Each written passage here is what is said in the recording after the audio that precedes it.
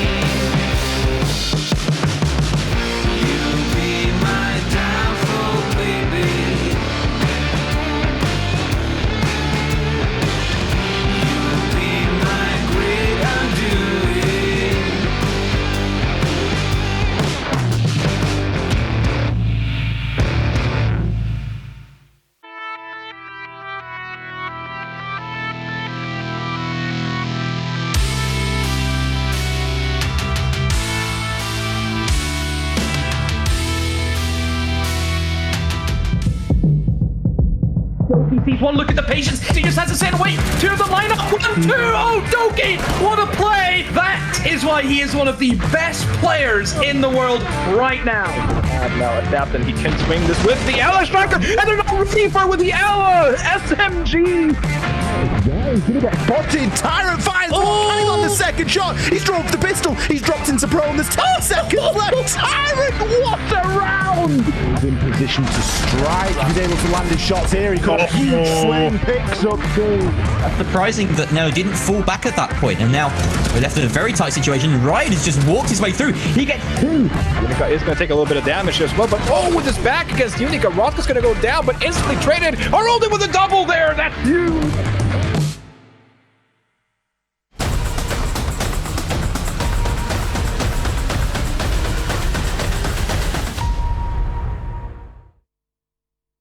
Welcome back to the Northern Premier League. I'm Studeleif, stepping in for Janiro as desk host tonight, as she's feeling a little bit under the weather, so of course we were wishing her a speedy recovery, of course. This is Playday 16, and ladies and gentlemen, and my non-binary friends, it is really getting close to the end of the group stage here in the Northern Premier League, and boy oh boy is it heating up. There's actually so much heat to take that I'm going to need a little help to try and get some of that pressure and heat off of my shoulders, because I'm going to, of course, introduce a fresh Gibson to the desk here alongside with me here in the prep phase. There you go. See? Get it? Oh, the blues and white. I like it. I get it. I see what you're doing. We didn't even plan this, you know, both in white, but synergy's just there, clearly. Yeah. I mean, I did a little, like, I swear throwback to one of those boy bands in the 90s here, but I didn't know I'd actually get 2 of the members here live with me, so that's great. I love to see it. There we go. Looking smart, guys. Looking smart. So, guys, we had a really good day, but Fresh, how's your day been? My day's been excellent. It's been a long day, I'm not going to lie. I was casting the APAC North Tier 1 division earlier on today, so I was up nice and early to cast the Japanese and the Koreans. It was an excellent day of Siege, and then I spent a couple of hours playing games, and now I'm here. So from one region with a crazy playstyle over to another one, and Gibson, you're going to join Fresh here for the second time in the MPL. Welcome to your second day. You had a hell of a debut last night, if I may say so myself. Oh, well, thank you very much. But it was a nervous day for me, to be honest. I was checking those emails just to see if I'd been cancelled or had been dropped from the roster after the performance. But thankfully, they were happy. So we're back again for more action, and I'm really looking forward to it. You still have a platform here with us, Gibson, or you're one of us now, and we are not going to let go of you just that easily.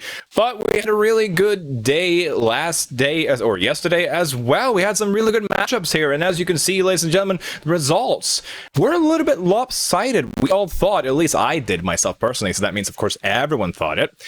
It was going to be a very close day in terms of these matchups. Look at this. RIDDLE versus Viperio 86, TENSTAR versus Heroic, Sissi Punks versus MNM Academy, and Victus versus Coalesce, with Leader chalking up yet another MVP, making him the sole player with 3 MVP titles over the course of this group stage. Now, Fresh, anything that really jumps out to you when we're looking at this end of day graphic? It was just how one-sided the games were, particularly with the way the fixtures landed. You know, if you look at all the teams on the left side there, RIDDLE, Sissi Punks, Heroic, and Victus, add up their scores in totality, and they only just about get 7, which is, of course, the rounds needed to win a game of Rainbow Six. So it just shows you the margin of 5, 6, 4, and 6 rounds. It was just so clear. You know, Viperio 86 were so far clear of RIDDLE. MNM Academy was so far clear of Sissi Punks. Again, I can't believe I'm saying this. TENSTAR was so far clear of a Heroic, and then Coalesce were just so far clear of Victus. I'm hoping, going into today, that we've got a far more competitive game. Obviously, I was very happy about that 10-star Heroic game. You know, good friend Leader getting the third MVP, being the MVP so far of the entire tournament. Bias Gasser. Gibson. No. Gibson, talk us through some of these highlights here from your first day in the NPL here, and now, of course, Viperio 86 versus RIDDLE. Yeah, so game 1 was Viperio putting in that workman performance. You know, they came to get a job done. They got it done. They didn't reach deep into the strat boots. They knew exactly where they were. For RIDDLE, I think, looking back, and it was really a case where a lot of individual players had good rounds for RIDDLE, but they didn't necessarily have any good team rounds, which got them the wins. So if they can maybe transition that apart, I'd say Riddle could have a much better day today. Jumping on then to the MNM Academy versus SSP game. Once again, I just got that workman vibes. The teams that really needed to get a result yesterday, they put on, you know, their work trousers, they put on their suits, they did the business, and they got those wins. Got those wins and fresh. Some of these points were crucial to teams such as MNM Academy, who are now closely contested by Coalesce, who actually were able to get that upset against Victus, who were playing with 2 stand-ins last night. And we'll get back to the standings in just a few. But what was your favorite matchup yesterday? Well, nice time in there. In terms of literally, it was this matchup right here. And to be honest, what was most impressive for me was that TENSTAR actually, realistically, apart from that Gogo in a 1v4, TENSTAR realistically 7-2'd Heroic yesterday, who are the best team in Europe. So that was a massive performance for TENSTAR. Like, Heroic actually they actually tried their hardest. It wasn't that they were just running around. There was proper strats going on, even though it was a little bit loose from Heroic in terms of the play style and the operators and the people playing those operators. TENSTAR really put them through their paces and absolutely dominated them, especially when they got on the attack. So it wasn't just that it was enjoyable, it was the most impressive performance of the day for me. I just want to. Yes, sorry, go on. I just wanted to add to what Fresh said too on that game. The 3 rounds that Heroic won, it was the 4v1 clutch, the round where Zenoxo got team killed at the start of the round, and the failed echo denial on the bar plant. So in reality, it could have even went to a 7-1 or a 7-0. Yeah. And that is quite shocking to say here. And shocking, of course, was also, in a positive way, I was going to say, the performances by Divided and Kane for Coalesce last night, as they took some very crucial points up here. And speaking of points, we can see them here. And if you look, ladies and gentlemen, on these standings, you might get a hint of what we're trying to say to you here in terms of how crucial these next games are. We're going to have 3 more Playdays, including this one of the regular season. Sorry, my apologies. And I'll start with you, Gibson. What really jumps out at you here? Where do you think the battle is going to happen here over the course of the next 3 Playdays? Well, there's a couple of different really interesting ones going on right now, and the first one we'll talk about is that TENSTAR Victus Viperio battle that's going on for that second spot, that automatic spot into the finals. And then as you just guide your eyes down a little bit more, you've Ambush, MNM Academy, and Coalesce looking for the last few playoff spots, and I feel like a win tonight for Ambush would just give them that cushion that really means that it's a straight shootout for the last couple of play days between MNM and Coalesce. And when you look at the fixtures both of those teams have, they both have to play SSP, they both have to play Riddle. However, MNM Academy have a game in hand, but it's against Heroic. How about you, Fresh? Yeah, I mean, it's not so hard. What you got to remember is that after today, there is literally 6 points to play for most teams, other than TENSTAR and Victus, because obviously they'll be having 1 less game. So what that means is that actually, if Ambush can win, they can get enough points clear of other teams to secure themselves into those playoffs. And that's what's key, right? Is that in terms of this league and all of these teams, they're vying for Challenger League spots that this league gives. Of course, this league gives 2 spots. What would have been the Yukon spot, what would have been the Nordic spot, now combined, yada yada. So it's about playoffs, and then it's also about finals, and that's the second race that's going in today, which is TENSTAR and Victus and Viperio 86. They're all vying for that second spot behind Heroic, because we expect Heroic to be in the top 2. It's who's going to get that second spot that's straight into finals, because that's going to become massively valuable in that race for Challenger League. It's going to be massively valuable, like you guys said. And as we remember, or as our viewers might recall, the top 2 teams will get a direct spot into the finals. Places from 3 to 6 will get a spot into the playoffs. 7 and 8 will be relegated down to the relegation qualifiers. So it doesn't mean they're down and out. It just means they're down and are able to claw themselves back up for the next season. Whereas the team in 9th position, sadly, will have an automatic relegation. But let's not dwell on the past and what might be. Let's look at what is ahead of us, my gentlemen, as we're going to look at today's schedule here. And boy, oh boy, some games do we have for you guys. I don't know why I turned into Yoda there, but there you go. Other science fiction series are also available. But we're going to start the whole shebang off with Sissi State Punks versus Ambush Esport. MNM Academy and Riddle follows up in game number 2 before we get, I would argue, probably one of the games of the day, for sure. Team Heroic versus Viperio 86. And then, of course, to round it all out, TENSTAR versus Victus. Now, Gibson, since Fresh is a tier 1 caster, he can probably, find some other games to pick as his little favorite here. But what stands out to you? Let's give you a little bit of an advantage here in picking out a match to talk more in detail of.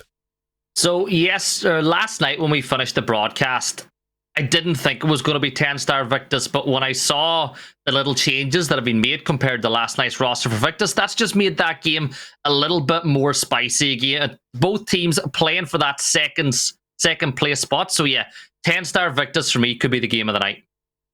Fresh? Oh, I mean, I always look forward to whenever TENSTAR play, but to be honest, Team Heroic and Viperio 86, I think in terms of raw quality, those are, they're two of our top 3 teams currently inside of this tournament. Or sorry, top 4, because Viperio 86 are 4th. But I think, if Heroic, they will want some kind of bounce back. They'll want to put in a good performance. And Viperio 86, they'll just want to keep winning and keep that momentum going. So I think that could be an absolute banger. And it would be, of course, remiss of me as a Nordic ambassador here in the Northern Premier League to not highlight the Finnish derby that starts off the entire day here between Sissi Punks. There's an ambush. Yeah, it's going to be a close one. These two teams know each other quite well. And I'm sure Uberos, when he gets to cast that game alongside Novi, will have plenty more details and juicy trivia to give us there regarding that matchup. But we've been looking at the schedule. Maybe you guys want to talk about some players instead? Some top 5 players in certain categories. What do you say, Fresh? Come on. Oh, yeah, let's do it. I've not had a chance to talk about the top 5 players since about Playday 3, so we can get straight into it. KD ratio, of course, the only one that actually matters for any of the players whatsoever. It's the only thing any of them care about. They don't care about winning. What's their KD looking like? And we're going to see usual suspects up at the top there. Gorgona and Benja from Heroic. Why wouldn't they be there? Gorgona's actually having an excellent stage in EWEL, but also in NPL as well. Jegs is an excellent player, obviously inside of that 10-star, and now that Savage is gone, has had to really take up the mantle as the kind of the front man on that team. So it's no surprise to see his KD improve as, also 10-star being putting in these amazing performances, but he's also being the first man in. Upaw's obviously in because he's played 6 games, but he's also been putting in very impressive performances. And then Oscar, we're used to seeing Oscar literally put Victus on his back and carry them. So I don't think I'm surprised by literally any of the names here. Business as per usual, but let's jump over to the stat that us support players care even more about, which is, of course, the cost stat. Gibson, I just played a TDM with you. I'm sure you could have some thoughts on the cost stats here. Are you having a go at my TDM stats by any chance? No. I would never. For me, cost is actually the stat that I like the most, because really it tells you how impactful a player is in a team's game. So obviously the higher the cost, the better. Zenoxo, he's played 7 games. That cost is at 71%. I'm sure he'll be a little bit disappointed. It would be higher had he not been team killed last night by Leader. So that lets that drop a little bit. Jegs, once again, popping in. Interesting to see 2, technically 3 members of TENSTAR with those costs incredibly high. Yonka, Jegs, and Zenoxo.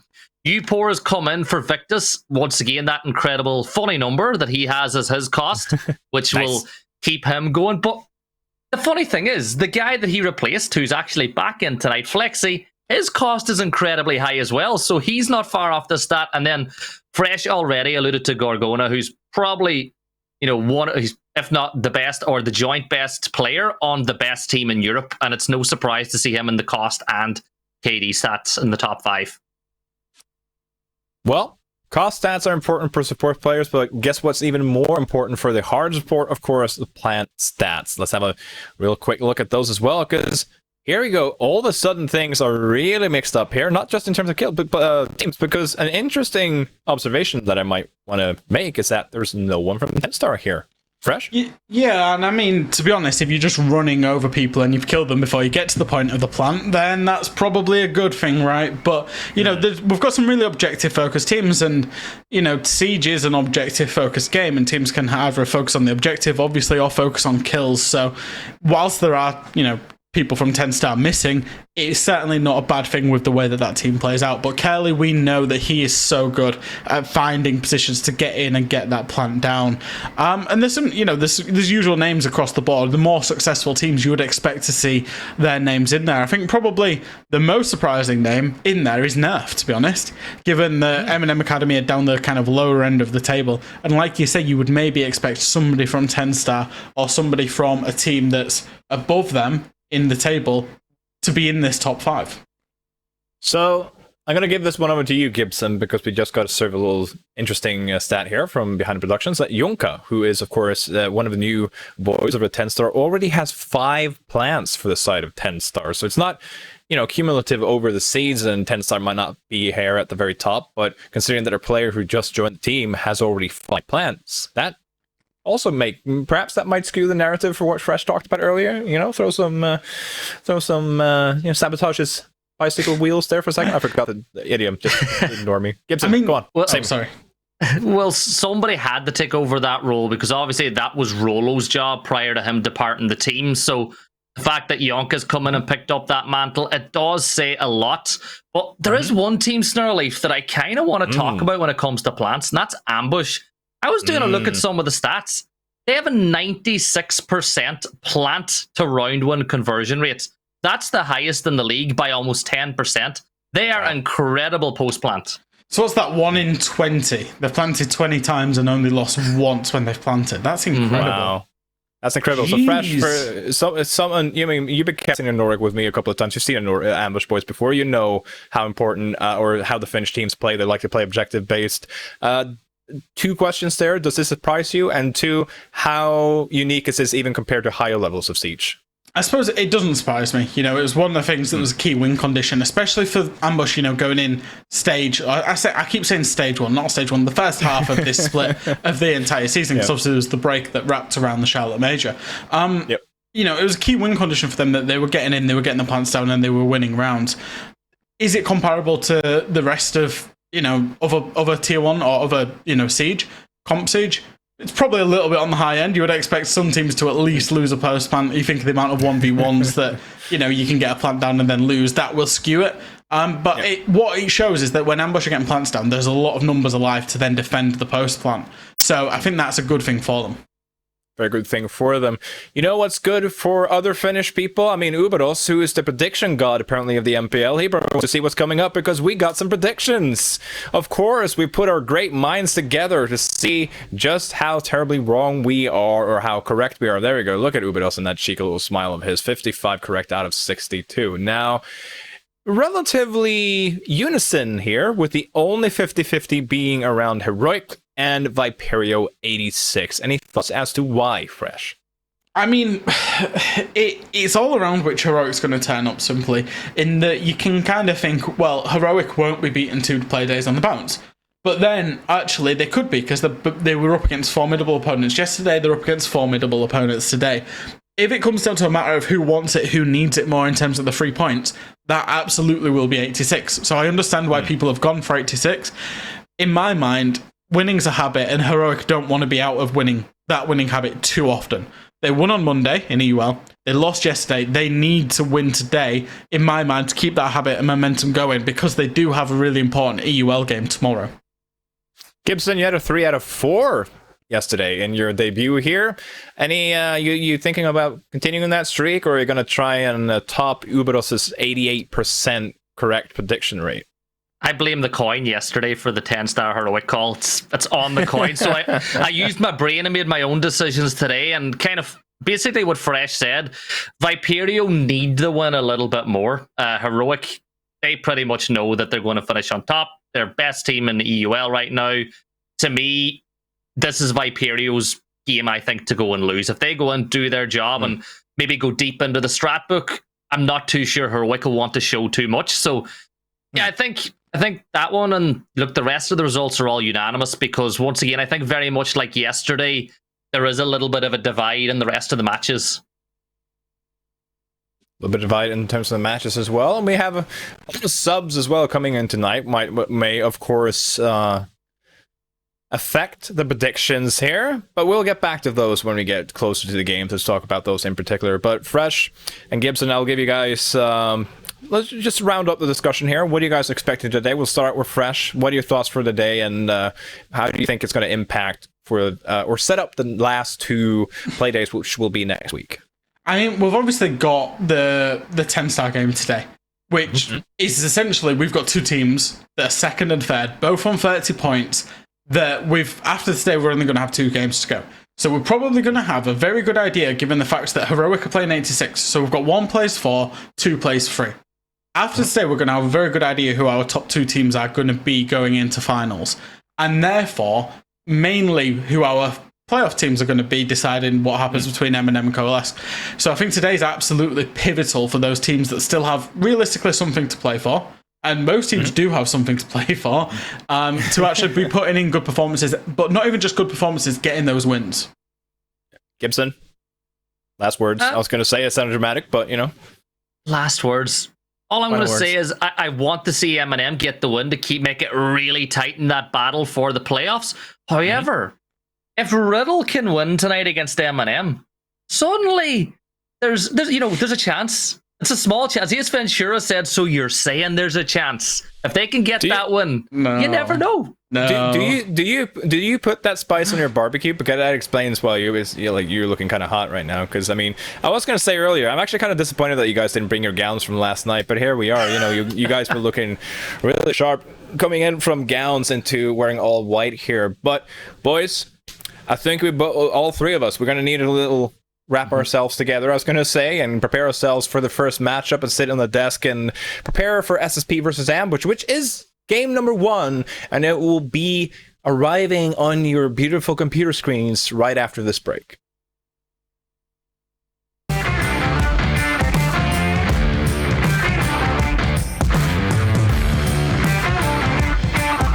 Hello, my name is Nick. I play for Ambush Esports in NPL, and I'm the fragger for the team. My name is Kylius. I play for Ambush Esports in NPL, and I'm the hard support for the team. Kylius has actually got the warden activated here inside of the tunnel. He's got the shotgun at close range. He's going to pick himself up too. I at least joined 2 years ago, and through the seasons we kind of switched players based on what we needed. We played with Nick in the same team in 2018 or something. The decision from Ambush to buy me out from KVM came actually kind of fast, and that's my way kind of getting into the team. I knew about them before, and I know it's a strong roster, but I saw that they need a fragging power as well, so the fit was kind of perfect. Communicating in Finnish is much easier, obviously, because it's the main language we all speak, so making calls and all this is so much easier, and it obviously helps the gameplay as well. I feel the same. I used to play in an English roster as well, and I feel like you can do much more broader calls and faster. I think Nick can agree that we were really happy and surprised about the results that we had in first split. We knew that we were strong, we had practiced so much, so we had the hope and know how to go through these situations, but seeing the results in the end of the split, we were really happy. For myself, I kind of like to put the expectations to be the best. Being on the second place after the split one was obviously really good. Facing Heroic it's a best EUL team. I feel like we can be happy about being under Heroic as well on the leaderboard. Everything is paying off, and I think it's really good for the team to see as well that what we do is actually working. So yeah, it's a good thing to see, and big relief. If you can keep that second spot, it's so valuable in the playoffs. So we definitely want to keep it. That's the focus, that's the goal, and I think that's where we are just focusing on now.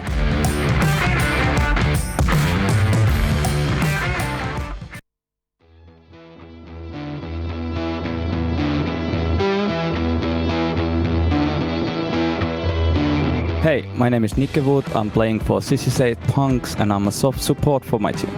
Hi, I'm Gothic. I'm IGL for SSP. Hello, my name is South Park. I'm the second entry for Sissi State Punks. In and around now, and will still hold his ground. Ollie take the fight, and even the Maestro on the roam, Kusik out of his skin, finds 2. The mid-season of the first split was a total disaster for us because we were so all over the place just because of the players leaving and getting a new substitute that will have to fill in the main roster immediately that he joined. when we picked up like reactions, like the first few weeks was pretty hard. We would have like Finnish call for something, or we don't know a word for something in English. When I try to explain something, some places or whatever, it's like, yeah, it brings a lot of difficulties. Yeah, the Finnish call-outs that somebody sometimes pop up and just you call something in Finnish and then your entries are like, what is this man saying? That yeah, where is the enemy now? I think we are on the right track now, and we are getting away from the slump that we were in the first split or end of the first split.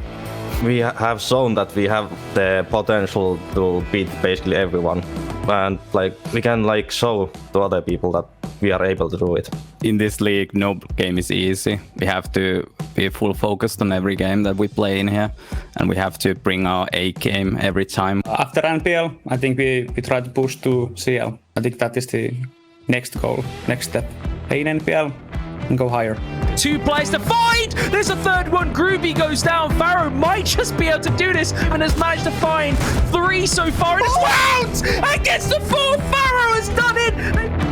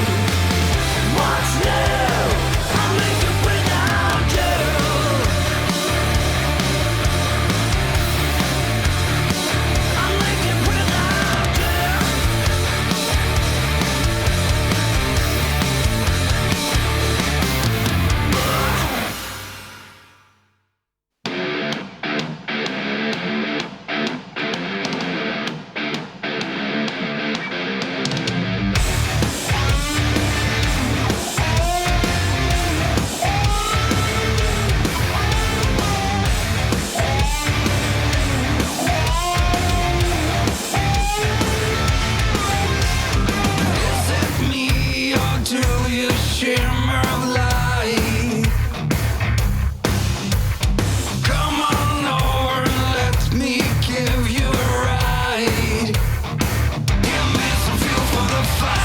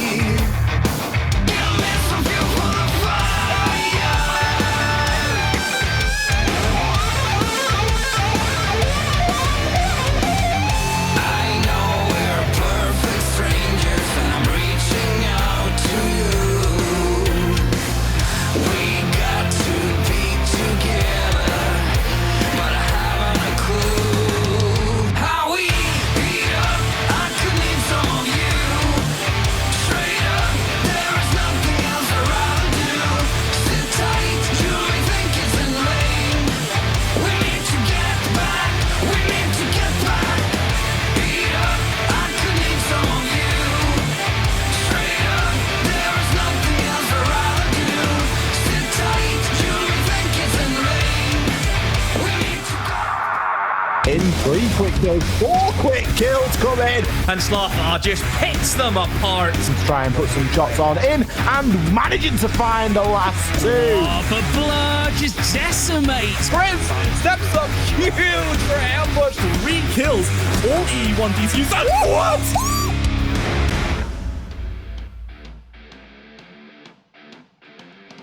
Welcome back, ladies and gentlemen, my non-binary friends, to the Northern Premier League. There we go. We got it almost like, see, if we had timed that better, it would be like, dun, dun, dun.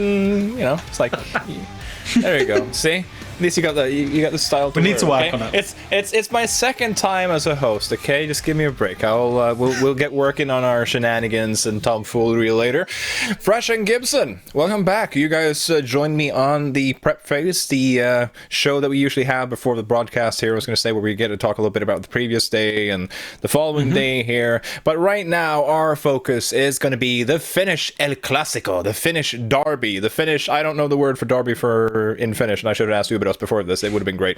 But SSP, Sissi State Punks versus Ambush. And Gibson, what are your thoughts on this matchup? Well, kind of touched on it a little bit. I think this is a massive game for Ambush. They're on a big slump. You heard them talking about they were pretty much in second place going into the end of the first split. They've slid down that leaderboard. They've lost a couple of games. They've lost games they expected to win. So now they have a chance in a derby game, a team that they're going to know in and out, to go ahead and get a big win for them. Because if they don't win, well, all of a sudden, you've got 2 teams right behind you who are back in that hunt for those playoff spots. Fresh, how about you? What was the question? I'll be honest. So the same attention span as me. That's nice. That's lovely. I mean, at least I got lost in Wikipedia. You've been to Japan and back, so I can forgive you, Fresh. I can forgive you. No, I mean, go on.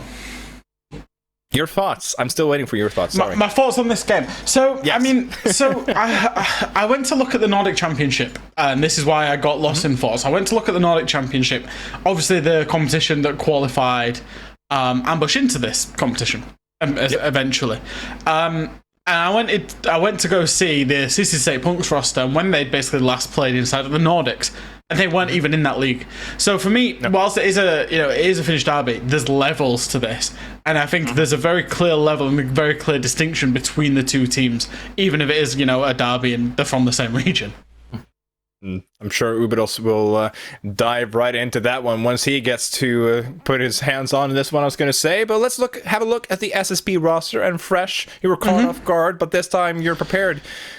What are we seeing before us, and what are your thoughts seeing all these stats and all these handsome fellows in front of us? Yeah, we've not unlocked 2 of them yet, but the 3 that we have unlocked, we saw them in the in-between, in the break, and the little interview that they've done. And, I like that. It's kind of tricky for me, because I like this roster. I like watching them play. I think they try and do things in a proper manner. The problem that they often have is that they simply get overrun. And I think you'll see that with, their KDs, with obviously they've made some changes. Reaxis and Pharaoh coming in as well. They needed to make some changes and they needed to improve. But for a roster, that my point was going to be is that the last time that Nordics was going on, they weren't in Nordics in terms of the Nordic Championship. They were in the Finnish Esports League and whatever else. This is such valuable experience to them, and I said this yesterday and I'll say it again because it's right. If we look at them as a roster inside of this league, they have 1 point. No, they have 7 points. But they're not Riddle. Right. They're not Riddle. But my point is that they're probably going to be playing the relegation matches. For them, being in this league is absolutely crucial for their improvement. So they need to carry on with this experience of being in the league, play the relegation matches, and then we want to see them again in the next season of the Northern Premier League, where they can then start advancing on. I think they've got different goals and aspirations to a lot of teams in this league. Certainly might be a good point there, as they didn't even know that they were going to be qualifying for the MPL prior to this. But Gibson, you get to throw yourself over the Ambush Boys, who we have a lot more to say about when it comes to Tier 3 experience. Yeah, this is a team that I actually really highly rate. I've seen quite a bit of them. I got to watch them all the way through last season in the Nordics. I saw them play a little bit over the Yukon Rainbow Rumble. And Unica coming in as a sub, well, some subs are different than others. Unica played with this roster all the way through last season, so he knows their style of play inside and out. To me, yes, losing Rory will be a massive hit because he's got that X factor, on the roam clear. He can be absolutely incredible. So yeah, it's a little bit of a swap situation, but look at the stats. Mavericks, the operator of the band, was 530 kills. They were second in the table at the end of the first split. I think this is a big game for them, and expect to see Nick put up some really good numbers tonight. And look at the other teams, watch and learn, because Unica is a sub and they still got a picture of him just in time for him being subbed in. So there you go. Previous matchup. Chop chop. Let's go. There you go. See, I can make production do things. This is great. This is awesome. It's not like they warned me beforehand and then I could pretend it was me making them do it, but there we go. Anyway, it was Oregon, and no big, massive surprise here. And gentlemen, I want your thoughts on this. I'm going to start with you, Gibson, because we started with Fresh earlier. Yeah, well, last time around, you can obviously see that there was a clear difference maker on one of the sides with them coming in with that 87% cost. 3 opening KD, 3 opening kills, that 1.4 KD. He played really well. This was a little bit of a different SSP roster. Oregon is a map that really is bread and butter for Ambush. Once again, we're talking about the bread again. Jenny's having a stroke now. She's heard us from that's why she's not here. She's lying. Yeah, that's why she's not here. We traumatized her. Yeah. But if it's a map like Oregon, Chalet, or Cafe, I'd say Ambush will probably go ahead and get the win this time again. So maybe SSP might try twist the van phase a little bit different, because of course I think they're the only team that's forced a theme park or a skyscraper match this season as well. Yeah, it was against Riddles. I don't expect that to happen again, but we'll see. Fresh.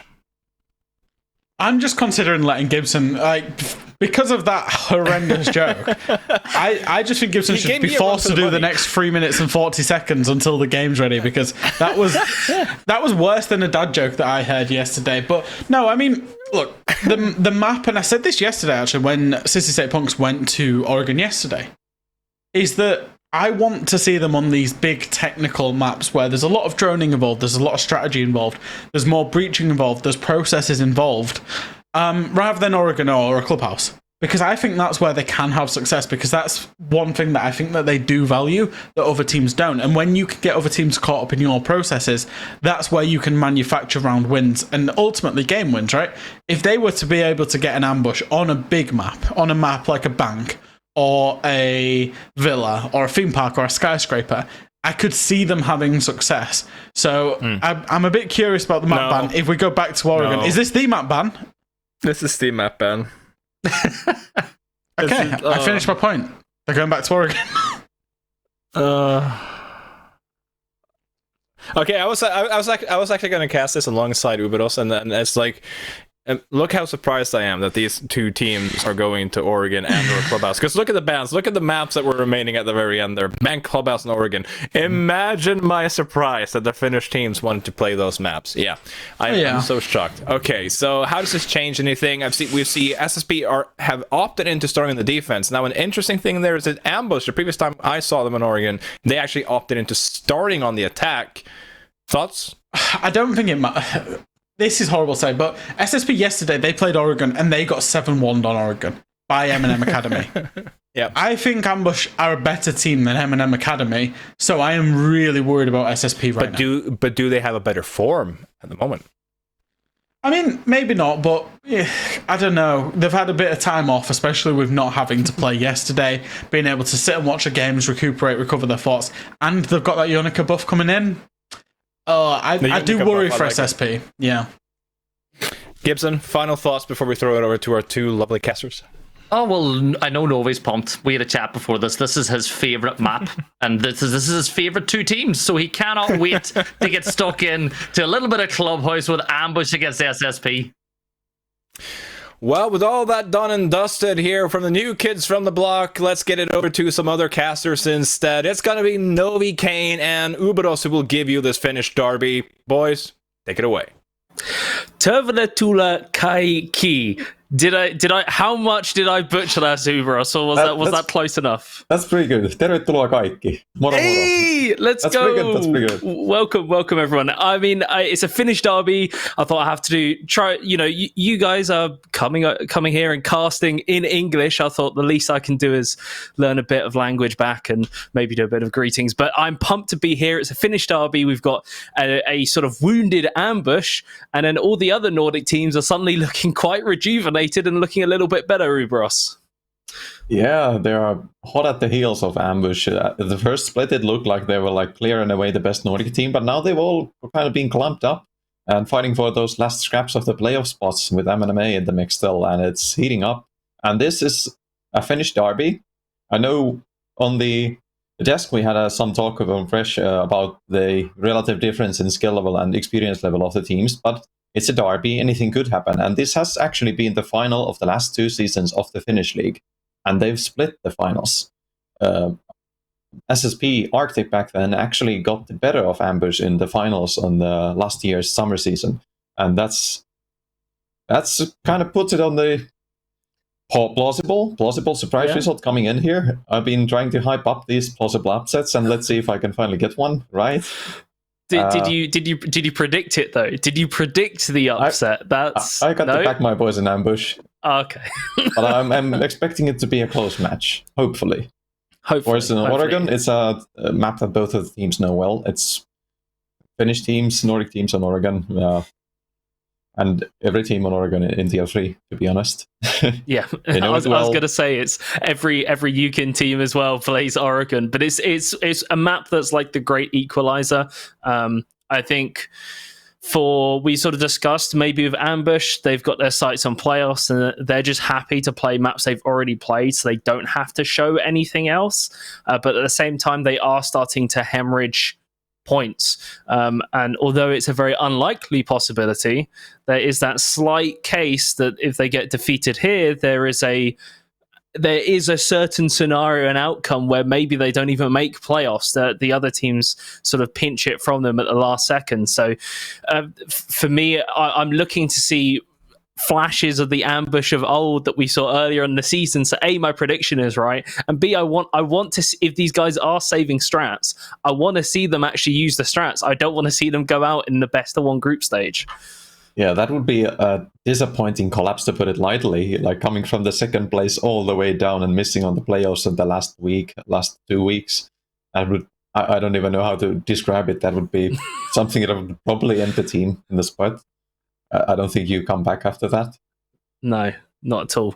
I'm just looking. I think if they win one, I think they're guaranteed. But if they genuinely go 0-3 in the next 3 play days, there's an Coalesce. Coalesce and MNM need to pretty much win at least 2 of their games. There's basically a scenario where it can happen. It is very unlikely, but it could happen. But at the same time, this is a case for Sissi State Punks, at least closing the gap. They are second from bottom, just above Riddle, but they have shown that there is depth to this team. There is talent as well. We've seen Coalesce certainly rise up. They're at least challenging for that playoffs. Sissi State Punks, this is kind of do or die. If they want to somehow make it, this is their only option. They have to win today, right? Yeah. The big hurdle that they have had coming into the second split is that they swapped a player, Reaxis, coming in that is not speaking Finnish as his primary language and doesn't speak any Finnish, to my knowledge. So they've had to swap their com language, and the core of the team has been together for 3 years, almost at this point. Like, they go way back, and they have always been a Finnish team, full Finnish comms, and that's a huge swap to be doing in the middle of a Tier 3 regional league season. And I think that's kind of been slowing them down a bit in the terms of the progress they could be making.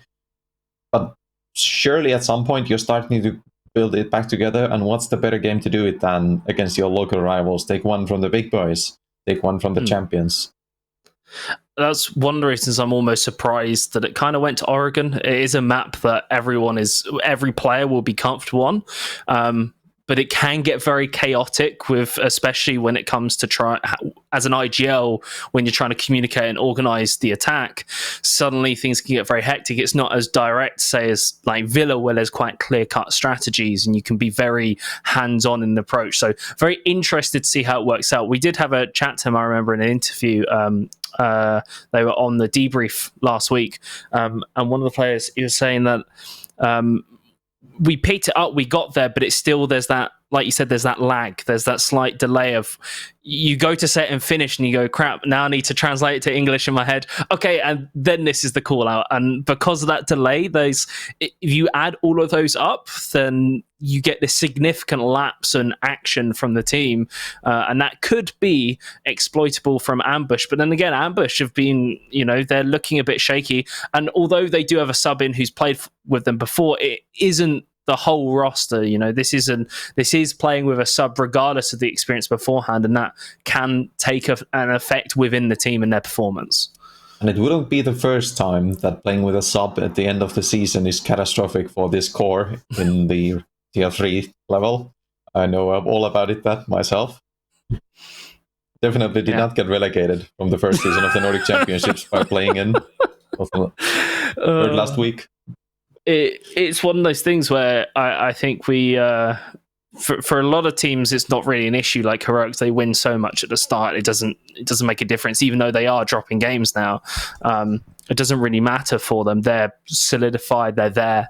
The main issue really is for everyone else is having that performance. This isn't just a Siege thing. This is every esport, especially at this level. You get wild inconsistencies where a team will look godlike one day and then they'll sort of collapse the next. That's why I was quite happy with another team that has been on the resurgence, Coalesce, actually, with their recent performance and uptick. Yes, they beat Heroic, but I didn't want to quite jump onto the Coalesce hype train just yet, just in case it was a one-off, it was a fluke or whatever, but they are proving it now. And we're almost in the reverse situation of Ambush, where they keep like messing up. They flashes of looking really, really good, and then they go back to sucking. And it's like, come on, we know you can be good. Just please win the game. Yeah. I don't know how many games are they on a loss streak at the moment? They certainly lost a lot of their last few games. I'm trying to see what their recent games have been like, but it hasn't been pretty for them at all. No, they did. Okay, they weren't. Okay, they're not in a complete... The only 2 games they've won out of the last 5, they've won at full 15 rounds, 8-7 in overtime. Like, they are not in good form at all. to be fair, their other games were against very, very tough opponents as well. So, you know, Victus, TENSTAR, Heroic, those were their losses. So they haven't had an easy run, but for sure you compare it to their run before the player break, and there is night and day difference. Like, I don't know what's happened in this team, but something has certainly changed. Yeah, they've had a couple of rough individual performances coming out from some of the players, and it's kind of been rotating. One of them is always having a bad day, it feels like, and the rest are trying to drag them kicking and screaming over the finish line with varying success rate. And let's see if that's enough today. They really want to have everything going their way. This is the kind of game where when it gets crazy, it can, like, anything can happen. So they can't afford to be making the same kind of mistakes and the same kind of bad performances they've had in some of the earlier weeks. Right, so although we have been hyping this game up, you're going to have to wait just a little bit longer. We're going to throw to a break. A player is still trying to get their computer ready, and we want a level playing field for this Finnish derby. So we shall see you very, very shortly. My name's Will. I'm a C4 tetraplegic following a cycling accident in July 2012.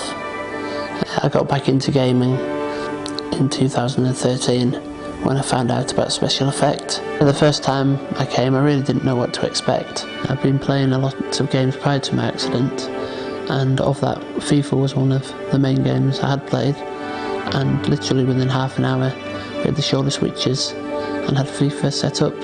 I've got movement of the shoulders, but limited hand movement. So I've got 2 shoulder switches. They can be set up for whichever trigger button you need them for. For example, you've got X on one shoulder, circle on the other.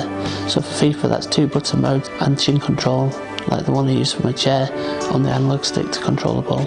I was quite fortunate that after I'd been to visit Special Effect the first time, I took all the equipment home with me, and it gave me a couple of months to actually get to grips with, you know, whether it's something that I was going to enjoy and something that was going to be suitable for my needs, and it certainly was. And then I got the links to purchasing the right equipment. Games are another aspect of the life that I had prior to my accident, and a real social occasion. Great to be competitive with friends or just to pass time myself. When I was in hospital, I was seeking advice as to what would still be possible, and I had been told that I wouldn't be able to play games like FIFA again. I'm just really grateful I managed to find out about Special Effect, that I've had this opportunity to get back into gaming, and I wouldn't have been able to do it without Special Effect. And I would recommend it to anyone else in a similar position.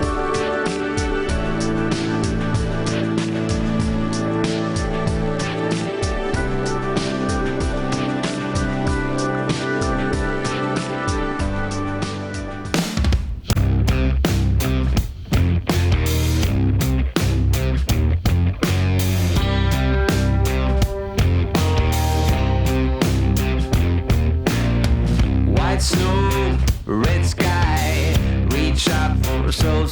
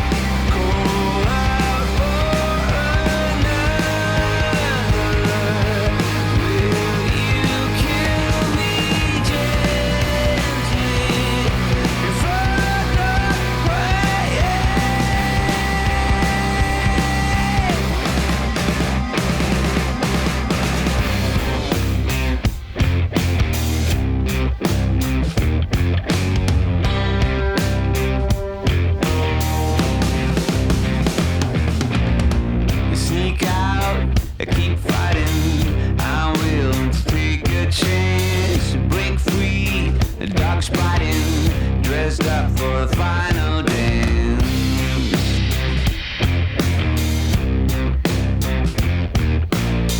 Shut down, inspire. I'm here to take your call. New soul to hire. I will despite you all.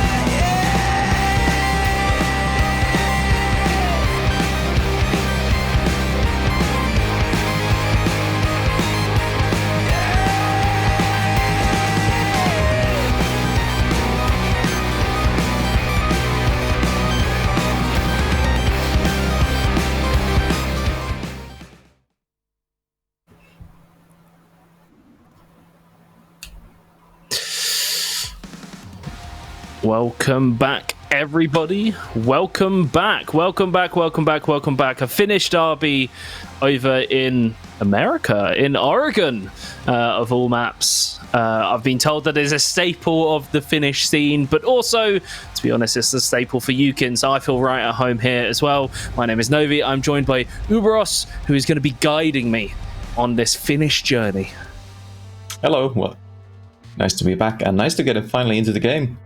Here we go, the bands are starting to roll in. Let's see what we have here. There's a Thatcher band coming out from SSB, and now something that we saw them do yesterday on Oregon not so well is smoke play.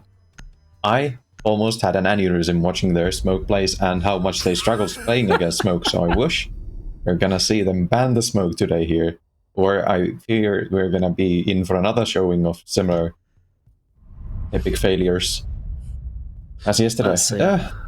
No, let's see. Maverick Cade. Maverick's an interesting one. Maverick's been like this operator that's was banned a lot, and other things are slowly being prioritized. But no, okay, Azami. So the smoke is alive.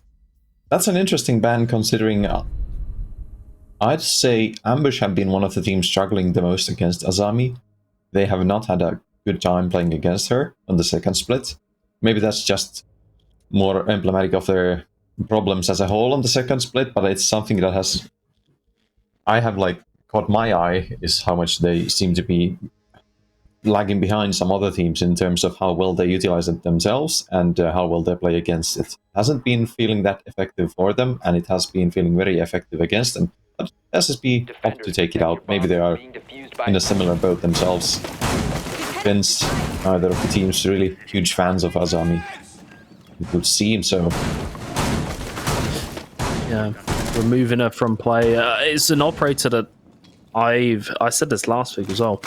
I find her super exciting from a concept point of view in terms of her gadget. She feels like she can completely change how certain sites are played, which is really cool. But then at the same time, that's like a lot of the operators. Specifically, smoke. You remove smoke. Oftentimes, teams rely on that for their defensive sides, and if you remove him, then how else do you get that area denial? What else are you bringing? Because yes, you can use Goya, yes, you can use Tachanka, but it's not a one-for-one trade at all. They functionally work very, very differently, and like you said, if SSP is someone that they struggle to use and play into, it's just questionable why you would not remove it. Yes, maybe they have had just a bad day yesterday, and today we see a much better showing from the smoke and dealing with the smoke. First kill coming out from South Park. Weird rushing in from Nick there. Maybe they had some false drone info and split second where they weren't watching some of the drones, and South Park manages to slip past it to get the first entry. They were seemingly thinking that the whole west side of the building was going to be clear and trying to do a quick map control. Ends up backfiring there, and South Park feeling good getting the entry frag for his team.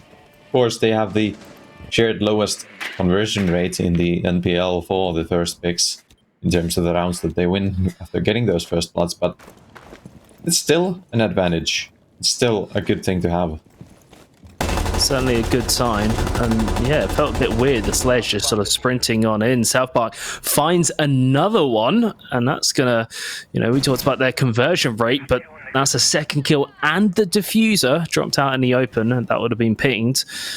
Rastin is still clearing this top floor. We're halfway into the round. South Park has retreated back to site, so they're not going to try and contest that diffuser. They're going to leave it there. Let Ambush still presume that maybe there is a few more people around. That's going to waste a bit of time. And then SSP can just sit back on site and wait for the eventual rushed push to come. And Ambush are like lambs to the slaughter. There's still some time for them to try and make something out of this round. Still a couple of drones. We see them trying to clear some utility with the Flores drones. Getting rid of the Melusi gadget here. Ooh, okay. Rastin. Get in. Oh, this is like they could so easily shoot each other through that, but there we go. There's the first one. Rastin pops up, goes to pre-fire behind the bomb, but there's no defender standing there. But now he's anchored in freezer. Kusik smacks him back down, but Unica has taken the position. A frag grenade in hand. The timing could be devastating for Kusik. 2 flashes gets thrown. The frag grenade, where did that land? It certainly didn't blow him up. Now Unica's pushing round, taken down by the SMG-11. A long-range headshot, just about got there. Defele, last one in tow.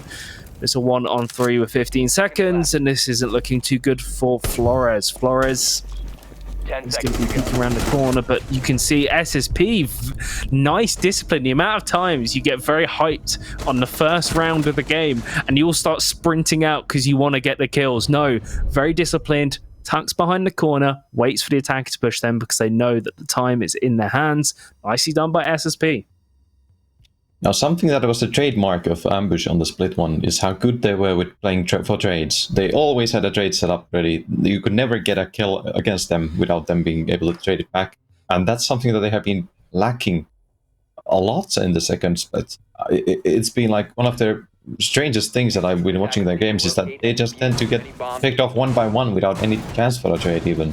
They may be being spreading themselves a bit too thin in some of these pushes, like we see. They are trying to play maybe a bit too efficiently, just spreading the manpower all around the map and getting caught out a bit. Maybe some teams are starting to figure out what they are doing. They haven't been changing all that much what they are going for in these rounds. And here, again, SSP are playing brilliantly against it. You see South Park just slipping past those drones early on in the round, getting 2-3 1v1s, where he wasn't even like expected to be taking those from the attacking side. Able to convert the round, that's going to do wonders for their statistics also. Now SSP certainly looking a little bit more in control, but Ambush, the trades seem a little bit non-existent. But it's the first round. I always feel first 2 rounds, in my opinion, are almost write-offs. I don't try and take any too much stock in them, because players they might have warmed up beforehand, but you know, we had the break, we were waiting for one of the players to get going, and that's time that they're sitting in lobby for. They're not getting warmed up, they're not playing, they're not getting into the groove of things. So Ambush still holding out hope that maybe they can make this a competitive game, but SSP, it was a very, very good showing, and they're looking to carry on that form. I'm liking the setup, the fact that they're so spread out, they're not just tunneling straight back in. That was kind of a criticism I had towards this team very early on in the season, was the fact that as soon as they saw any attackers roaming, they would run straight back to site and just turtle. And it's like, dude, there's 2 minutes remaining. Why are you not trying to contest them? You're giving them too much freedom. And it looks like they've learned from that experience, and they're certainly playing a bit more aggressive and fluid on the map. Yes, it's also something that they are better at doing against Ambush, as they maybe give a bit too much respect against the teams that they are not that familiar playing against. With Ambush, they have been battling it against for a couple of years in the Finnish league now, meeting each other in the finals for the last 2 seasons, and before that in the semifinals a couple of times. So they know Ambush intimately. They know the ins and outs of the team. They know all of the players. They play with each other even. Sometimes you have some of the SSP players sub in for Ambush on previous seasons of Nordic Championships when they've had the need to get a lone player in, so to speak. So they are not gonna give the same amount of respect to Ambush as they might do to some other teams in the NPL that they are way more unfamiliar with. Sometimes you just got to back yourself. You've got to have the confidence. There is the drones from Flores going to push through, do a bit more damage. That's a nice position in the corner, so it blows up on both sides. South Park again getting opening kill. This time is Defele is the recipient. That's going to cause more issues for Ambush. No one there to try and trade.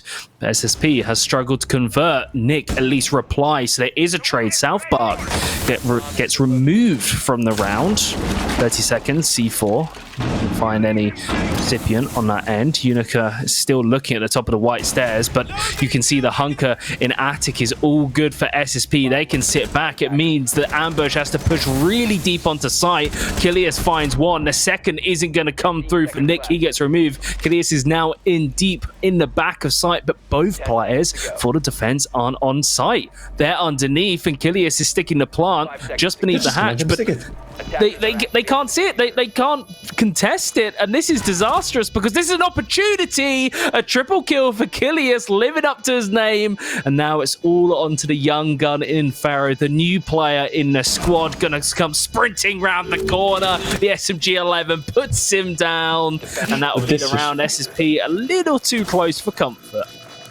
And the disrespect there. Back dumping to the body even at the end of it. Oh, that was looking like a great clutch from Kilius coming out. They let him plant. I don't know if they didn't get the sound cue coming in. He was so far away. They were both kind of situated near the bottom of the white stairs. It was almost a classic SSP round where they get a huge advantage early on and they throw it all away.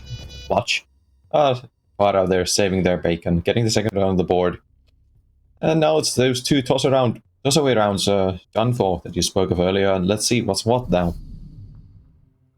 Let's see what is what. Ambush suddenly doing better in terms of their, let's say, fragging ability. They looked a bit more on it, but at the same time, still coming down to clutches. It's not the position you want to be in. SSP getting forced onto their tertiary site. And I've got news, Ubros. SSP has officially done better than the last time that they played Ambush. 100% better, in fact. That's nice to have in your back box than round 2.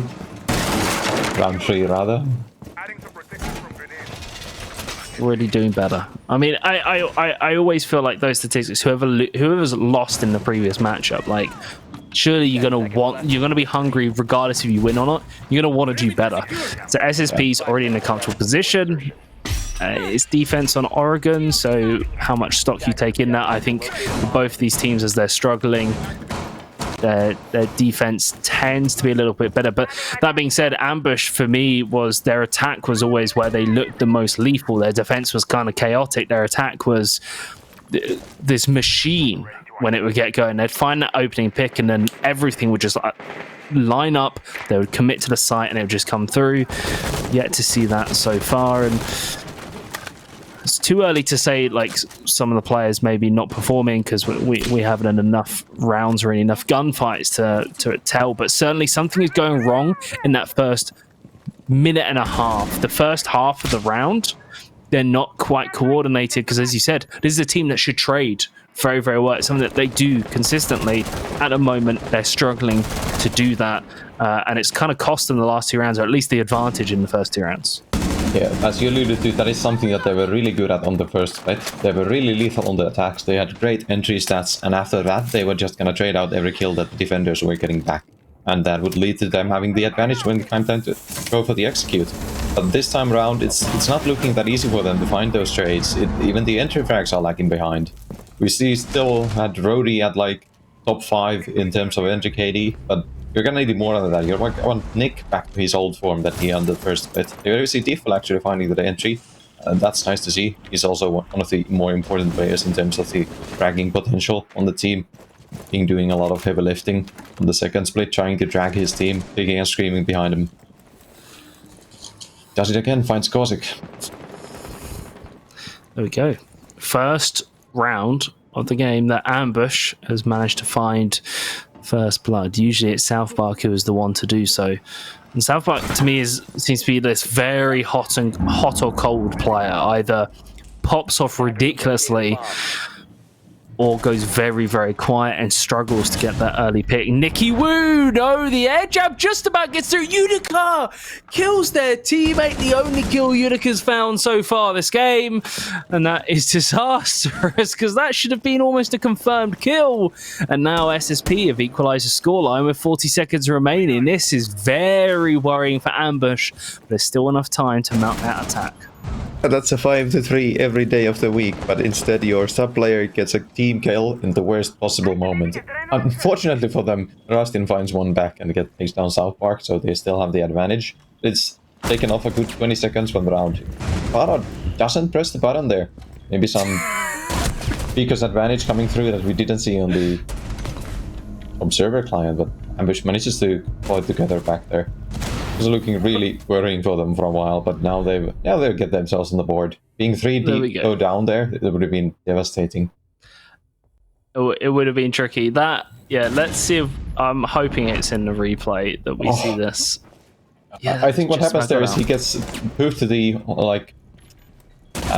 Nomad gadget, the air jab, and then Unica tries to swing it, expecting him to be in the middle of the hallway, but instead there's his teammate at the other end. He's just pre-firing it, and they are both taking it at the same time from both ends, and yeah, a really unfortunate situation there. Very unfortunate. And then, of course, Pharaoh, basically, like you said, just not... I looked at that and went, he as soon as that head went in that crosshair, I was like, he's got this. He's got this. Yeah. And it just didn't click. It's often... I know this is something you get in other shooters as well, with CSGO especially. I know, I think it was Get Right was talking about it. How if your one task is to hold that angle, you can tell yourself, okay, you got to be ready. But he talked like this sort of coldness that creeps into your muscles and in your hand. And then, although you're ready, you're poised, you know that someone is going to eventually come around that corner. Your reaction speeds just lag massively because you're sort of not stimulating your brain. And that felt like a similar situation, because Pharaoh was sat there for a long time, about a minute, probably on that angle. And it looked like he just wasn't ready, but just the reaction speeds sort of fell apart, and he sort of fell asleep almost at the hands of the PC. Yeah, it just happens. One of the worst feelings when you can hear them going on for like 30 seconds, you can hear the steps, you're just waiting for them to peak, and then you like starting to get a bit like sleepy the moment, and then they peak. It's bad, man. Here we see fast entry from Ambush. Now they're getting the map control that they tried to go for earlier. This time, nobody manages to sneak past their drones, and they get the first pick on Reaxis, who's having a bit of a rough start to the match, 1-4. Well played from Ambush, and this is more of what we would expect from them, doing this explosive attacking start. And this is what I was going to say. This is what we wanted from that first round, when that sledge, when Nick sprinted in and just got shot in the face. This is like kind of what they were trying to do, but it at least works out. Now that they've got that advantage, they can use the frag grenades, and everything becomes a little bit easier once you've opened that door. Yeah. Now we're gonna see the smoke finally getting tested from SSP. They are in a 3v5 with 1:40 to go, and he's gonna really make sure to stretch those gas canisters out and play a lot of time away from Ambush, because they are not the kind of team to be dilly-dallying about way too long and leave it to the 10-second hatch drop most of the time. Of course, now that I say that, that's exactly what they're gonna do. Cast a curse. Cast a curse. No. Hopefully we won't just see the 10-second hatch drop, because that can get very chaotic, and it's also very, very difficult to cast because it's all over the place, even harder to observe. But we're in very, very safe hands today. Yeah, this is Ambush weirdly taking... Maybe they're just doing their due diligence. They're going in with their drones. They're looking ahead. They've now put Nick in freezer, so they've got that one angle. And you can see all the defenders around Harry Potter in the back stairs pushing up. Pre-fire Pharaoh with the shotgun. How has this worked? What? All three of them are there. Ambush needs to just run in on the site, but they're still not in. Kusik's waiting. He's the only one remaining. He comes around the corner, but it's not enough for Nick. Closes out the round as well with another 2. That got very, very dicey. But honestly, I'm kind of impressed by SSP. That to do a full swing, pulling all 3 defenders over like that in that moment, that takes a lot of coordination, and that's something that we talked about, that going from Finnish comms to English comms, that's sort of a weakness point. Starting to look a little bit snappier, SSP, even though that they came out with a loss in that round. Yeah, that was a brilliant retake from them, but it fell apart when Ambush were so quick to react to the fact that they vacated the site. They just pushed instantly in and held the angles that they had to take it back down. If Ambush were a bit slower there, they could actually retake the middle floor and really put the hurt on Ambush, and having them to force them to execute deep into the site, because there was the possibility of being banked even from laundry. But Ambush really quick on the read, instant call out that there are 2-3 guys pushing the back stairs, go for the site, go deep, get the angles back in. When they are gonna rotate back, it's easy pickings, and that's how it went. That's how it went. SSP and Ambush now equal on scoreline. This looked like a very one-sided affair in the first 2 rounds, but Ambush decided to turn on their monitors. They decided to come to play, and a slight switch there. Iano Nook coming into play as well. So we might see the Ambush sneak in, try and go for that early pick. Is it going to be off the back of Unica, or is it going to be on the back of Nick? We'll have to see. Unica is going to drone themselves in, and then Nick's going to push from the west side towards the east through Small Tower. Kusik's in Big Tower, and it looks like Tefele's rappelling up to maybe apply a bit of pressure on him.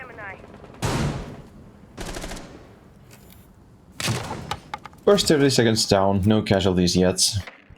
Nook is an interesting pick here. Niggas trying to do something sneaky. Ambush really do like this downstairs area, the bottom floor, the basement of Oregon. Even when the site is at the top floor, they like to have control of it. They use a lot of drone resources to make sure that they know if any defender shenanigans are going on back down there. And now we see them put Unica down there to clear it out on the Nook. He can go for something sneaky. He's actually gonna get right behind Goyo, but looks up the hatch just at the wrong moment. Was that opened by defenders? Yeah. Para opened the hatch and the Reaxis swung there. That's great coordination from SSP. Seems like they had a hunch that somebody was down there. And now they flipped it around, and that's the Nook out of the equation. Sorry, and not an operator that is, I'd say, is like super strong, but certainly packs a punch with the frag grenades, the ability to just sort of slip behind enemy lines. But there's this crossfire security and on freezer stairs that could pose an issue or two for Nick. And despite using the frag grenades, they haven't managed to clear it out. But Tefele is going to come to the rescue, and that was through a default as well. That is a bit worrying for SSP, the fact that there was no one with eyes on top of that. Pharaoh not going to get away with that one. Starts dodging frag grenades. Kilius with the drive-by as well. The current kill leader in the server doing the business. And now 2 versus 3. SSP, a lot of time left that they have to try and waste. But the smoke is in play. Yep. It's starting to be in that territory where smoke is gonna get really strong. The last 30-20 seconds, you still have 3 canisters. First one getting deployed there. Ambushers are gonna have to do something special here to break through. And it's a fine, so Julius is that a 3rd kill on this round? Finds Corsic, and it's all on Nick and his smoke. Still doable, 1 canister left. Has to rotate to go through. Can reposition here. They're trying to go for the plant, but it's actually gonna be denied from the smoke, I think. It's a bit too late. I think Julius can stick it, but he might go down right after it, as it does. It's 1v2 retake for Nika here. Ooh, the flash is blinded. Has options with the rappel, but he has to kind of like pre-fire as he swings that corner. Tefele should have that all day, but Nicky Woo can just sort of sprint past, but he's going to get shot in the back from the breach. Surely here, there we go, Rastin takes it, and that is Ambush for the first time this game, taking the lead 3-2. and SSP falling behind after such a strong start as well in the first 2 rounds. It's kind of all fallen apart, and that partly is due to Ambush's great reactions, sort of making sense of a very bad situation, getting completely stalled out with that crossfire from the freezer stairs, white stairs, and then security. It was this horrible thing to sort of come to grips with. And then suddenly they find a solution to that. They push in through the basement, and they're just not ready for it. Defele easily finds that kill. Kilius as well, alongside Nick. The three of them working in tandem. Great reaction to the situation from Ambush. Yep. Kilius is really putting on a shift here in the first half. 8 kills on the hard support IGL role. That is commendable, coming out from the clutch minister of Finland. Being holding it down for Ambush really well this season. There's a lot of 1v situations won from the first split all the way to this day. Seconds left before insertion. He's been a great addition to the team for the past 2 years. He's been there. They've taken the team to a whole new level, and here they are, battling it out for the playoff spot of the NPL. Who'd have thunk? Who'd have thought it? Who'd have thought it? Oh, just for the stakes as well. If SSP win this, they have to win their next 3 games, including this one, to even think, to dream of making it to playoffs. For Ambush, they simply need to win 1 game out of the next 3 to secure their playoff berth. So for both teams, if they want playoffs, certainly the stakes are lower for Ambush, but for both teams, if they want playoffs, ideally they need to win this game, especially for SSP. And it's also a good test for them going forwards, right? Because we've seen a lot of upsets recently. Heroic dropping 2 games, Coalesce and TENSTAR. You know, Victus looking mortal and then having to play with subs as well. This is an Ambush playing with a sub. SSP, this is kind of their best chance, if any, to really take them out. The momentum with the underdog is certainly there at the moment. The luck has been with them. SSP need to step up. They kind of need this 3rd round. It would really, really help them out going forward. You can stop worrying about grenades now. Yes, that 3rd round would be really good for them going in for the attack, as that's been one of the sides that they have been struggling on for a bit. Meanwhile, Ambush actually is really strong on the attacks, traditionally here in the NPL. Oh, that's a nice trade, just with South Park.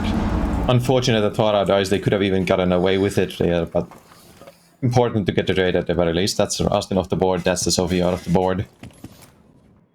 1 less LMG to worry about. 1 less LMG. 1 less LMG. Still a lot more in the attacker's favors. Kilius is going to try and open that wall, but I believe it's mute jammed, so nothing's going to come of it. And Ambush actually feels kind of behind their checklist right now. They're only just opening up the hatches. Starting to drone in now, but this is what they were doing last time, about 20-30 seconds prior. This is... Ambush is going to have to start skipping steps if they want to mount that execute. That was a huge risk from Nicky Woo to peek that, especially into an LMG. How did he get away with it? He didn't even take a tick of damage. It didn't really play out, but he still got the toxic canisters. He can still use them, utilize them in a way to try and deny any kind of plant. Kusik follows up onto Nick, so that's another one down. That's the sledge removed from play. Kilius is getting very close to wanting to go in. Finally, Nicky Woo has removed Defele, but has traded South Park as well onto Kilius. It's all up to Unicur, and SSP bounce back a very... I don't want to say comfortable, but certainly a strong statement, a strong defense there at the final round of the half. They gave Ambush a lot of trouble with that hallway between the white stairs and Z there, and flag area, with the whole double hold from Freezer and from CCTV. Ambush were having a lot of trouble clearing that out in most of the rounds, even some of the rounds that they ended up winning. They gave a couple of kills there early on. Something to look out for here as we swap the sides. If Ambush are finding similar success on the defensive side, if they are going to be contesting the same area as heavily. Attackers need to locate and defuse as many bombs as they can. Right. Ambush. Any differences? The mirror, yeah. This is very okay. Like Mirror for me sits into this really weird category. Every time I see Mirror, I go ooh, but then actually it never seems to work. I feel like the whole era of banning Mirror, yes, she was very strong on certain sites, but a lot of it was almost out of fear because of having to deal with her, and the teams are very, very good at just finding answers to her now and removing her from play. We kind of saw that when Heroic was playing the Mirror yesterday into TENSTAR. It just wasn't that effective. But this is one of those sites where it certainly can be. This is a very, I want to say, standard setup with the Mirror. But they've got the Jaeger, they've got the Wamai, they've got the Mutes as well. There is a lot going for Ambush in terms of defending those Black Mirrors. Yeah, they didn't opt to bring the Goyo, instead bringing the Mirror. It's still the same Vector gun that they're going to be having, but the utility is very different. Less area denial, more of straight contesting. Some place that they are going to be placing the Mirrors down, and at the moment it's the blue elbow area.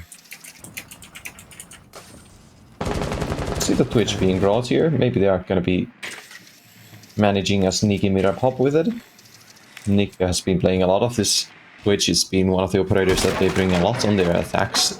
Unlike some of the other teams, perhaps, they have been bringing it in many games. We see it a lot from in the hands of SSP. It's a strong operator in the right situation. For sure, for sure. Especially into, I don't want to say like a direct counter into Mirror, but it's certainly one of those things where you always have to keep, as soon as you know that a Twitch drone is coming or is on the map, everybody, all the defenders' eyes are peeled, because you don't want to be that one person to let the Twitch drone through, the shot drone that eventually blows the Mirror and then cause you to lose the round. You don't want to be that guy. Yeah. So you switch your crosshair level to like knee level when you know there's a Mirror in the game as a defender. Just looking at the floor down to see it spotting coming through. Having some trouble clearing out this Mamai disc here. There we go, third time lucky. Don't worry, we definitely didn't catch all 3 shots, Nick. Yeah, they spent a lot of time, and they aren't even like opened the barricade yet. This is getting a bit worrying. Yeah, no, they just got it open. This is, we were complimenting them on looking faster on defense. It feels like that hasn't transgressed into the attacking side yet. There's still these pauses. That's the second Toxic Babe thrown out. Still one more. Kilius is given up on elbow, but has certainly done enough with it anyway. That's reinforced. Rastin draws first blood. Second one follows through, but it's a 3-for-3. Instant trades back from either side. And now, with 30 seconds, 3 players on each, all lining up. Lots of time. The Ambush will happily let tick away. The longer SSP take to make a decision on how they're going to approach this, the happier Ambush will be, because the less time SSP has to make a decision. Grenades throughout, don't find anything, just tags to fairly slightly. Unica's got the cross. Pharaoh, first one to fall. Reactis at least replies. Unica, easy crossfire. And there we go. Leaving a bit of frustration, I believe. But very, very happy stuff for Ambush. A clean double. Man, they took a long time to get anything going into that round SSP. They're just kind of loitering about outside of blue. Just chilling. Just chilling. Just waiting out. But it's just, yeah, it just felt like you just like, come on, like do something. Like you just wanted to poke them. Like, come on, just do something. Make it entertaining at least, please. But I mean, they got there again. I think there's that case of that balance of due diligence, but at the same time of we've just got to send it. We've got to do something, right? And some players have, quite often players fall into one or the other. They seem to. They either just run in head first and don't really think, or they think too much to the point that they don't take action. And SSP are struggling to find that balance a lot. Like, you can certainly see they're thinking about things, but they're taking so long trying to complete that checklist that they're actually just running out of time to complete their final objective. In the end of the day, the objective is kill them or plant. Everything else is optional in between that.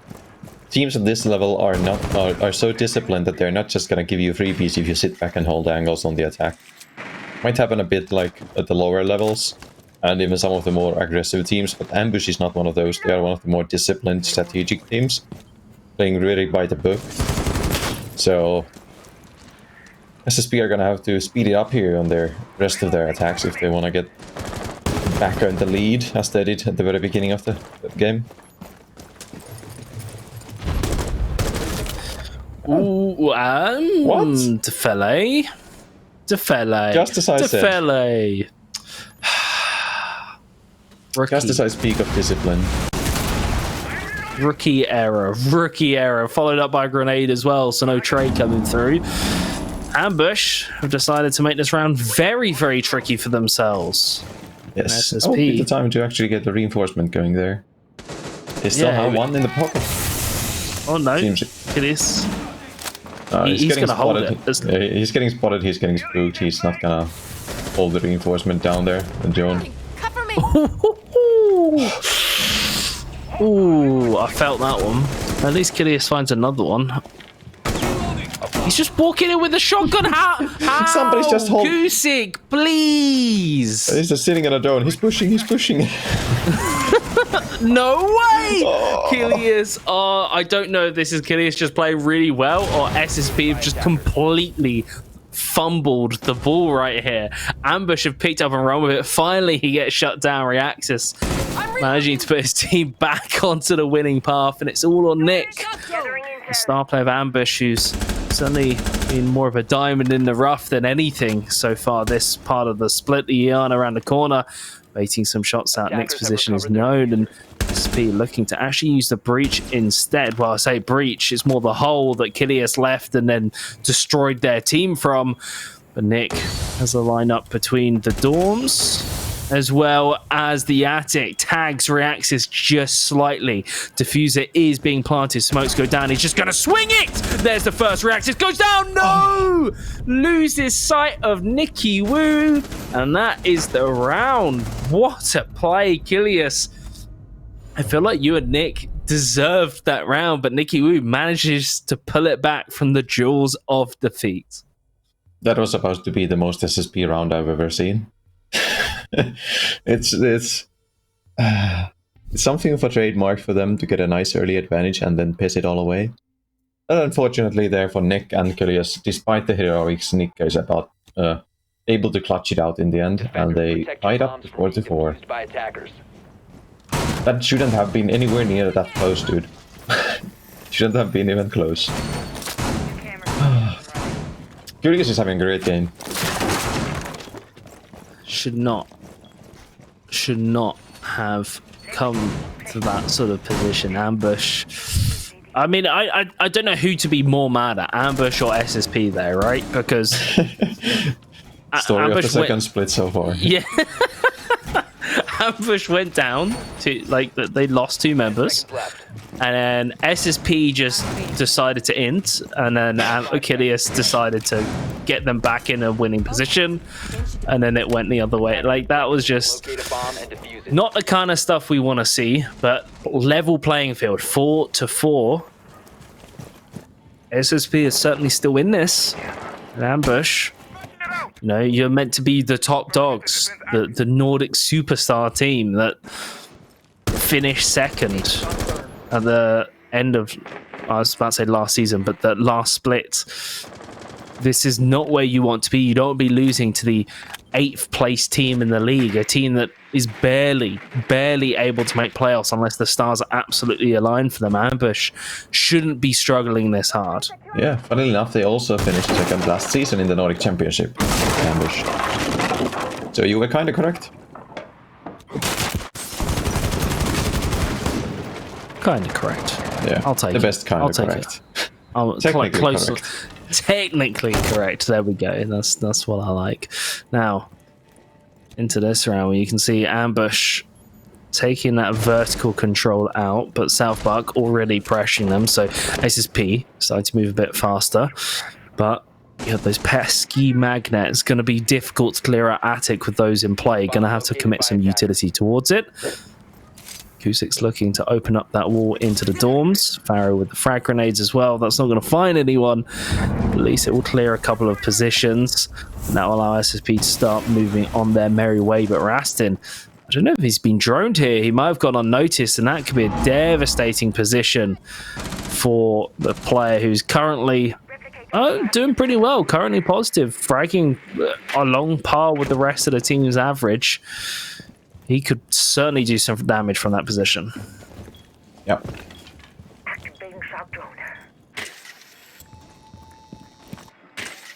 Again, we come to the final minute in a bit of a lull. Nothing's really happened in the round yet. There's some ground being taken by SSP here. They've actually managed to clear out players from the bedroom area. Rastin has had to drop down and vacate the top floor.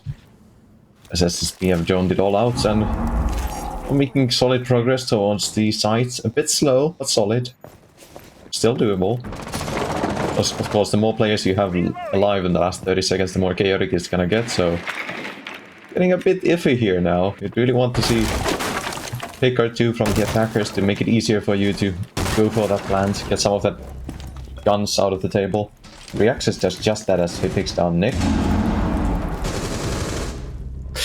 Outmarked options up. That's Julius are gone. That's a huge clutch player. One form player. Ooh, Rastin though. Defele as well chiming in. SSP.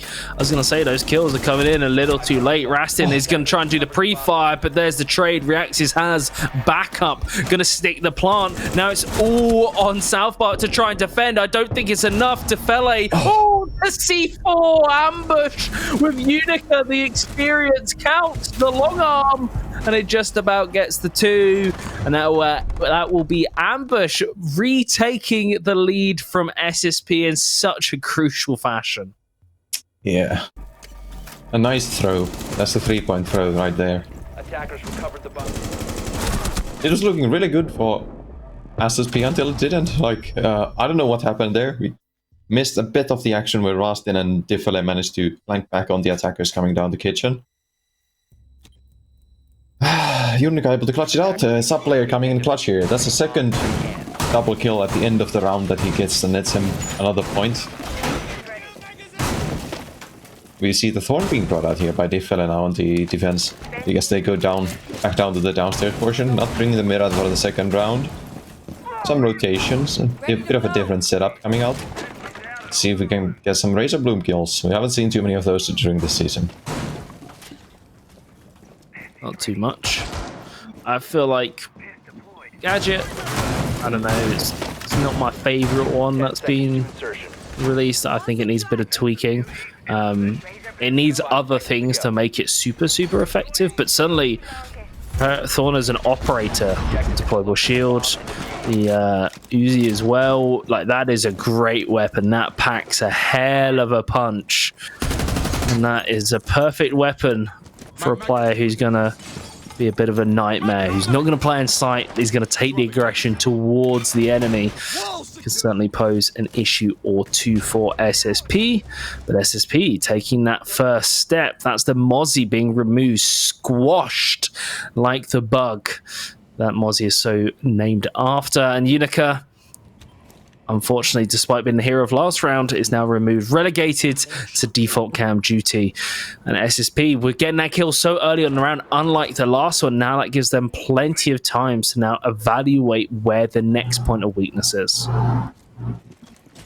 Yeah, that's making it a bit uncomfortable from Ambush, having to play more than 2 minutes in a 4v5.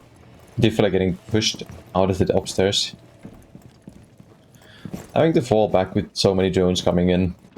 His partner in crime being taken down early, so manages to find a nice hiding spot actually. Might not be any information on the SSP side about his whereabouts now, and that could actually come back and bite them. But kind of like we saw last round from Rastin and Diffele. Could see something a bit different. At the halfway mark in the round, SSP has slowed the pace down. I'm sure they're going to be happy with that one, but they're certainly making waves. Opening up the floor, being careful that there isn't a cheeky Kilius somewhere behind enemy lines. There's the snap, crackle, and pop. Defele gets 2, and that's completely changed the round on its head. Now SSP, they've got to be cautious from behind. The long angle, the headshot just not quite coming through. Defele can just now sprint off and sit in small tower and will remain a threat for the rest of the round. SSP don't know what to do. They're split between 2 fronts. Nikiwu might be the one to be sent to deal with it, but I don't think so. You can see Pharaoh's terrified from behind. So South Park, they're just going to push on forward. Almost taking out Christina's head there. I mean, taking from Unica's experience, the South Park pushing on through Freezer, and now Defele is going to start making their move from behind. South Park is retreating back up the stairs because they're conscious of that flank from behind. They've got to be conscious of this. South Park, there we go. Defele is removed. SSP need to push forward now that they've even a man count out, but there's barely enough time left on the clock. Pharaoh throws a grenade but doesn't find anything. Nick is now approaching from behind. How on earth have these ambush players managed to ambush SSP? This shouldn't be happening. 5 seconds remain in the sledge, making their way through. Kilius with the shotgun, Rastin with the headshot, and ambush move on to match points. That's more like it. Oh, great play from Defele. He manages to find a nice hidey spot, and as I alluded to, he gets a nice double there. This is a huge lineup that the defenders actually have, attackers have going for them, or going against them rather. Unfortunate that they, just as Defele is swinging it wide, there's another player coming back turned against them. Oh. And they still manages to like get it back to a 3-on-3 in the end. But Nick, the double-edged sword of the Oregon Rome, you have 2 players, you deal with one, there's another one coming to your from your other side. He was like debating there whether he's gonna push from Laundry behind Nicky Wood on the Twitch or decides to go for the Freezer push instead. Pretty inconsequential at the end of the round, but really putting the hurt on SSP, and now they are struggling. They are only going to be able to get 2 points at the most from this match. It's not looking good for their playoffs aspirations. Attackers need to locate and defuse That doesn't as many bombs quite as they can. eliminate them from playoffs, I don't think, but it certainly makes it a lot harder. I'm just checking over the remaining games today. So if they only get 2 points for this, there are 9. Okay, there is still the possibility, but they can't lose a round before they get to OT. Yeah, 2 must-win rounds coming up.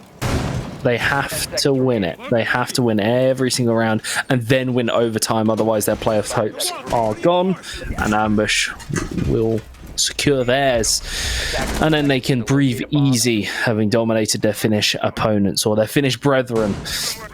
Now SSP playing for their tournament hopes. It is certainly a long shot, but it's worth the Hail Mary. No real change in operator lineup, the same as we've seen pretty much throughout this game. Defele is, rather than being on the smoke, Kilius was on the smoke. Defele is now taking the Valkyrie instead, something that's been brought out in a couple of rounds. It's being available, of course, she wasn't banned. But the Jaeger with my Goyo smoke, pretty standard lineup that we've seen across the board for Ambush, nothing too surprising. You see Nikiwu near this big tower. I don't know if he yet. There we go. Okay, he did hear that. Unica sort of scared him. Just the tiniest amount of fear crippled through Nikiwu, afraid to get shot in the back again. But it seems like nothing's coming off it. That's some time off the board from Arctic, and God knows they need every second they can get with the pace that they have been going for on most of their attacks. Slowing them down with little window punches like that is an effective tactic against them so far this season, as they like to leave it to the last possible moment when they executes. Last possible second. Nicky's still paranoid about that window. He's not letting his eyes off of it. He keeps turning around, doesn't he? He keeps checking it. To be fair, Unica's still in there. He can approach from any point, and it feels like Ambush is messing with them at this point. They're just trying to make it as emotionally scarring as possible for SSP in this process. But a minute remaining. First Toxic Wave is thrown out. So that will give them a little bit of breathing room for the Ambush side. Yeah, now he's come off the roof. Doesn't want to deal with the window anymore. He's come to the bigger window now. All the nades coming saving through. Unable to find any picks, but a nice swing from Reaxis.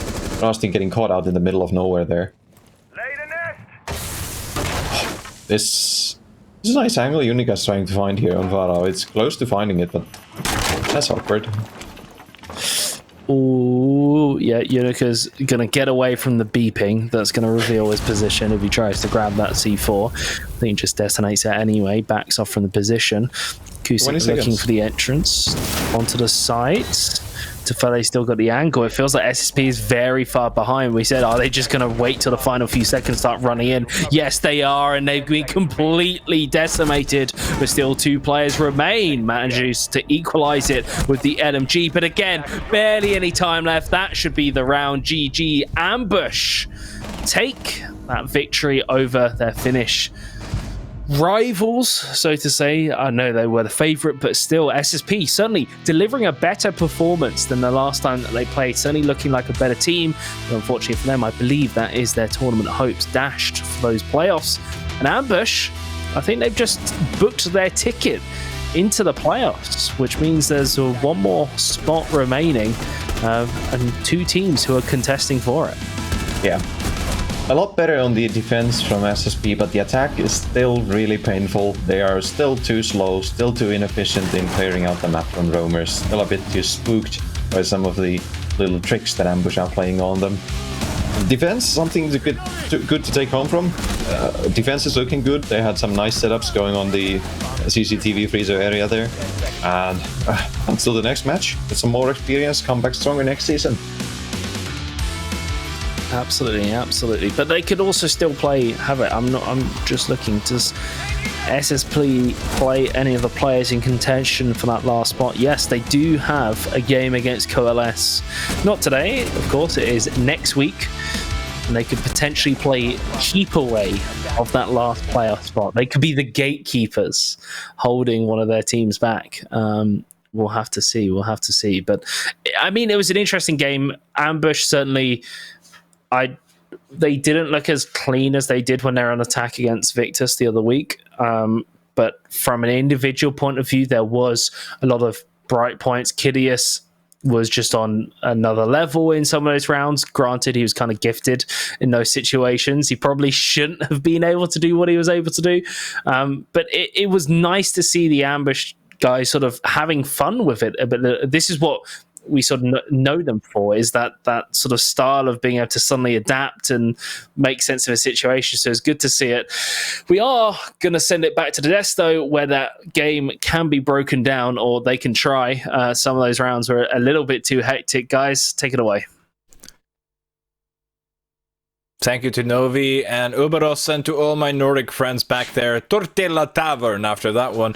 I'm still laughing a little bit after that replay where you saw the Twitch drone trying to get that with my disc. But this game delivered everything that we wanted to see from a derby. It was close on the defensive half for SSP. It was a 3-3 half, and Fresh, even you might have thought that SSP might have had a chance at taking the 3 points here. Yeah, and I think the big problem for SSP particularly was those attacks. They were just so slow, so lethargic, and realistically, if you're going to be that slow and lethargic, you can't be clearing out the basement, clearing out top floor, middle floor, and then allowing somebody to exist in Shower's hallway that gets 2 kills in the back. You need to have that information as you're going to start moving down and moving through your processes. And I think that was the big difference. It was the attacks, was the fact that Ambush were actually able to get 3 attacks, maybe not as many as they wanted to get. But then once SSP got onto the attack, they just weren't at that level. You can't drone Tefele out, man. That's his buff. It's just a thing he does. He just stands in the corner. He's completely invisible.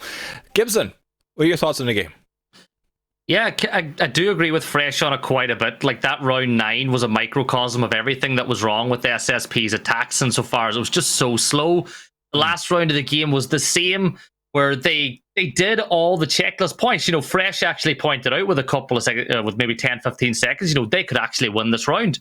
They had their flanks watched. They had the breach open. They had players in good positions, but they just stalled and stalled and stalled. And the one thing that the better teams do is they control the pacing of a round. They go fast, then they slow it way down, then they pick up the pace again. They keep the defenders on their toes. If you give Ambush that much time, they're going to adjust to what the attack is, and they're just going to sit and wait for you to make mistakes. Wait for them to make mistakes, but there's no mistaking that Rustin from Ambush will join us here for the interview. And Rustin Morro, how are you doing? Morro, quite relieved. Kind of a scary match. But why would it be scary? You're playing against your friends. Why would it be scary? Elaborate.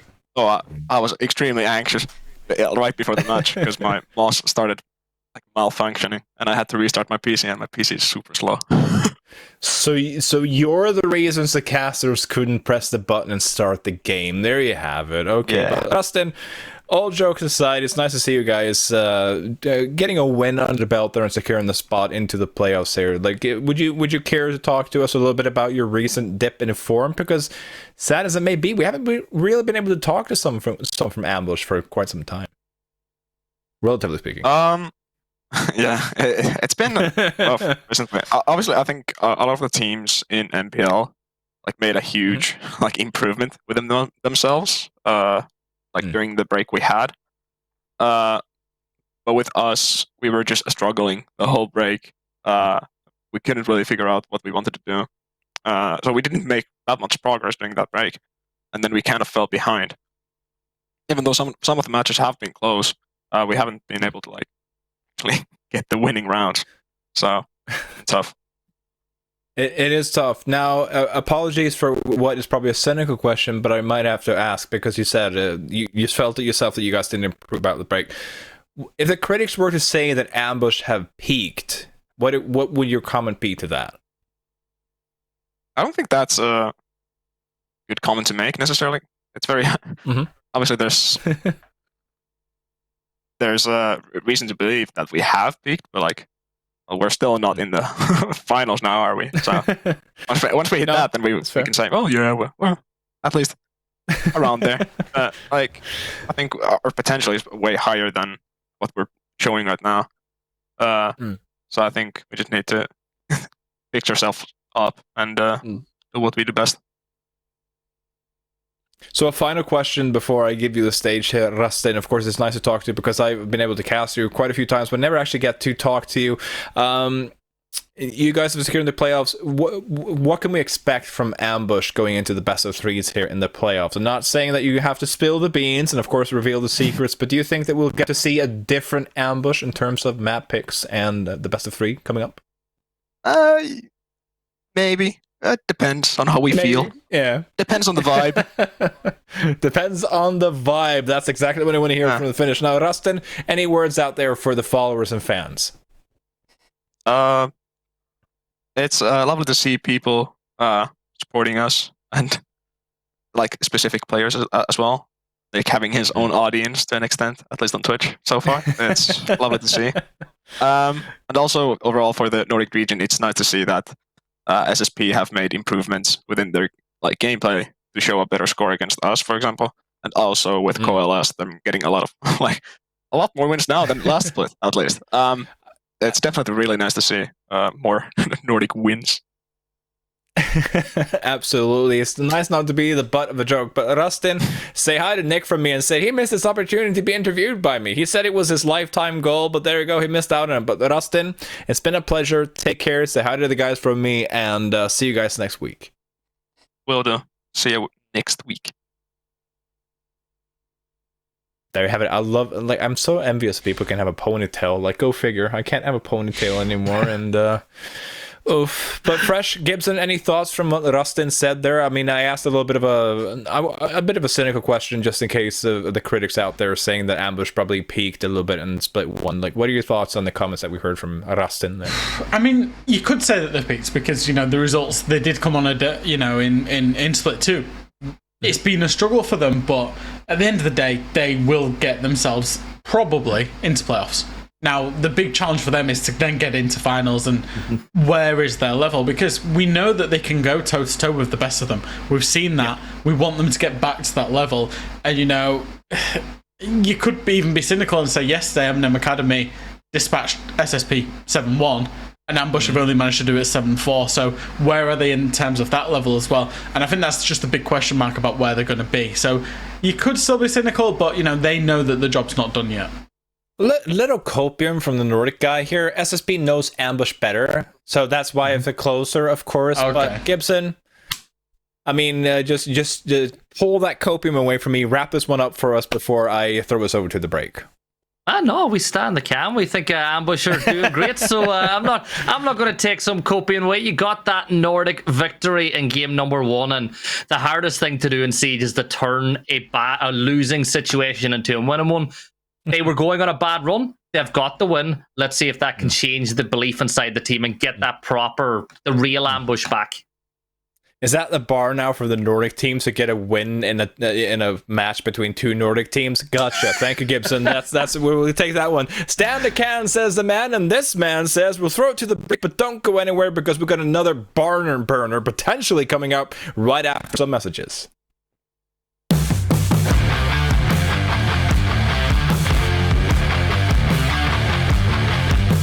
The best way to improve is constantly playing with each other, like in and out of game, just being together, learning each other's personalities, learning how each other tick. Getting everyone on the same page in terms of how they see the team identity, what sort of situations do they want to play passive in, what sort of situations do they want to play aggressive, because everyone sort of has their own ideas and their own ways. Maybe put the pressure on a little bit in terms of saying, you know, you're kind of letting the team down. You need to step up, otherwise you're gone. Then you give them that period of time to improve, and if they don't improve, you need to get rid of them. Because no matter how good they are, if they're unmotivated, you're not going to get anywhere with that player. It's one of those maps that you don't really want to, like, it's quite ranked, it's quite, you know, gun skill orientated. So you don't necessarily want to just take teams to it without really knowing how good they are at it first. You bring your soft breacher, your entries, your hard breacher, and then you'll see what else you want. So it really could be, if you've got a good shield player, bring a Montaigne. If you've got a good Ying player, bring a Ying. It's really flexible. When stuff isn't working, trying to figure out why it isn't working and being able to come up with a solution. It's kind of like, if there's an issue, then I need to be the first person trying to come with a solution and like being able to work it out. We watch films sometimes. If we knew we had like a very late game, like 10 or 11, we would purposely stay up, you know, a bit late, and then we'd watch a film or something. And we do some other things, whether it's just like cheesy games online or Deal or No Deal or stuff like that. In terms of pressure, it's definitely easier to be a coach because, you know, you're not in game. It might be stressful to watch, but you're not in game. You don't have to deal with actually playing to win those rounds. So I definitely think it's more stressful to be a player in that sense. I've got a really expensive moisturizer up in this basket that I use every day.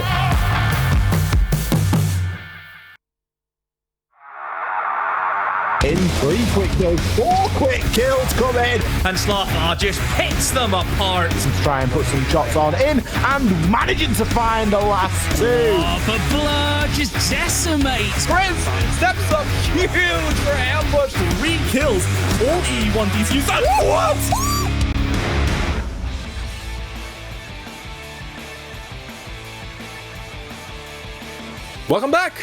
Welcome back, and we have had a little switcheroo here, a little bit of a shenanigans. I'm now joined by 2 very fabulous men here, Novi and Uberos, who were able to cast that previous Finnish derby there. And of course, Novi, no offense to you, but I'm gonna have to start this one off with Uberos. Uberos, did that one go as you expected?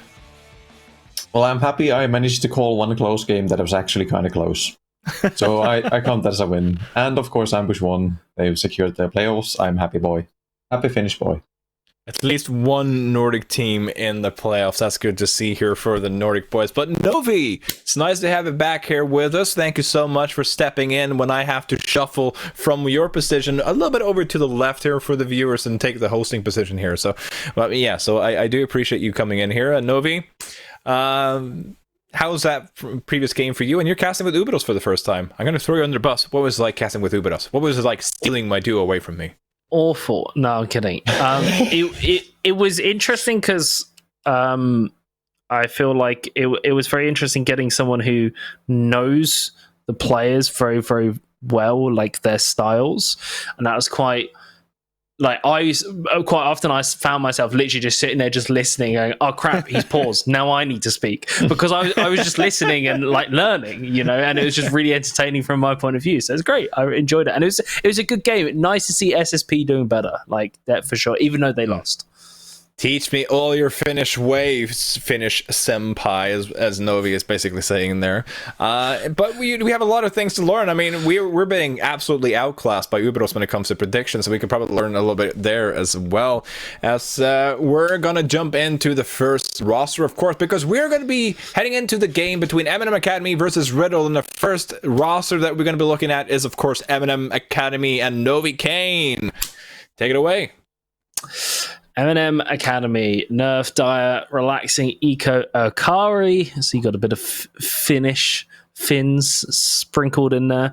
But yeah, this is a team with some players with quite, I want to say, experience for sure.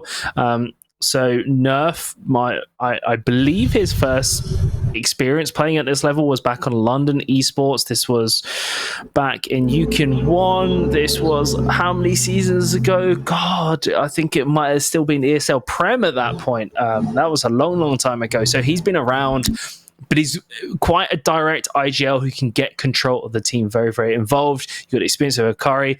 Eco is shown to be a very good player, as well as Relaxing and Dire can pop off. There is talent in his team, but after losing Skiddy, who was kind of that X factor, we're looking for that player to replace. And certainly everyone has stepped up, but it is yet to be as impactful as Skiddy was for this team. And they're running out of opportunities for this machine to click, because they're on the bubble now, right? They're tied with Coalesce for that final spot. And if they don't get a couple wins here or there in their last few play days, it is going to be very, very close.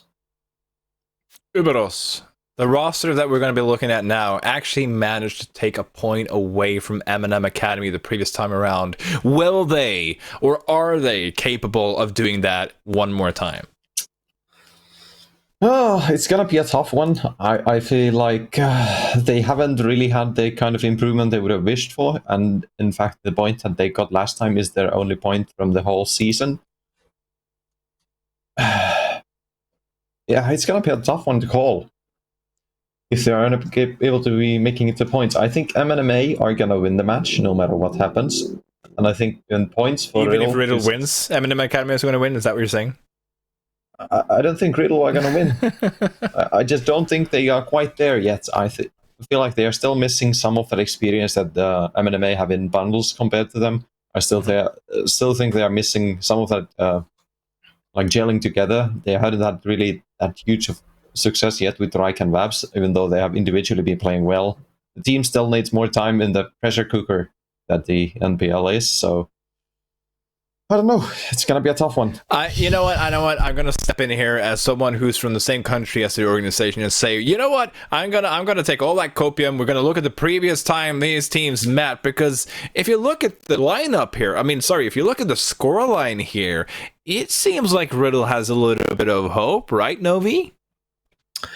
I'm actually I'm thinking about my predictions, and I'm looking at this and going, I disagree with Uberos. I'm gonna take the other side of the fence. I'm gonna say that I still think MNM is the favourites, don't get me wrong, but I believe that RIDDLE has a shot here, especially if they can bring it to a map where, like Oregon, like Clubhouse, something a little more default that everyone knows. That is where players like Vabs and Raik, I know, can really, really pop off, where they feel very, very comfortable. And certainly the strength that they've brought into the team is is more than what MNM Academy has lost by losing Skiddy, right? So the difference is greater. Riddle is looking stronger. MNM Academy is still looking a little bit shaky. I think that there's an opportunity for Riddle. I think the map certainly factors into that, and I think if the stars aligned, it could be a possibility. Although MNM Academy will preface, I predicted MNM Academy. I still stand by that prediction. Let's not keep ourselves in suspense when it comes to the map, Vito. Gentlemen, let's see if it's going to be a spicy one or if it's going to be the same one as the previous time around. And there you have it. It's going to be Oregon and Riddle are going to decide to go on the defense here initially. Now, Uberos, it doesn't seem like MNM Academy are too intimidated by the previous matchup here between these two. So now, care to explain why Novi Kane is wrong? It's kind of bizarre world because Novi... The UK guy is explaining why Riddle has a chance, whereas the Nordic guy is saying, like, no, Riddle won't be able to do it. But, Uberos, thoughts?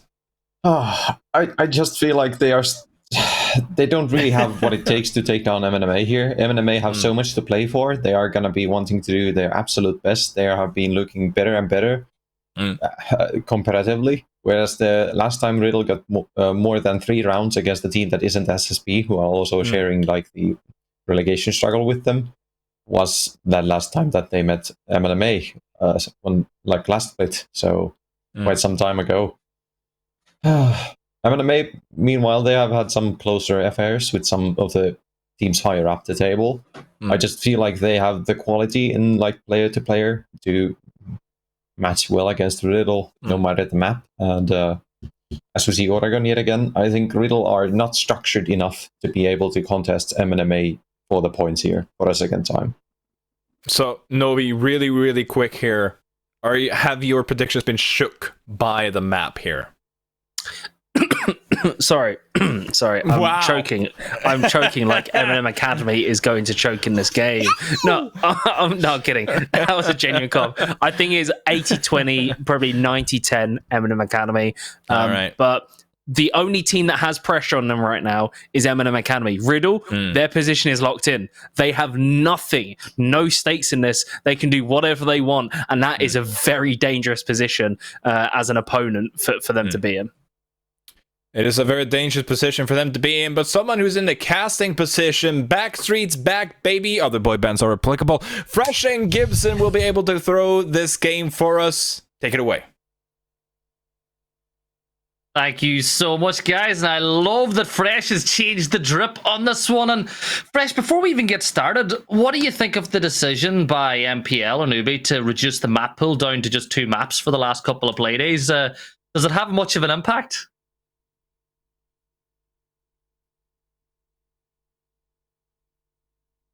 Terrible. I've muted myself. I'm back.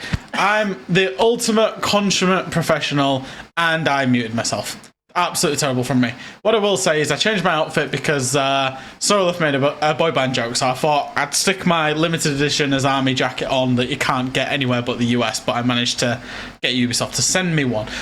However, Club in Oregon, it's all we've seen. It's literally all we've seen.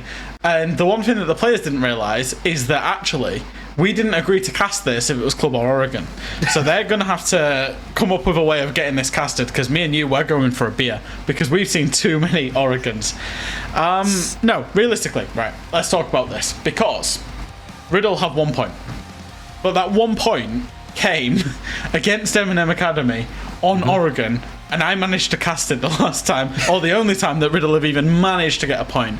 So, can they do this? Absolutely, yes. Will they do this? It's going to be an uphill task.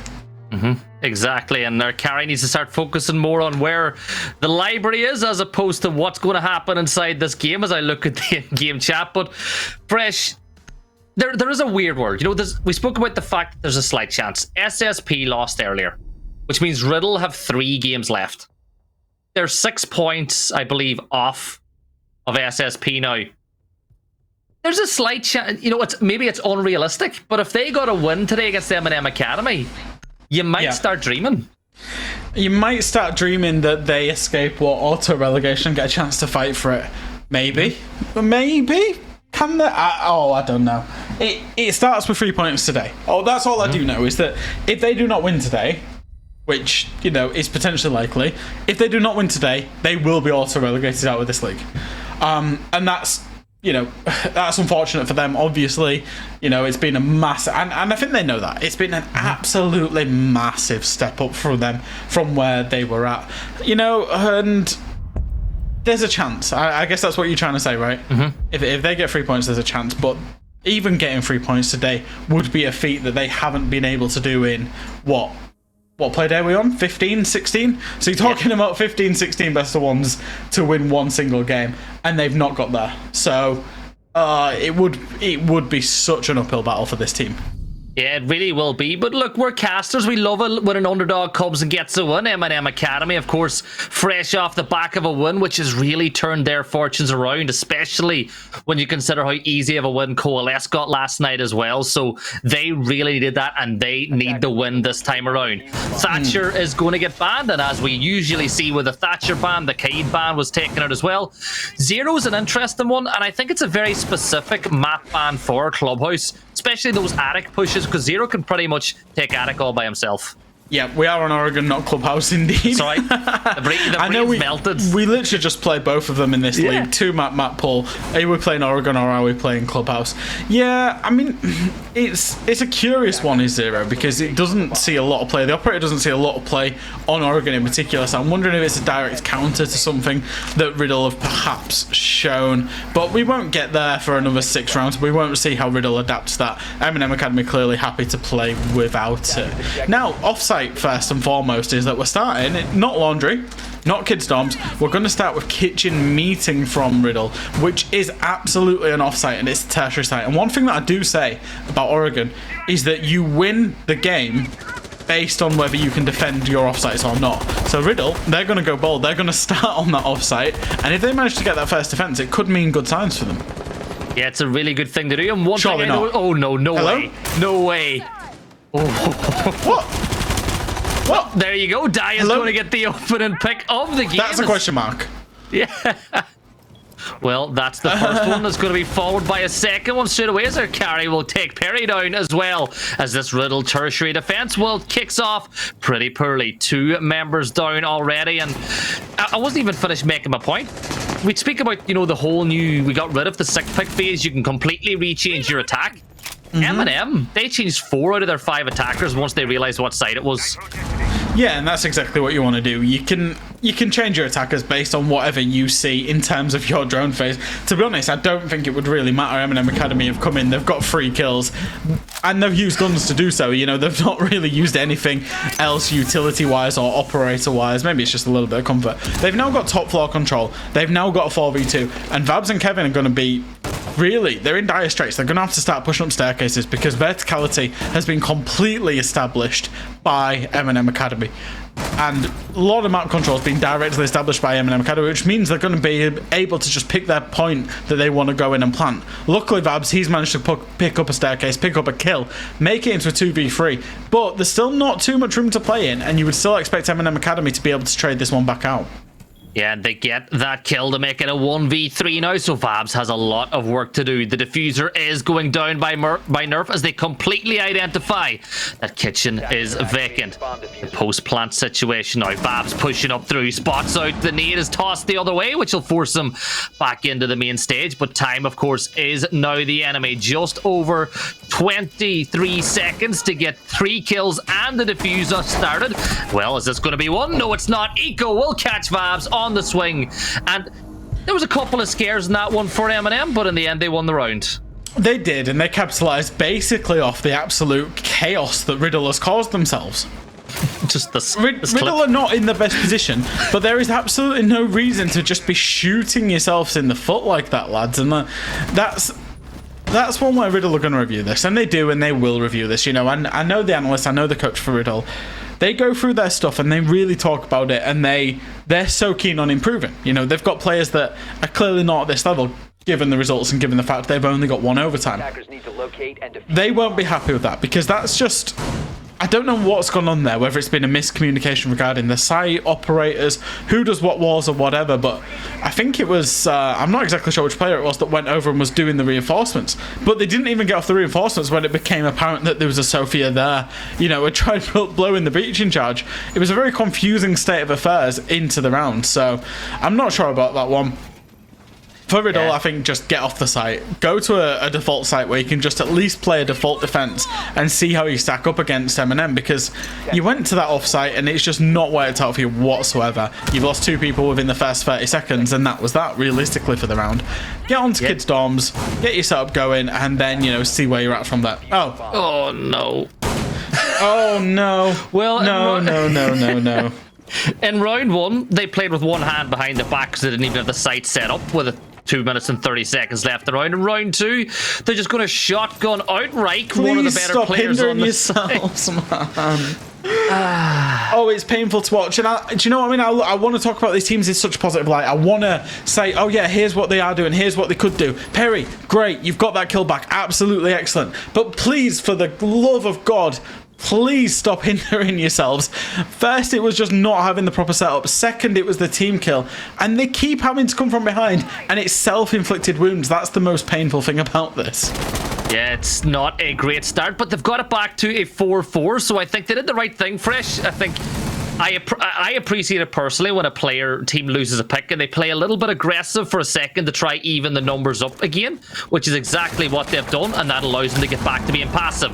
Vabs will waste the C4 as they got a little bit of intel that there was somebody on the top floor, but that intel was wrong. Now relaxing, swinging through with Nook trying to cause havoc in towards that little classroom, but Vabs is going to fall back, but he's pushing towards that cutoff for carry.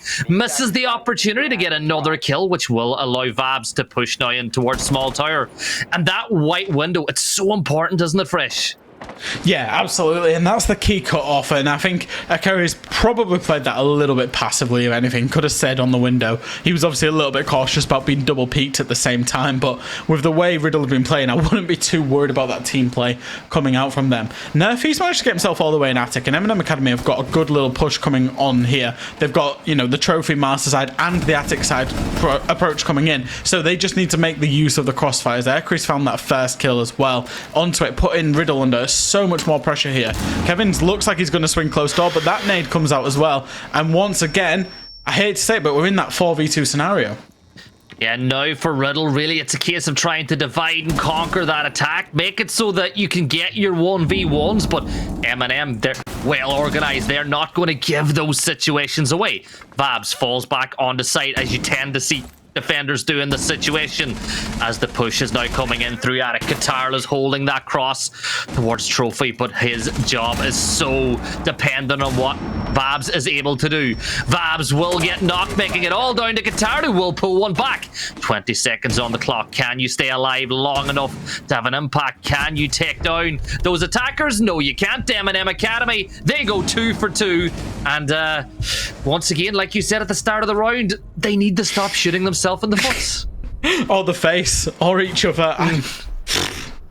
What's happening here? Reich has just crossed Kevin as he's gone to make the rotate. I put that 100% on Reich, but also crucially, that nade kill in the replay, the super zoomed in replay that we just saw, it was completely because your Jaeger was dead because he was team killed. So not only do you actually go and team kill a Jaeger and you start the round off 4v5, he then can't put up the ADSs, which then means Kevin, in the end, not only does he team kill, he then dies because the guy that he team killed can't protect him with the use of utility.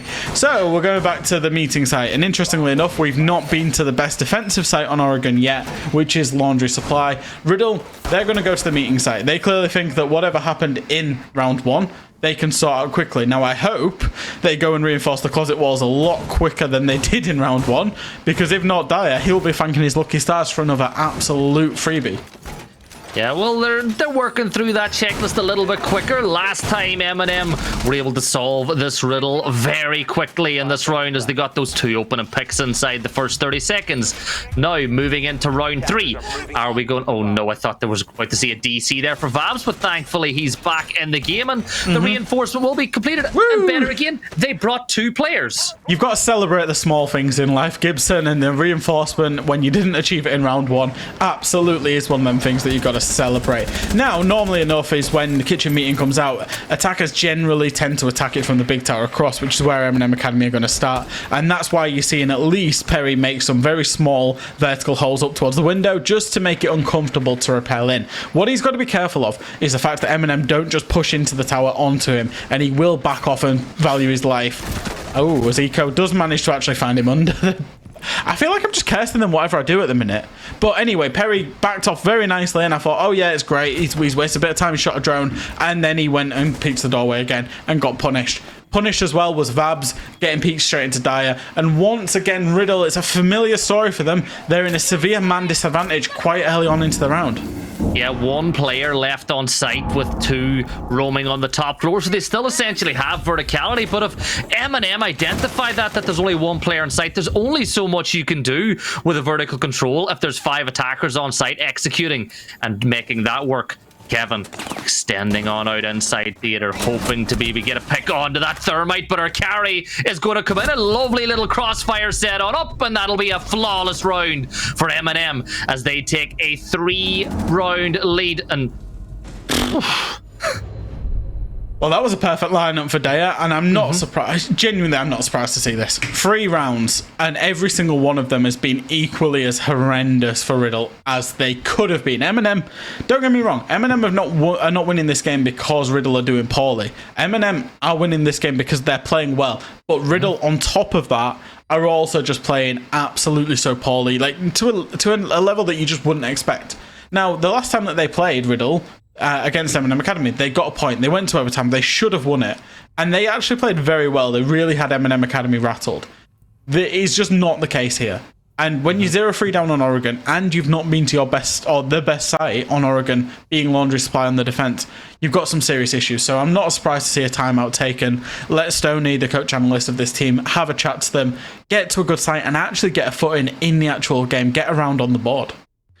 Yeah, and maybe just relax a little bit too. It seems like they're very tense, or some of the stuff that's going on, it's mistakes that even they haven't made over the course of the season. So just reset, use the tactical timeout, like you said, get ready for this next round, and they are going to eventually take us to that basement site, the strongest site on the map. And looking at the setup, they've got the smoke. Pretty standard based on that lineup. You know what they're going to do here on defense. Yeah, you would expect so. It seems like it will be some kind of turtle defense on the basis that you've got the smoke, on the basis that the default walls are going to come in and the default holes are going to come in. Now, more or less with the Laundry Supply site, what you want to do is you want to do a bit of a false drone, shoot some drones up on the mid floor and fall back pretty safely, pretty early, pretty passively, and then from there get to the power positions in sight. However, Riddle aren't going to necessarily do that. They're going to do a bit of an extended roam upstairs. The kitchen wall's going to get reinforced. There's going to be a rotate. I'm worrying about where the fallback option for the players are. It's going to be down the freezer hatch. Thank you very much, medics, for showing me that. So they're going to try and hold on to kitchen a little bit, then by extension hold on to meeting, and then drop down. But it doesn't matter, as MNM Academy, they've pushed in. They've come in through the blue door, straight into blue, using the blitz, and Vabs.Riddle will get the first kill. They will, however, repel the rush, and Perry's going to peek and get a second one. Aircrew refrags it out. So, MNM Academy, they're not bothering with that roam. They're just going to go straight into blue and tower, but Riddle have shut this down remarkably well so far.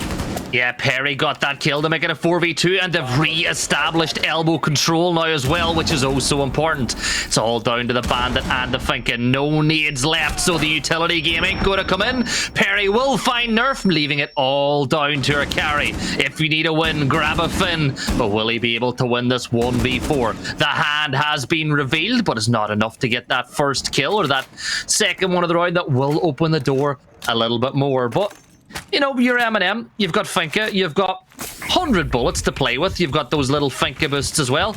There's no point in our carry rushing or trying anything crazy here. He can just bide his time, push on in the site, isolate these defenders, because in our carry's mind, this is still winnable. Surely Riddle did not lose this. Like, they've just got too many people in positions where once one gets contacts, the other should swing, and Reich therefore will get the kill out. And well done by Riddle, just to recognise the rush, deal with it, get the numbers back on side with that rush, and get around on the board. It is the strongest site, and you could clearly see MNM Academy, they had a plan. We'll try the rush. If it doesn't work, it doesn't work. We're already 3-0 up. Let's get onto a site that we can then win. And I think that's fair enough for both teams. Get yourselves, just get Laundry Supply out of the way. Like I say, it is the best site. The problem with Riddle going to it 4th in the rotation is they're not going to get a chance to defend that again.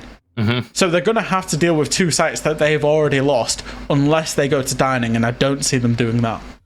Yeah, we're going to go back to Meeting Kitchen for the 3rd time. Let's see if it's 3rd time lucky for Riddle as they begin their push, their comeback. Because if you can win the next round and maybe even take it to a 3-3 half, suddenly you start getting some confidence. You feel better. You start hitting your shots more. It is a very funny thing, isn't it? Fresh confidence that when you have it, you win gunfights that you weren't winning just before.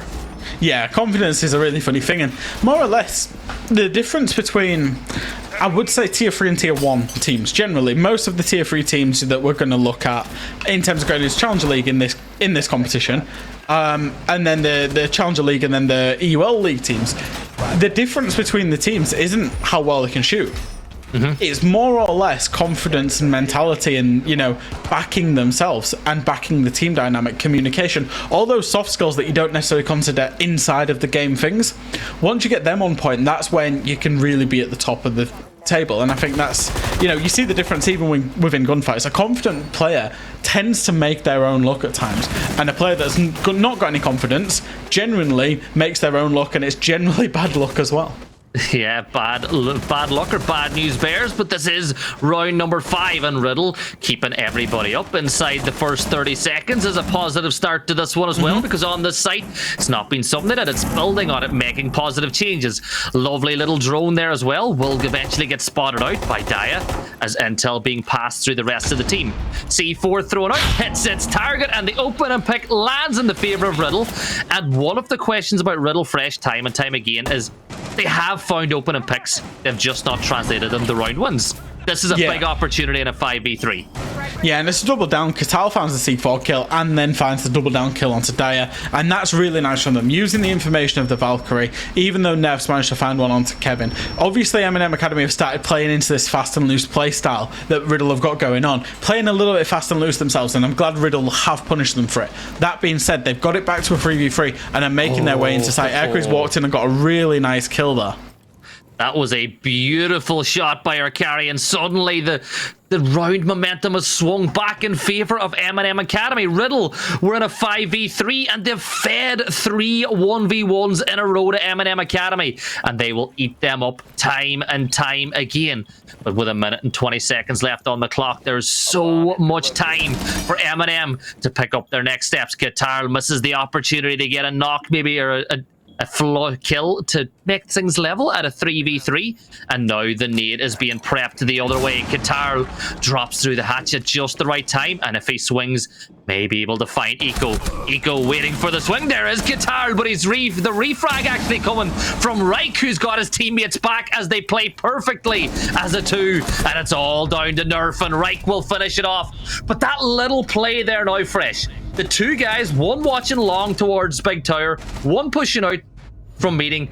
That was really good team play. And that's probably the first time in 5 rounds that we've seen that particular team play in the 2v3 there. Obviously, Qatar managed to get a big opener, big double kill, and then in typical Riddle sense, it kind of just fell apart in the mid-round between the 3 players that then peaked. But that 2v3, like you say, it was certainly losable, and it was great understanding from Qatar to actually go and drop the hatch and to get himself out of Attic, because MNM Academy were focusing on opening Attic, so they could then... MNM Academy went for this really fast and loose playstyle in the mid-round, and then dropped it once they got into the 3v2 and then started to try and play quote-unquote normally, right? But then Riddle played that 2v3 situation really well. Just a simple crossfire, covering each other's back, swinging when you hear the gunshots, so suddenly 2v1, and then swing once again in the 2v1, on the crossfire, gets them the win. Nice stuff from Riddle. It was well started. It went a bit wonky, and then they recollected themselves well to finish the round well. And that could be the confidence builder round there too, because they had to have 100% faith in each other in that situation, and they won the round out. Now we're going up to the top floor. The roam looks like it's going to come in again, where we've got multiple players playing below, looking at that C4 count as well for Riddle. They do have none to play with whatsoever, so the roam from below is more to use the gun. And Fresh, looks like MNM are going to play right into it and meet them on ground floor. Like I said, it's a little bit fast and loose for M&M there. They're happy to just stick one guy behind a drone and really fight for this map control nice and early. Obviously, they're backing themselves to win a lot of gunfights with the Riddle guys and find and expose any holes. Like you say, the problem with no C4s is that there's a lot of utility investment into the mid floor if MNM Academy don't push it. As it is, they are pushing it, but you can see from that overlay there, they're in a 4v2 gunfight, essentially. You've got the guy on freezer stairs and the guy in security that's realistically got one ADS to protect him, and then 4 players from MNM Academy looking through. Dia's going to use that nade to actually get himself to bottom white. I'm wondering if he's going to get a creep up and try and find a pick there. Yeah, Perry needs to be careful. Qatar on the swing will send some fire the way of MNM Academy, but he's unable to hit his target. Another nade used by the members of MNM to open up freezer as Dia does get that opening kill onto Kevin, and the execute is coming in now. Little toe tap from Erkari as we're inside a 5v2. Reich and Qatar, they won it out last time, but it's very different with the diffuser down, and now it's all down to Reich, relaxing on the hunt, pushing on in. Little bit of swaz as he switches over the Deagle to finish out the round, and the hip fire Deagle clutches it out, and MNM, well, they're rolling. And once again, that's just MNM having that pure confidence. The confidence to go in and the confidence to understand that actually they can slip by the mid-floor hold. And that's exactly what they did. The nades weren't used for anything other than to disguise the sound of the movement of the MNM players. Sure, if they picked up a kill by nading freezer stairs and nading security, they'd have been happy with that. But actually, get 2 players up the white stairs using the movement on the cover of the sound and then burst into sight. Obviously, nobody's even looking at white stairs on the top floor because they assume, rightly so, that their 2 players on the mid floor won't have let go of it, and they did. And that's a big problem for Riddle, and MNM Academy just absolutely exposed that hole in their defense. And do you know what I love as well? It's, you pointed it out, was the use of the nade. Whether or not they get the kill there, it's not that important when you toss that nade towards those freezer stairs. It's about opening up the space to push onto white. And it goes to show you don't necessarily need to get a kill every time you throw a nade, Fresh, as long as you're using it to create space. Yeah, and that, to be honest, it also highlights a flaw in Riddle. Because you can very confidently say off the back of seeing that nobody from Riddle had communicated with each other that white stairs was not being held. Because obviously there was no barbed wire, no Malusi, no kind of information on white stairs either. The fact that 2 MNM Academy players got themselves up the white stairs and into sight, shooting people that weren't looking at them, just shows that. And that's a big problem with Riddle, is that they're not communicating what they're holding, what they're doing with each other, and they've not got control in the overall round. Now, anyway, you've played your defenses, you've got 2-4, that's the hand that you dealt. Now it's about going on to the attack, and they will be going on to attack that banker site that I do call it. Laundry supply. And one thing that I would say that I want from Riddle is to keep it very simple. And that's what they're starting to do. All of the players have gone from the west side. They're going to work from the west side across and then look to clear out the full map. Now, it's going to take them a lot of time, but when a team is in this kind of dire straits, they need to take a lot of time and work together to clear the map and achieve one objective. And that looks to be what Riddle are doing so far. Yeah, and if they can do it successfully, you may be able to isolate those members of MNM. This sort of a push, we tend to see them go down through those freezer and then take a little bit of control through laundry too. But they're doing their due diligence. They're droning the top floor and they're droning the middle floor Fresh. So they're gaining into intel. They're painting a map of where the defenders are, and it's much better. Yeah, Mr. Medic's obviously wanting to show us the player playing in Tier 3, the Goyo of Daya. Now, he's going to be probably undroned, and that flank, even when it does come in, will probably be quite devastating. And it's always a thing for any clear on Oregon. If you're going to do a full clear on that bottom floor, make sure you drone Tier 3. Eco's just done a really good job there of going in and actually disrupting the kind of flow of the drones by just shooting some bullets, making his presence known in Tier 1. Because if his presence is known in Tier 1, that means Daya's presence is not known in Tier 3, and he will drop down on flank at a point in time. Yeah, and Vabs is in the position to get flanked. They've absolutely no clue what's going on above them. Inside 1 minute and 10 seconds, it's still a 5v5 between these two sides as RIDDLE look to pull one back. MNM looking to extend that lead by another round and push another round closer to victory. Everybody back on site. Daya begins his descent down the back stairs, creeping, crawling, making as little noise as possible, and he may find himself not just one but two members on the flank. There's the one, and now he rotates back into theater. More noise being made, but he will get traded out pretty quickly by Vab. So they dealt with that. They lost a player, but they were able to get one back very quickly. Eco now playing inside Harry Potter, the next potential catching point for for RIDDLE, but he'll be spotted out now too as Eco repositions himself as the push is going to come right down through these back stairs. 20 seconds on the clock. Right gets one. That'll open up a little bit of a door. Relaxing, tossing those toxic canisters as Vabs will get another, making it a 3v2, but they need to do something. They need to plant, and we get the perfect lineup for Nerf as he doubles down on the misery, and now it's a 1v1, and time is the decider on that round as MNM pull another one in front. If you look at that very end screen there that we're just on right there, why is the diffuser in that position? It's a struggle, and you've got to make a conscious call to go in and push. But in the end, RIDDLE had enough that they could have planted on the doorway and kept themselves safe. They had a 3v2. They had sufficient coverage from Pillar that can completely cut Freezer, Highway, Deep Sight, and then the only other place that anybody could possibly be to come and deny the plant is Blue. And they could have one player covering Blue, one player covering Highway, Freezer, Deep Sight, and then one player planting literally on the doorway so you're not exposed to Freezer. But they made a decision, Kevin made a decision to push in and go deep, and unfortunately for RIDDLE, that decision making there was wrong. They didn't appreciate that they had the 3v2. The fact that they even got to the 3v2 was good from RIDDLE.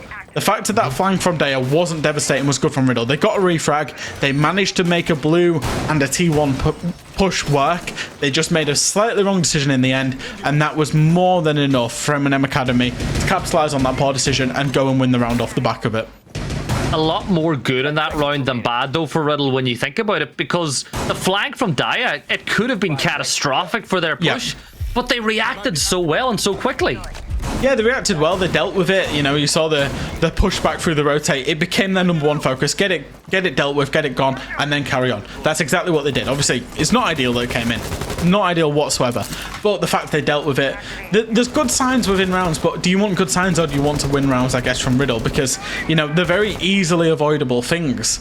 You know, the flank, even planting in that 3v2 is a very basic call that they should have known to plant and where to cover. So anyway, move rounds, move on, and we're going to see MNM Academy. They're going to go top floor with an extended kind of roam out in towards the kitchen side, as we saw RIDDLE also do. This time though for MNM Academy, they've pushed the reinforcements out even further to the west into showers and dining hallway, which means that they really want to fight RIDDLE at these entrances.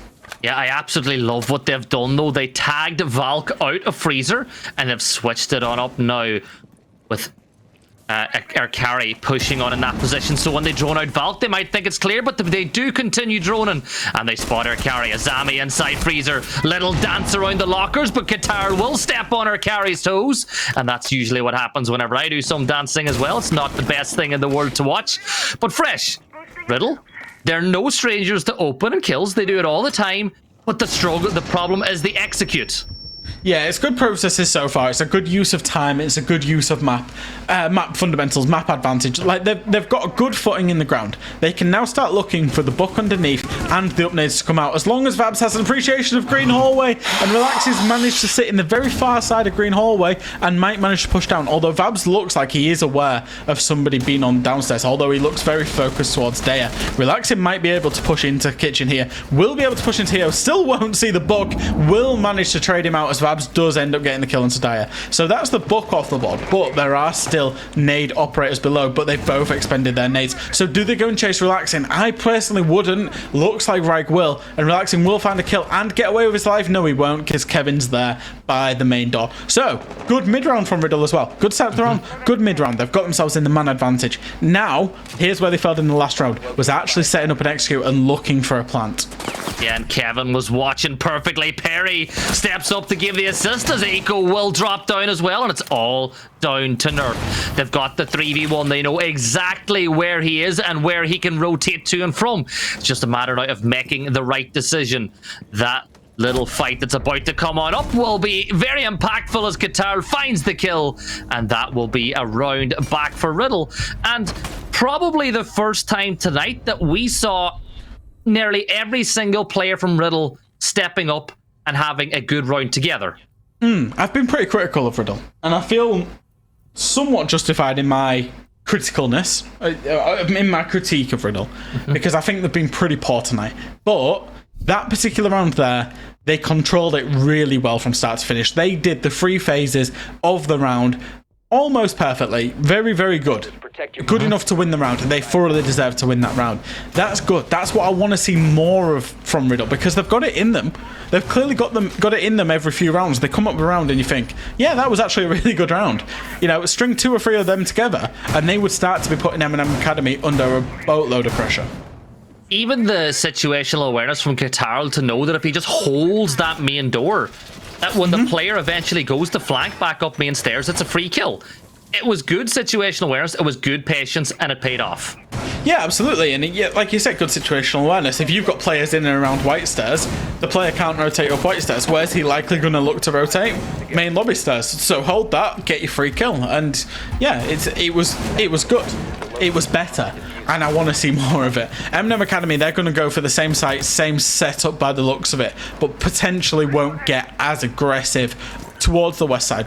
Potentially won't throw away their lives just so easily. Maybe they make Riddle work a little bit more for it. As we see Riddle, they're actually going to get a little bit faster. They know what they've been up against and they want to go up against it and work faster towards it. You already see Vabs. He's gone in on the top floor to clear out dining vertically above. So once again, this is good work from Riddle in the first 30 seconds. Yeah, it's difficult for a team to adjust whenever the attacking side keeps alternating the pace and changing it up and down, because it confuses the defenders just a little bit. They're doing their work though. They're getting the drones in. They're identifying where those defenders are, and it's a similar hold once more though. They are putting a lot of resource into that cutoff point with relaxing with the C4, but this is where those Ying Candelas can cause absolute havoc. But they throw the Candela, they don't push it just yet fresh. Yeah, they don't. And Perry is going to find the opening kill onto Daya. Relaxing and Aircrew are actually going to double down on this aggression and find 3 kills between them, cutting Riddle up in the mid-round. Qatar will find one back, and Aircrew is actually in a curious position now where he's potentially being held. There's certainly a lot of focus on him. Nade will come in, and this round basically is going to be decided on this Aircrew engagement. If Riddle can actually get rid of him pretty quickly, and they are completely focusing on him, then they have a fighting chance. Do manage to find him. Now, the mid-round, not the best, not the worst, but they've got it to a 2v2, which means they can play it out. They can actually test and execute. They can actually play a situation. Eco and Nerf, they're going to rightly so get themselves back to site. Now, for Qatar and Riddle, it's about droning, finding that information, checking if there are 2 people alive on site or not, and then looking to develop a plan, whether that be for a plan or a push for kills. Develop the plan, get it going, get it working, and go together. Yeah, and they have drones and they're being used. Kevin and Perry both sitting on them to provide that intel. Reich is going to chase this Iana clone to get some intel. The smoke canister comes up, but he's going to really catch himself up, as not only does he miss the canister, he nails the Goyo, which will force him to change his attack. Qatar a little bit confused maybe as he attempted to rappel on up, but now the push will come through main window. Reich going on a big rotate to go back up white stairs. And where can they get that pick? That open, and that opportunity to push on the site all comes down to the next engagement. But Eco has the footholds. Reich with 20 seconds left is still rotating, making his way onto Kid's bedroom, and time is really starting to slow down. Nerf is completely aware of the location of the swing. Here it comes on in, and that will be the down, but Qatar will refrag his teammate perfectly. It's a 1v1. Chase the kill. Make it happen. Shotgun, though, is so effective at close range, and that is another round win for MNM. But that's the second time on attack that Riddle have brought it into a 1v1. And that's another questionable decision in my mind, certainly in that 2v2. Now, Erkuri and Relaxing have basically won this round by such aggression. They managed to waste so much time, get rid of so much utility. And it was the Fink Ryana that was left on the board. The big question decision in my mind was Wright going onto the window rappel there. Because if you think of all the locations that Wright could have come from, he could have come from Armory Stairs into Trophy. Also, if he'd come from Master Bedroom, the rotate was open into the closet. So that's two angles from there. White Stairs, double window, attic window, or the kids' dorms window. So I'm talking, what, 6 different locations that you could have come from, and you've picked the one that when you rappel in, you are basically a sitting duck, and you directly play him for a 1-for-1. I would have liked to have seen Wright go for a different, and I get that I'm being really nitpicky on a micro decision here, but in that 2v2 that then came down to 1v1 that Riddle could have won, that one decision has probably cost them that round. And that's my kind of gripe with it. Anyway, MNM Academy, they're going to go into the basement. They're going to go into the bottom floor.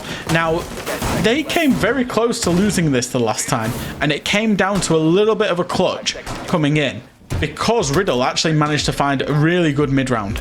And it was just in the end round that they didn't decide to plant. So for MNM Academy, you know, we obviously saw Dyer on the flank, but I think they really need to value those power positions on the site a little bit more and play a little bit more structured inside of them. They're going to start out on the roam, and you would expect them to find some drones, shoot some drones, and then fall back.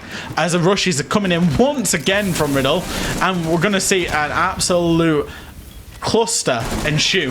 Nerf's going to take a peek onto Perry. Perry will get the kill. Relaxing will get a kill back. Dyer finds another kill. 2 have been down but not out, and this is a horrible way to lose the game from Riddle. It's all just come in. It was an ill-advised rush because there were at least 2 people on site. Kevin does pick up an exit frag and is now looking to see where he can find a 1v3. Not even default cams have been shot out. He's going to work his way into garage, presumably down the laundry stairs. Relaxing seems more than ready for this, taking up a very aggressive position. Flash does actually come through the door. Relaxing will put a lot of shots onto Kevin. 1 shot, 2 shot, and that will be the game.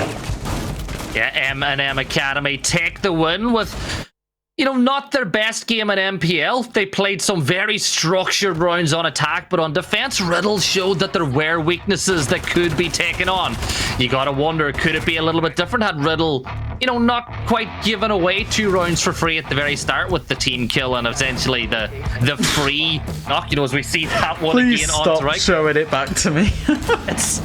It's one of those ones that it gets funnier every single time you see it, but it's unfortunate for Riddle because I'm a caster, you're a caster. We love it when an underdog can get a win, but Riddle just couldn't muster enough to beat MNM this time around. I just feel like had Riddle done a load of really default stuff, like I'm talking really default basic stuff that you would see in your ranked games, I'm talking that simple. Default ranked Siege, had Riddle have done that, they might have, they still might not have won, don't get me wrong, but I think they'd have put in a much better performance, the scoreline would have been much closer. There was simply too many rounds where Riddle strayed away from what should have been done. And that's ultimately cost them. Even in the end there, that rush, I know you might be 6-3 down or whatever scoreline it was, but then just to rush, and it almost felt like a round that was like, let's just get it over with. So I think Riddle keeps shooting themselves in the foot. And MNM Academy, whilst it represented, you know, a slippy opponent in the end that could have done damage, it didn't. That was 3 points. And in that race to get to the playoffs, those 3 points are absolutely massive for MNM Academy. Yeah, and let's not focus too much on Riddle because MNM, like I said, they needed that win because Coalesce are right on their tails in the hunt for that last playoff spot. And there's just so many clips in this game as well, something that I've noticed. But this play, this one right here, fresh. Relaxing and our carry completely locking down Freezer, making it so difficult for Riddle to entry, forced it into this 1v1 situation, and Riddle were unable to clutch it out. Fresh job done for MNM Academy again. But Riddle, the quest for that first win in MPL continues. Yeah, and it's looking more and more unlikely that they will get it. And MNM Academy, they've done what they needed to. They've done their part. They've got that win. Now, obviously, Coalesce don't play today, so that puts Coalesce 3 points behind them going into the final 2 play days. That puts a whole load of pressure onto Coalesce to perform in their game in the next play day. MNM Academy, they've got that breathing room that they can actually, you know, lose a game if they absolutely need to and still make the playoffs. Yeah, well, that is the plan. We're 2 games down now on the night with just a couple more to go. But before we jump to the next game, let's see if we can turn over a new snurl leaf and bring back in the desk for the next stage.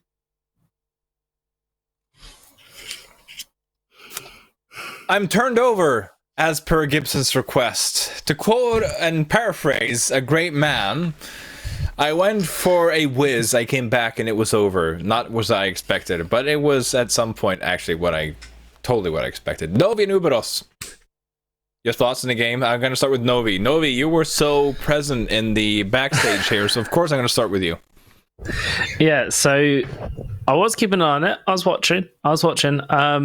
I am happy that Riddle showed a little bit more, and they were at least trying to throw some punches, throw some left hooks here and there. But MNM certainly just looked a lot more comfortable, a lot more settled, I want to say. That was one of the pain points watching them in that first half of the split, was them one round looking really good and the next round being completely absent. And so it was nicer to see a little bit more consistency from them. And this is a team where for me that I put them in the same band as why I said Riddle might surprise today is when if they do manage to slip into playoffs, they're like they'll be the lowest ranked team, right?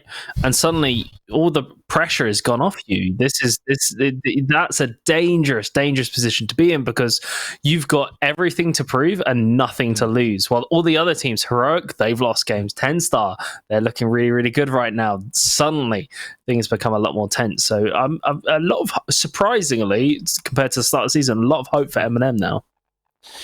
Well, MNM seems to have nerfed Coalesce's chances of getting the playoffs, you would say. And speaking of nerf, we've got one right here for you for the interview. I see you there, nobody, but it doesn't matter. Nerf. Another day at the office, you might say. Good night, good evening for you, I was going to say. And how does it feel getting that 3 points under the belt? Yeah, it feels good. It was a nice, pretty clean game. There was a couple close rounds, but yeah, we got the win. That's what matters. So what's your mentality going into a game where the opponent is a team that's only mustered a single point over the course of the season, but you are still painfully aware that you need every single point considering Coalesce's form lately? Like, what's your mentality going into that game? Yeah, so obviously we needed to get the 3 points. Like, it was an important game for us. But we have to keep in mind that we were the team that gave them that point. So we had to make sure we didn't make the same mistakes as last time. So yeah, we're just going in with the mindset that we're going to win. We're confident making plays. We tried a couple things that didn't really work out, but we came away with the win, so that's what matters. Could you potentially be referring to the blitz down in Laundry that gave Riddle their first round, perhaps? I don't know. Yeah, that was Diet School. You can blame him for that one. Now, Riddle let you guys go back to Oregon. Now, of course, we've heard Fresh and other casters talk a lot about maps and how important they are in terms of having supposedly weaker teams face off against stronger teams on those maps. Were you surprised that Riddle would take you guys back to Oregon, or is it a little bit of an expectation coming through? I didn't expect them to ban it, because obviously we played them on it before and it was their closest game of the season, so it seems like a strong map for them. But yeah, we were I think they kind of expected a different map. I think they thought we'd ban it, but yeah, we were happy to go Oregon, so it was fine for us. It seems so indeed. Now, you guys have 2 more games to go in this season. You guys are going to give a little bit of a gap down to Coalesce. Let's be, like, I haven't been able to interview you guys. I haven't been able to pick your brains here. And I have to be honest, you guys are one of the teams that I expected to see in the playoffs in more of a decisive manner that I have. What are your mentality? What's your mentality going to be going into this final week of the regular stage? Well, I think with that result today, we basically just need 3 points to guarantee playoffs. So obviously we're going in with the mindset that we need to win. It's a must-win game, especially the 86 game. So it's it's the most important game of the season for us. We'll go in confident, but I guess technically we're the underdogs because they've been doing pretty well this split. But yeah, it's a must-win game. Must-win games coming through, and Nerf, of course, you must also have some final words to say here for the audience, if you please. Yeah, just thanks to all the fans, all the viewers out there. It's nice to finally get some wins under about the split, so cheers for all the support. Thank you so much for taking the time for the interview, Nerf, and say hi to the lads and have a great evening, and of course, take a well-earned rest until the next week, which is going to be a crucial one. Yeah, you too. Have a good night. Good night indeed. Thank you so much to Nerf. A lovely guy. Now, Uberos, you heard it from the man himself, from Nerf. It's going to be a very crucial must-win matchup against Viperio 86, a team that has been so on form lately. What are your thoughts here before we throw it over to the break? Yeah, MNM definitely have got their work cut out for them. They are going to be facing Heroic and Viperio for the last 2 games, whereas Coalesce, who are there directly competing with them for the last playoff spot, are going to be playing RIDDLE and SSP. So there's a quite stark difference in the caliber of opponents that they have going for them. There's a 3-round buffer that MNMA now have, but they're going to have to win one of the games. I think Coalesce are going to be walking away with 6 points next week, end of the week, and I think even if it comes to round difference, I think dropping 3 rounds for RIDDLE here is more than what Coalesce will drop next week, unless something drastic happens in the way RIDDLE play. They are still so distraught in the end of the rounds. They are still too chaotic. They can't close down any of the advantages they get. They got the first half a minute nailed down, but the rest is too chaotic to really make anything out of the game against Coalesce they've got coming up. Yeah. Uberos setting up the stage for the next week's oh so nicely there. It's going to be a nail-biting affair, but it's also going to be a nail-biting affair right after this break. Ladies and gentlemen, no, I'm not checking Wikipedia to remind myself which game it is. It's going to be Viperio 86 versus Heroic. If you thought what Uberos was talking about was going to be a nail-biter, you don't want to miss this one. No, stop shaking your head. I'm filling in as a host here. I'm trying my best here. We're throwing over to the break. Don't go anywhere. We'll be right back. You might have heard casters refer to time as the 6th defender. The reason why is simple. If time runs out before the diffuser has been planted, the defenders will win and the attackers will lose. And as we discussed previously, the effect of time pressure can greatly influence an attacker's strategy. The more time the defenders can waste, the more pressure they can apply, which makes the ticking clock a defender's best friend. So much so that defending teams can actually employ strategies just to help this 6th defender. One way teams can achieve this is through the use of roamers, who are brilliant at making a defense proactive rather than reactive. A great example of this was TENSTAR's defense against Heroic on Bank during Playday 6. Despite the bomb sites being in the basement, TENSTAR spreads 3 of their players across the top floor.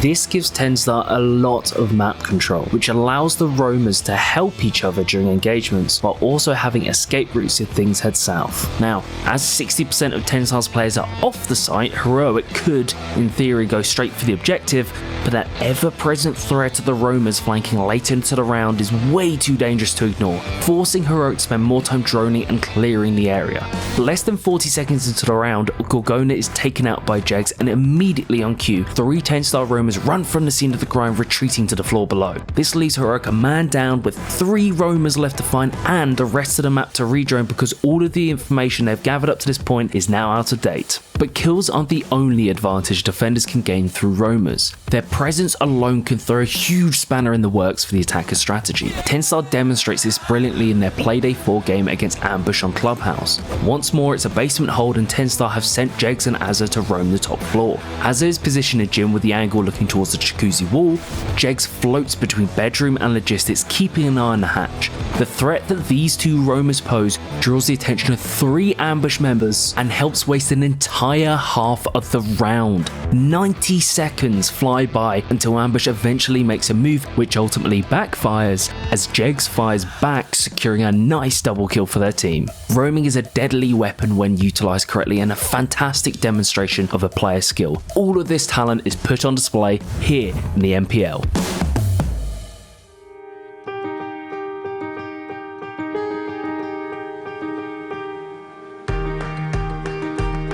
Nobody likes being left out. That's why Special Effect are helping people with physical disabilities to play video games. But this isn't just about having fun. The gaming setups we create are personalised, so people can play to the very best of their abilities. And that opens the door to inclusion and independence, confidence and creativity. Help us level the playing field and create more magical gaming moments. Because it's everyone's turn to play.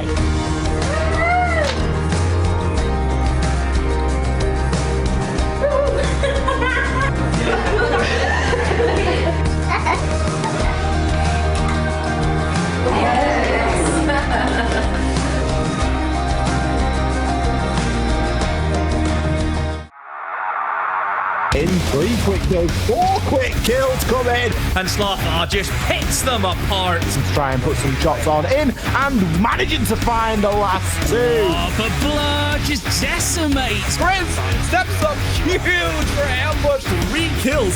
All E1 DCs. What?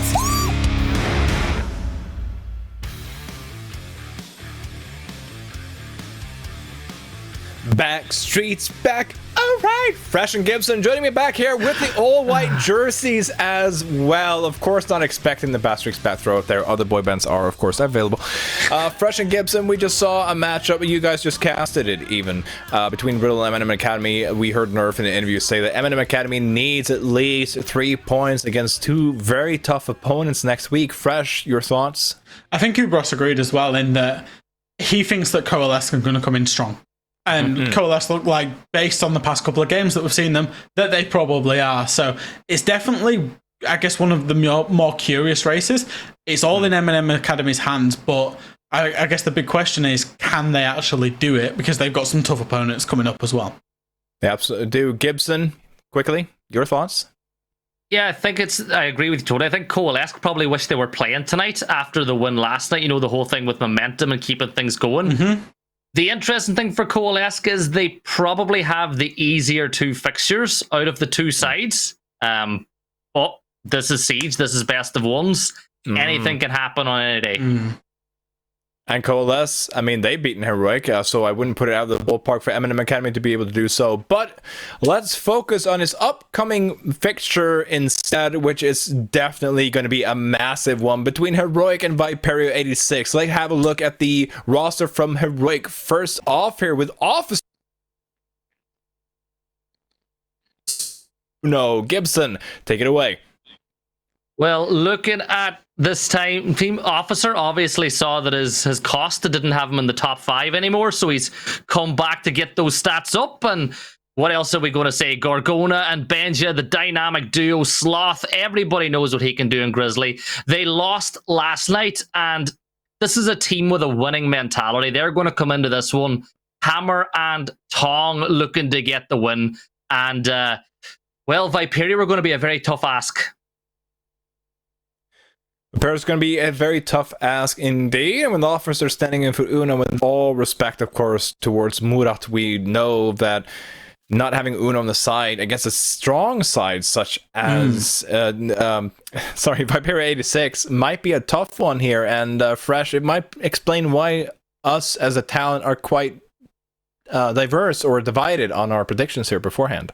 Yeah, curious about this one and what result the Heroic are wanting to achieve. Not result in terms of the actual game, of course they want to win, but actually is Officer in there to provocate a reaction from his players?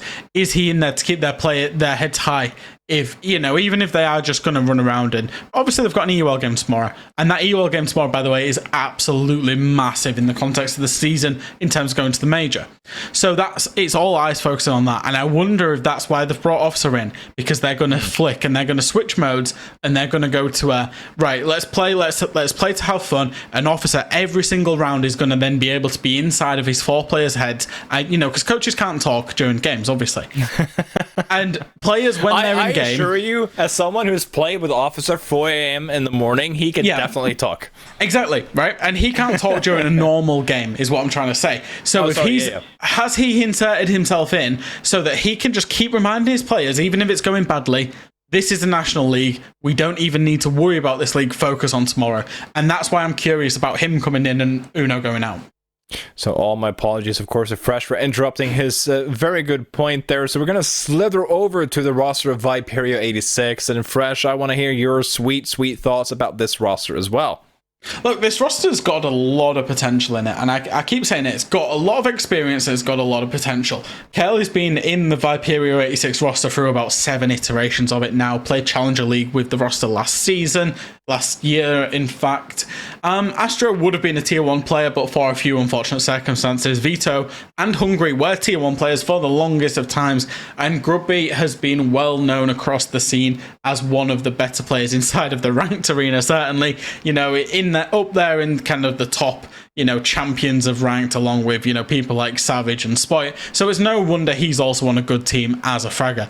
This is a free-flowing team that is also very plant-focused. It's a good team to watch. It's a very entertaining team to watch. They're up in the 4th place. They're in that fight with TENSTAR and Victus for 2nd place. And ultimately, having seen TENSTAR beat Heroic yesterday, they'll be wanting to do the same. Wanting to do the same, Gibson, I have, of course, if you want to say something about this amazing roster going into facing Heroic. We've seen 2 teams beating Heroic thus far in the season. Could Viperio 86 be the 3rd? They definitely can. Viperio 86, they kind of rocketed through the scene about a year and a half ago, and there was a real feel-good factor about them. Curly, of course, maybe a little bit disappointed he didn't have 2 more plants to his massive tally, considering that he was mid-plant twice yesterday whenever the round was won on frags. Vitaline coming into the team as a player that Fresh knows very well. I think his performance over the course of the SI quals for Dead Inside really rubber-stamped the fact that he has a lot more to give. So I think him joining this roster is really exciting. And, we don't even need to speak about Hungry. He has done some incredible things in the past. Speaking of the past, let's look at the previous matchup between these two. Heroic with a convincing 7-3 win over Viperio 86 on the map that is Chalet. Great matchup, and the players to highlight here from each team would be Gargona from Team Heroic and Gruby from Viperio 86. Now, I know, Fresh, that you have some not favorites, but you have players that you love to highlight from the side of Viperio 86. And any thoughts of what we're seeing here in terms of the stats and the players that are being highlighted? I think, Gorgona's been in basically every highlight he absolutely can be. Personally, performance-wise, he has been having an outstanding, probably past 9 months of Siege. Genuinely, it went from probably an underrated player when it was a Kavana roster, when it was, the early days of Heroic, to actually a mainstay. A lot of people respect him, a lot of people talk about him as a player now. And then conversely, you look at Gruby in terms of the 1.5 KD, just showing that, he's not just that ranked player. That I kind of prefaced him as the ranked player, which is a little bit disrespectful, because he's able to get in there and mix it up with the best of them, even though, they lost 7-3. It's kind of, he is able to get in there and get up amongst it, and he'll be looking to do that once again today. Would you agree, Gibson, that this is an entirely different Viperio 86 though, facing off against the Rook this time around?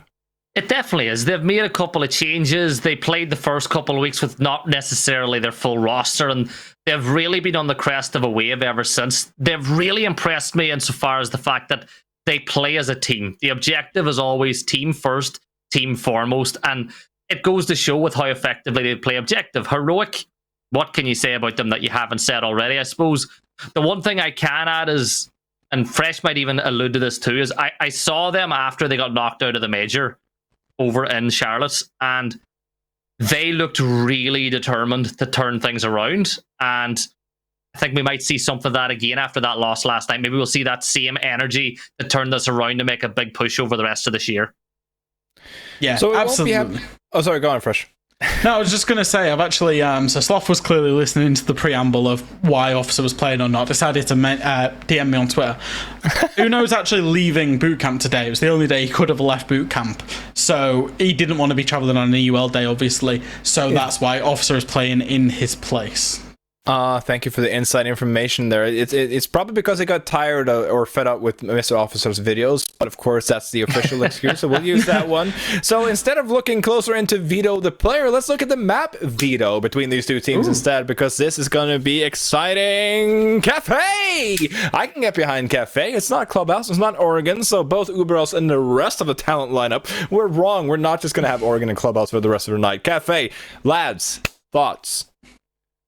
I like it. I like it from Heroic's point of view because, once again, with the main objective for Heroic being play with your coach, and we know what Officer likes to play. He likes to play a lot of those ratty positions. Heroic are going to start on the defense, so Officer's going to be out there hiding, having a lot of fun. But also it's a map that Heroic have shown, which means that if you've already shown it, it means you can show and play what you've already shown and still try to win the game. You know, you're not having to hide strats away. And it might feel like a broken record talking about hiding strats and hiding maps and stuff, but it's a genuinely real consideration that teams have to go through. I'm going to have to make 2 quick notes because this is the last time I think I'm going to have Gibson with me here in this. But the first one is, of course, this is the first game, according to production, in 10 games that we haven't seen neither Oregon, Club, or Chalet. So that makes it for a nice little bit of change of pace. And Gibson, why is it Gibson Gaming 2? What happened to version 1? No comment. Sorry, I just had to because it's the last time I have it on the desk. But, ladies and gentlemen, instead of talking about Gibson and Fresh, although I could talk about them all evening because they're the loveliest of guys, we're going to throw it over to Novi and Uberos instead to give us this enticing matchup between Heroic and Viperio 86 on Cafe. Boys, take it away. Thank you very much. Thank you very much, Snarl. We're back. The boys are... I'm not going to sing like Snarl did earlier. That is too much for me. I'll save Uberos your ears as well as the audiences. But we're back. And Uberos, it is not Oregon. It is not Club. We finally get another map. Yeah, and it's Cafe. The last time Viperio played Cafe, that was actually Playday 12. They won 7-5 against Victus. So not too shabby of a result for them a couple of Playdays ago. Let's see this time how they do against Heroic, who are either, like, also not a bad Cafe team by any means. And as Fresh there said, there's some room to make those ratty plays here. There's some Capcan stuff you could pull out if that's how Officer wants to swing today. I've seen some spicy Capcan plays on Cafe before. There's a lot of annoying to deal with doorways that you don't want to be looking for those Capcan mines when you go through. And now, of course, being able to stack them can have a nasty surprise at some point in the round. Nasty surprise. So Nomad removed Flores as well. So, okay, there's some big players on the board. Most importantly, Thatcher. So he is in the mix. So doubt we're going to get a Kaid or anything like that. Feel like it might be a bit of a wasted ban. What is Viperio 86 going to decide to ban? Mirror is removed from play. So I mean, all 3 of these so far, very strong operators, but I wouldn't have gone, yeah, that would be my first ban. These feel very specific to what these teams want to play and what they want to do.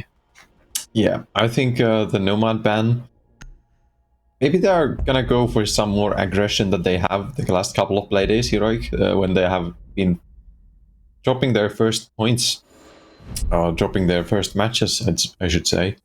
They've had a couple of losses where they have played a bit timid, perhaps, compared to what they usually do, and now they're maybe trying to just swing it, go for it, with Officer calling the shots, take the Nomad out, run back wild outside, get those jump outs from the east side out.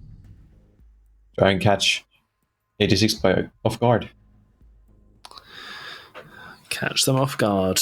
Top floor, as per usual, onto Cafe. So we're going to go make a cocktail. And now Heroic having the Azami as well. I know maybe the Mirror ban is coming out in response to Heroic's game yesterday where they did pick it up a couple of times, although unsuccessfully. My eyes are going to be on Benja though. Azami on a site like this. I feel like she's got a lot of potential, especially with just making those windows a bit more difficult, as well as the doorways. Like, there's so many ways in which you could play. You could play her to improve your own defenses. You can play her to prevent the opponent from getting through certain chokeholds.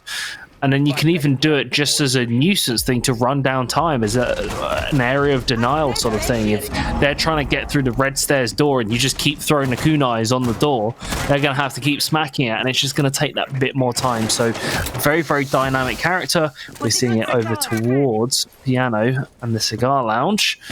And that might make that window a little more difficult to play from if you're a Viperio 86 player. Benja find the first kill on the Zami there. A quick pick on the Groovy who's rappelling on the window, gets clay pigeoned right down to the ground level. Maybe they had some faulty information. There's usually, you tend to open those windows a bit more carefully, but Hungary finds one back as Sloth is taken down, and that's the YMI off the board. Right, so no more discs rolling through mid-round. YMI getting removed. And on top of that was Hungary from, I think it was around Bakery as well, so I'm not sure quite how. Okay, it's the lineup into the garage, right? And they sprinted back round. He's also got the Claymore underneath, so I doubt we're going to see any more shenanigans from Heroic. That being said, they're always ones to try something a little bit different. Now, the Zami, this is where they've chosen to utilize her in the cigar lounge. Around piano near that wall, but I said we're not going to see a run out. Screw that. Benja just jumped straight out, might get traded back, but it doesn't really matter. But Astro, I said it doesn't matter, he's bounced it right back into their side of the court. They are in full control here, well, mostly in control, at least saved the vehicle from crashing, and now we're in a 2 versus 2. Grizzly and Gorgona versus Astro, who's already found 2 kills, and their teammate Curly.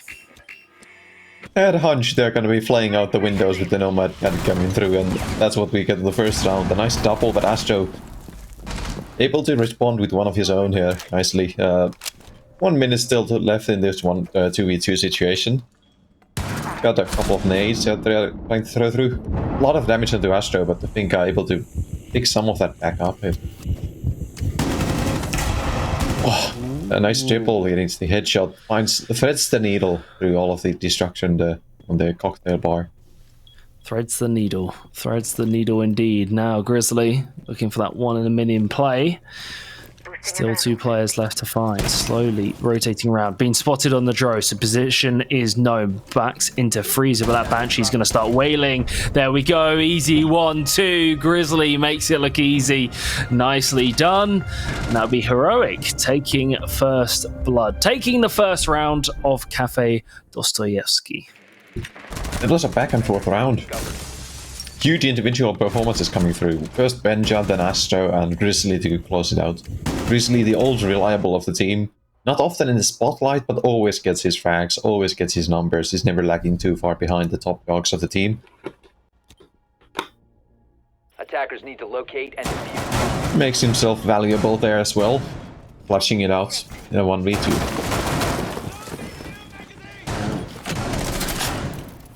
Okay. Heroic now opting for the bakery. So we're going to cook up a cocktail. Now we're going to do some baking, some cooking. Fry us up a treat. Now, Benja has been a player who's been, I don't want to say under criticism, but under the microscope recently. He was a player in the first stage of EUL, really popped off, looked world class, and he just hasn't really hit the same levels. And certainly in NPL, it's been the rest of the players that we've been talking about on Heroic. But that first round shows that Benja has the confidence to make the plays. I doubt we're going to see any more jumping out of windows anytime soon. I think it's too much a risk. That being said, Benja is going to go for a very aggressive one and done play. This is a huge risk, but could definitely pay off if it's not checked. In fact, Viperio is actually going towards the more northern side of the bakery room. So he's not going to be spotted. He might be able to get out of there, but Benja with the confidence in the plays. It's a double-edged sword, but it can certainly work. Goes for the run out. I said we wouldn't see it, but we saw it anyway. But no harm, no foul. No one gets hurt. It's being a pesky little thorn on the side of Viperio here at the very beginning of the game already. Doesn't find anything though, unfortunately. He gets the barricade down again. Gorgona does actually behind him.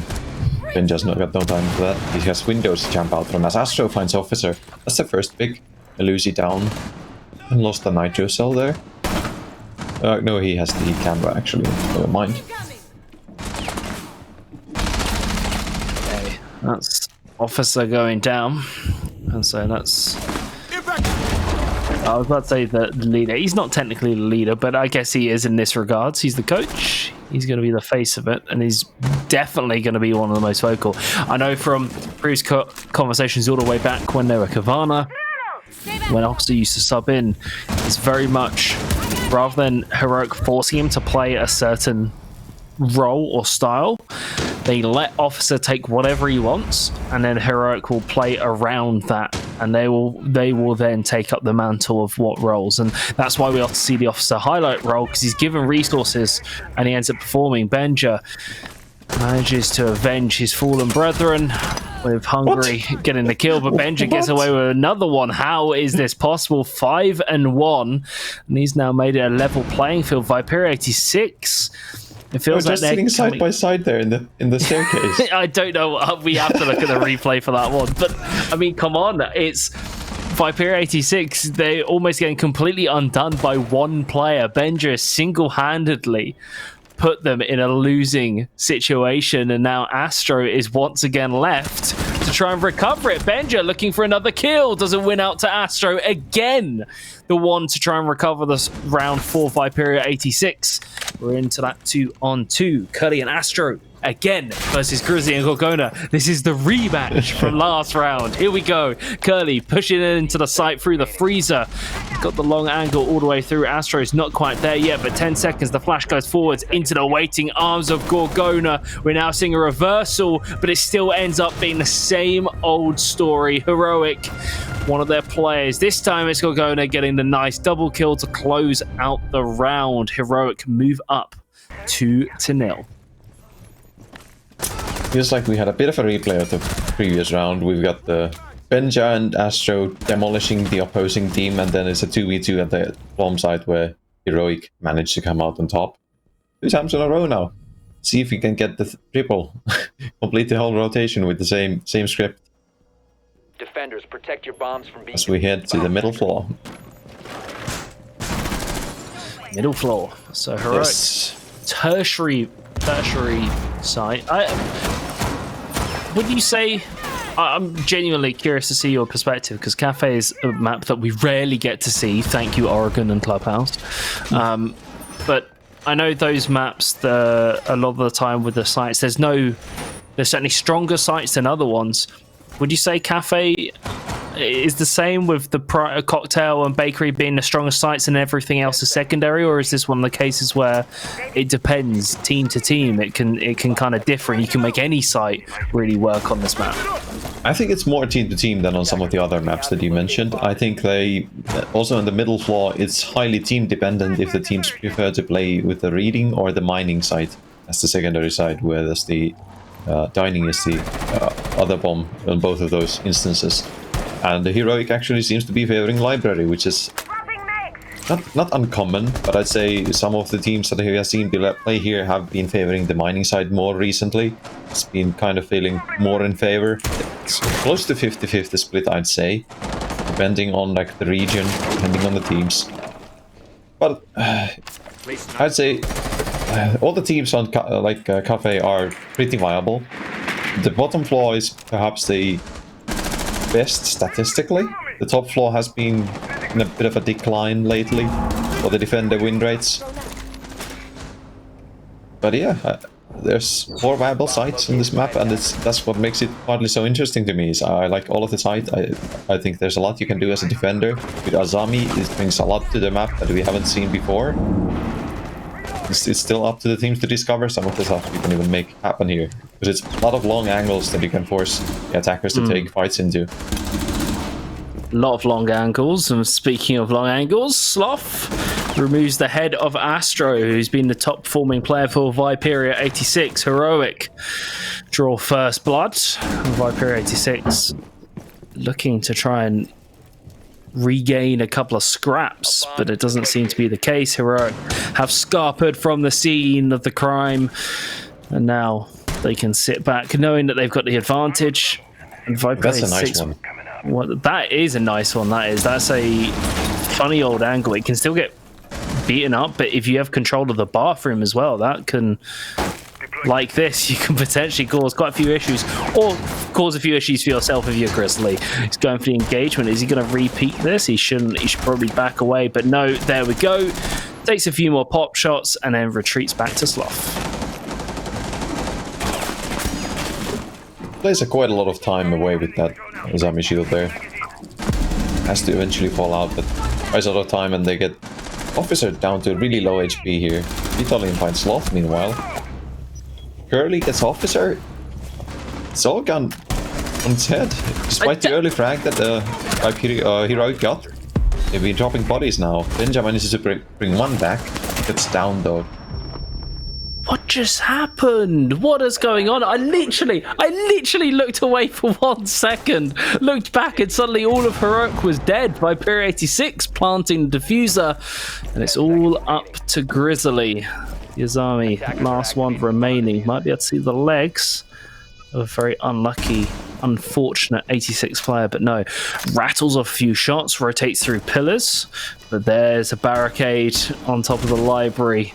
So very, very unfortunate stuff for Grizzly because he's not going to be able to go through there. Backs off the other angle, looking for the timing. Hungry swings the corner. Viperio 6 get their first round, make it competitive, 2-1. However, that is Heroic's. Although all 4 sites can work, that is Heroic's technically tertiary site pick. And so they're going to go back to Bar and Cocktail, where they put up a very, very good showing, although it did come down to a clutch situation. Yeah, that was a really nice attack coming out from 86. After they got control of the mining and train area, they had solo intel operators on the side of the defense that they kind of had to peek into the site to make sure that there was no push coming into the dining site, no plant going down. And those long angle fights often favor the attackers with the better magnified optics that they have available to their guns. And they picked up a couple of crucial kills there. They're able to pinch it down to a 3v1, and at that point it's quite simple to execute a plant, post-plant, keep it secured. You have the angles covered. Not much for the defender to do. So, in terms of the grand scheme of things going forward, I'm just checking. So, Heroic, 3 more games to play. Bench is set. Viperio also 3 more games to play. Looking at their position, Victus only have 2, TENSTAR have 2. So really, if Heroic win this, they haven't guaranteed themselves that top spot, but it makes it pretty damn hard for the other teams. They need to go flawless to catch up. They're currently 3 points ahead, so if they win this, that's another 3. Viperio 86, though, if they win this, then suddenly the entire top 4 teams all come within the space of 3 points, all within 1 win of each other. It'll make it incredibly close. So although I did predict Heroic, I kind of like it to be 86, not gonna lie. I think it'll make it very, very exciting going into the final week. But so far, no excitement. As Army spreading out the kunais to try and barricade the doors, windows, as well as giving a bit more security as well. Give some cover. Vito's the first one to find a kill somewhere. That's Sloth. It was sort of weird for him. He's having a slow start, 1-4. Definitely doesn't feel as comfortable as he has done on previous games, and it's leaving a lot of pressure on the rest of the Heroic side. It's like 86 were a bit slow to get going in the game, but the last couple of rounds they have looked a lot better. E-Sharp getting those entry kills going. Now it's up to them to convert it though. Yeah, one of the better conversion rates in the league. Earlier we saw a couple of teams with the lower conversion rates, and that didn't really guarantee anything, but this is a good situation to be in. Sloth is still a good player, even though he's on a slower start here. I just need to find another. Now it's a 5v3. Waito Sharp there on the flank watch. Nate forcing Gorgo now off his post at the bathroom. I'll find something if I can grab an equalizer and fall back. That would be the huge damper on the attack that Viperio are trying to build here. Ooh, the flash. That's gonna cause Gorgona to retreat back round. Now, Viperio 86 knocking on the door. Gonna rattle out some fire, some lead down those long lines of sight. They've got the scopes for it, certainly. They still got to get a move on. Heroic still holding steadfast. Here's more utility thrown out. Here's the flashes. Completely blind, but Grizzly is not. That's the strength of Warden, an operator who's kind of gone under the radar a lot of the time. Gorgona finds one.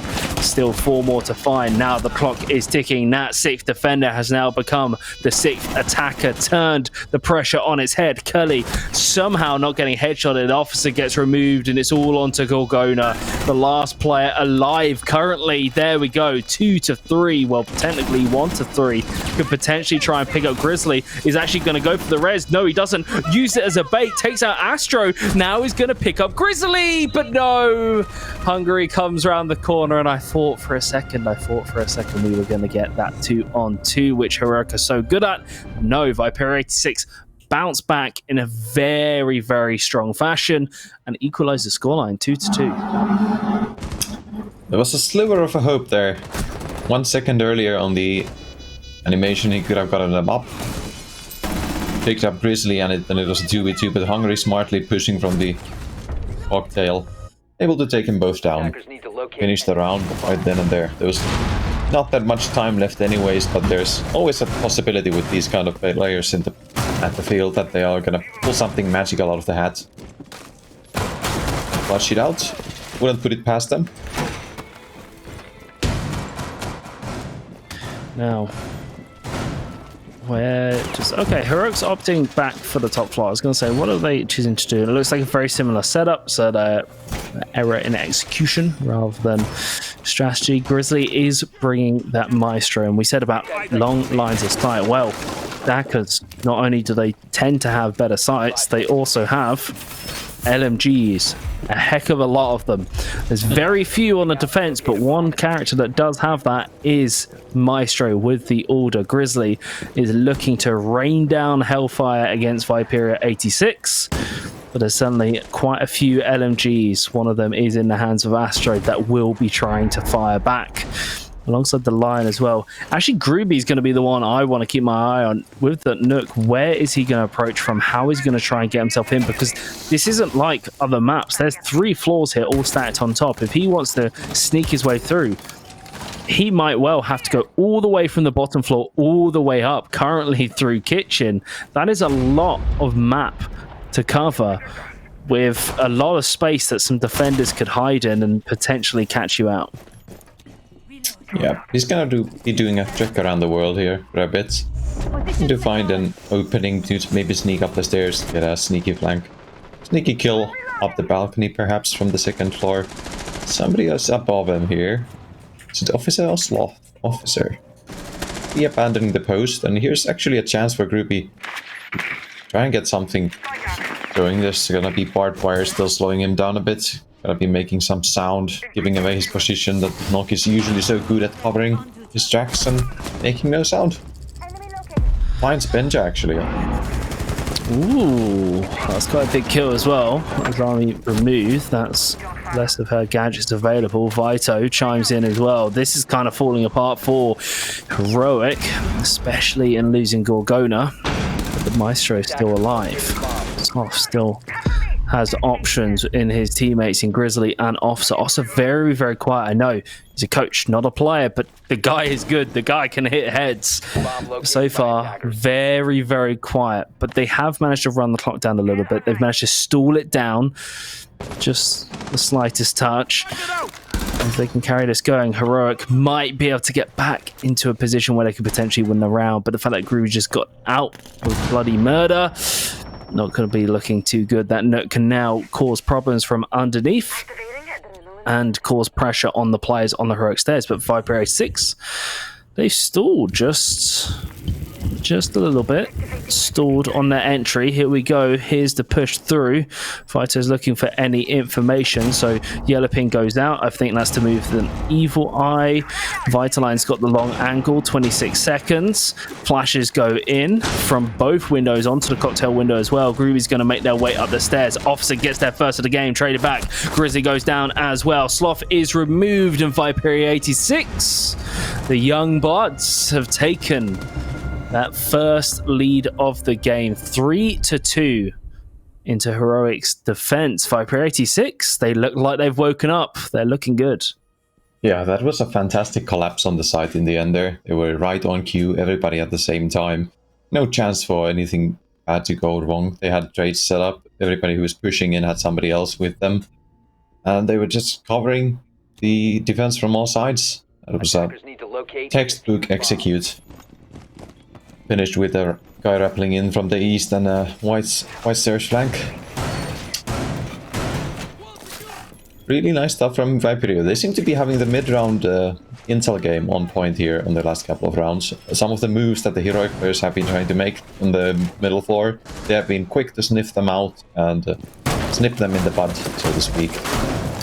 Astro playing on the west side balcony, holding down those mining windows, being able to snatch a couple of kills from there in the mid-round. On those rotating heroic players is going to be something that they're going to have to think how to deal with on heroic. Their movement are very limited in what they can do. It's going to be sort of a refreshing reset for heroic. I mean, I gave them what's the old saying? Fool me once, shame on you. Fool me twice, shame on me. I gave heroic the benefit of the doubt after the game with Coalesce, and then they lost to TENSTAR, and now Viperio 86 is taking on lead. At what point do we say that heroic is just not performing to the level that we expect, right? Because yes, they're in the UL team, but I know Gorgona spoke on Twitter that, you know, they've got other pressures, they've got other things on their mind, as well as playing this league, and that will 100% affect them for sure, definitely.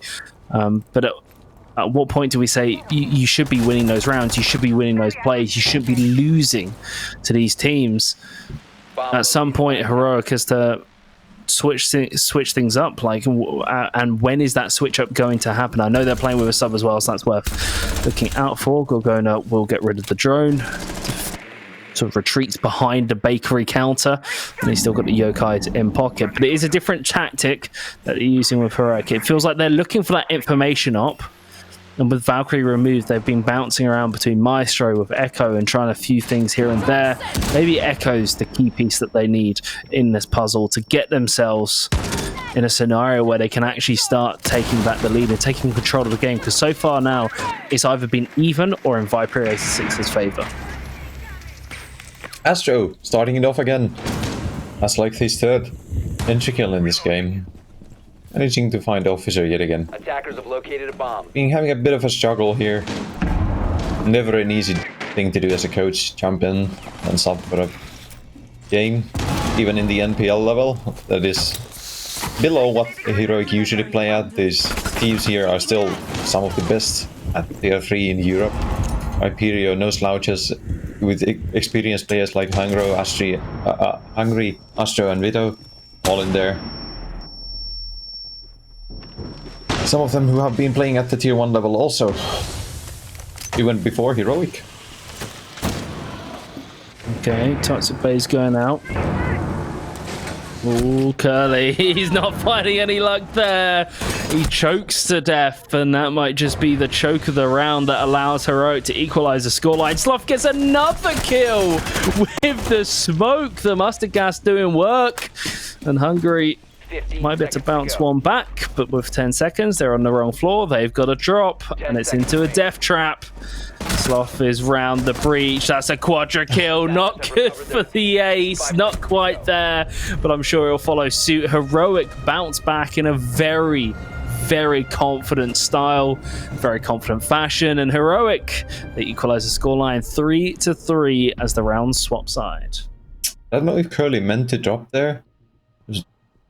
Maybe a bit early, and with the diffuser too, he kind of got into a really bad spot with all the smokes flying through there, and then they had to get committed already to the freezer, and they kind of had to just Hail Mary, all jump down the hatch. Easy pickings for Sloth, almost gets the ace, but it's nice 4K to bring him back to par with most of his teammates on the scoreline here. The 3-3 half. And now we see Viperio take on the defense. They have a different operator lineup. We see the Kale being brought, we see the Aruni. No Azami though. Something that Heroic played on every single round if I'm not mistaken. I think every round but one they picked it. They really liking that operator. The Kaid is brought, Zero is in play. Look as well. Of course, you've got to bring the thinker. So there's a bit of swaps here and there, but also, ooh, Grizzly. Ubros. Look at the Grizzly. Aruni is a really nice operator on Cafe. I think that's like her best map. There's a lot of hatches that you can zoom through. There's a lot of verticality being on 3 floors and all. Also, that balconies on the top floor make up for some quick plays that you can execute with your team. Really catch the defense off guard. Interesting to see what Grizzly will do. 0 cams here. Scouting out the top floor. There's still a roamer in the piano area. Seems to be Heroic going for the mid floor clear at the same time.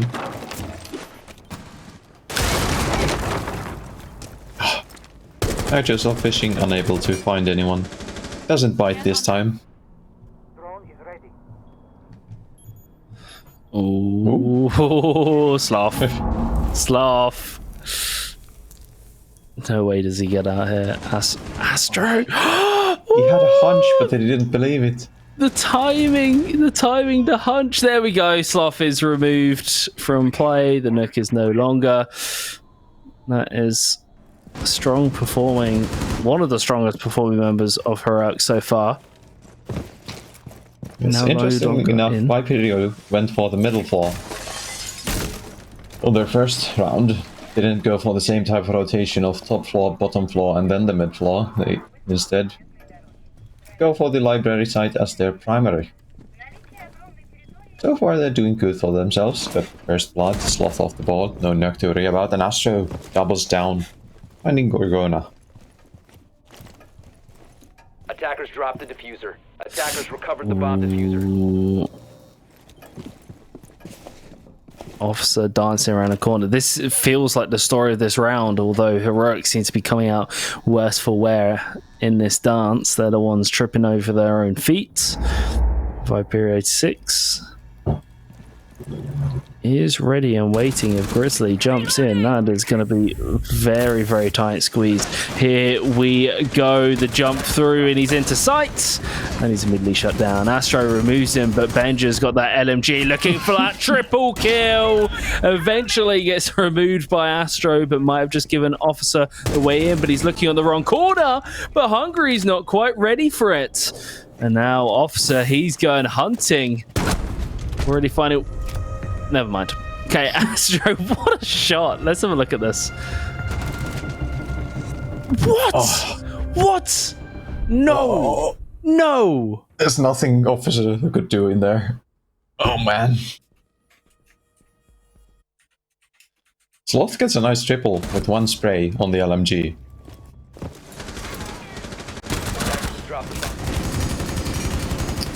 Oh, it was Benja, not Sloth. My bad. That was nice spray. Very nice spray. Viper 86. Reminders for everyone at home. They win this game. They, for now, provisionally, until our final game of the day, will sit above Victus and TENSTAR. Viper 86 also have a... I think they have an extra game to play in comparison to the other two. Yeah, the other two only have 2 more games to play. Yes. They will also tighten it up. So between TENSTAR, Victus, Viperio, and Heroic, they will all be within 3 points of each other. First place is up for grabs. The second place is up for grabs. Every place will definitely be up for grabs. The top of the pack is so close. 4 teams like within an inch. And it could swing pretty much every way still. There you go, you get it. Having some trouble with the barricades, but luckily there's the 100 round magazine to help take them out. Okay. So Astro's carrying on that good performance from the attack onto the defense. Oh, this is something I like a lot. Ooh. This setup. Yeah, we've used to seeing this sort of setup with the mute playing close by with some utility stacking like Renegades and ADSs. We've seen it with Castle before, but with Azami you can also make some more space to play around the cigar. I like it. I like what they're doing here. We saw Heroic do that, I think, for one round, but they didn't hold on for the position too long, but they got a bit of information from it. Yeah, 86 are playing it a bit more aggressively, I'd say. They're still contesting it, even though there's been some utility used from the attackers already. Now Curly decides it's time to fall back. It's been Joe'd out a couple of times there. Okay. Sloth is peeking. Neon is gonna... Oh, he just runs through the hip fire to remove the ADS as well.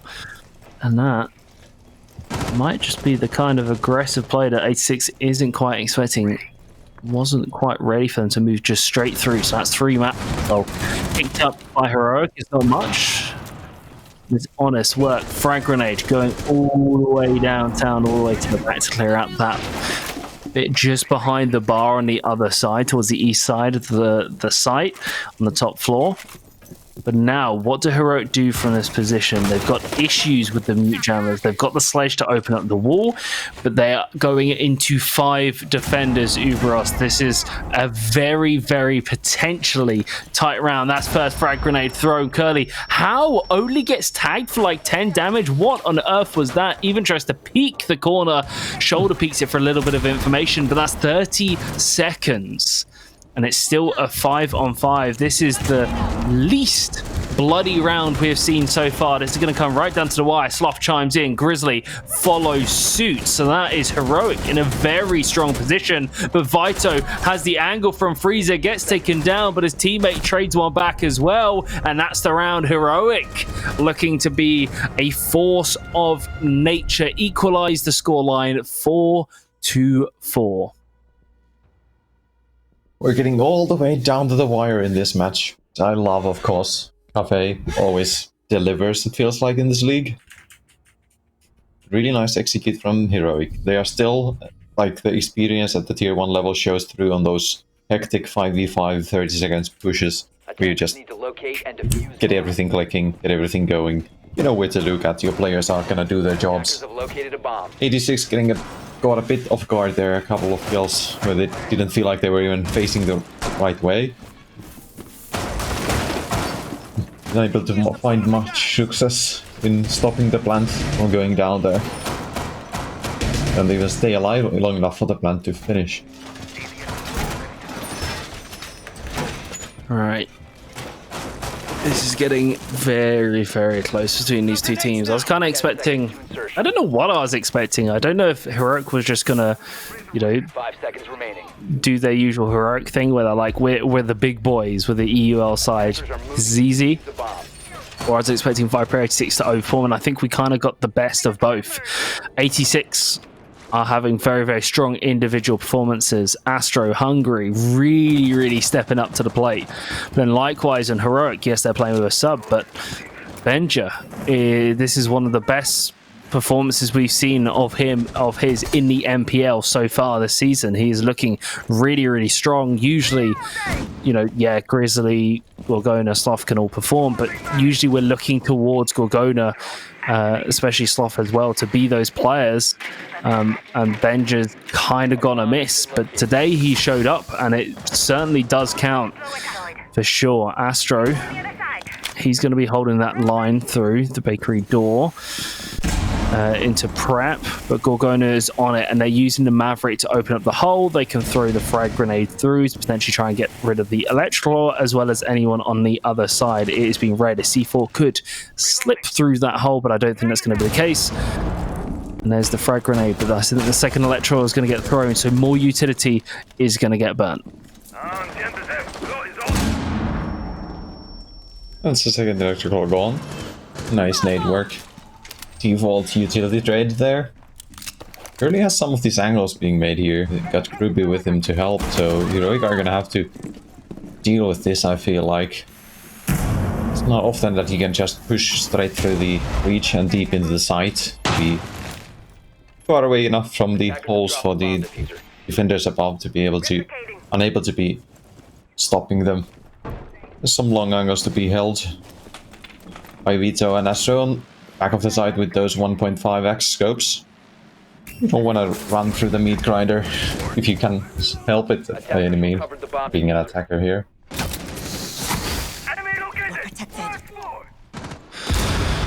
No. We're getting another 5v5 end of the round. It feels like both teams are getting more and more cautious, right? Like, as we're going deeper in, they're doing less crazy players. We're not seeing Benja just yeeting his way through. He will yeet a frag grenade, so that's Astro getting removed. Gorgona finds one as well, but there's the Yokai. It gets removed. Okay, thankfully for Heroic, they shouldn't get too dissuaded from this point onwards. There's the Echo removed as well. The plant goes down. This should be Heroic's round all over the place. And where was this Heroic the last 8 rounds, Uberos? Because this is completely a different flavor than what we were getting before from them.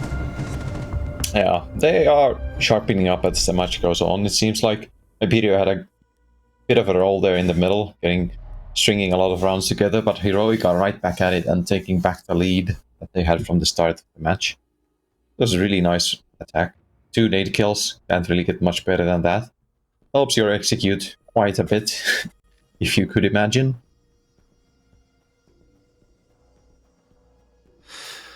Wow. This is starting to heat up because I feel like Heroic has stepped the bar up. So now with the timeout, which I think is definitely the optimal time to take one. Yes, there's the argument you could leave it for overtime, but if you don't get to overtime, it doesn't really matter, right? Yep. I mean, you've got the coaching experience, right? From your perspective, actually, when should a team use that timeout? At what point? Do they use it like Viperio is doing now? Do you save it for that last possible second when it's on your opponent's on mat point? Do you use it when you're ahead? Do you use it when you're in overtime? Where would you use it in this situation? In this situation, I think this is the optimal time to take it. You don't want to, when you are chasing that number 1 spot, it's still in your grasp, but you need all the points pretty much. They're a bit behind the other teams in the top 4, even though you've got 1 game more to play. You don't want to give them the match point, you want to play for all the 3 points. So taking a timeout here after Heroic have won a couple of rounds is the perfect moment to do so.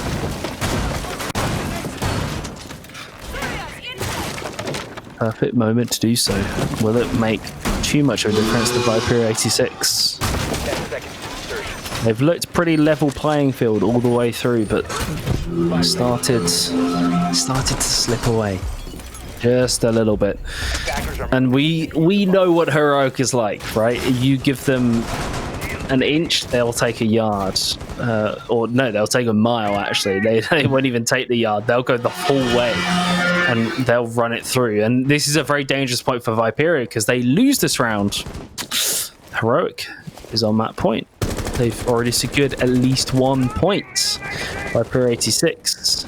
Their hopes for securing that second place start to go down exponentially. So they're looking for this round. This is a must-win for them.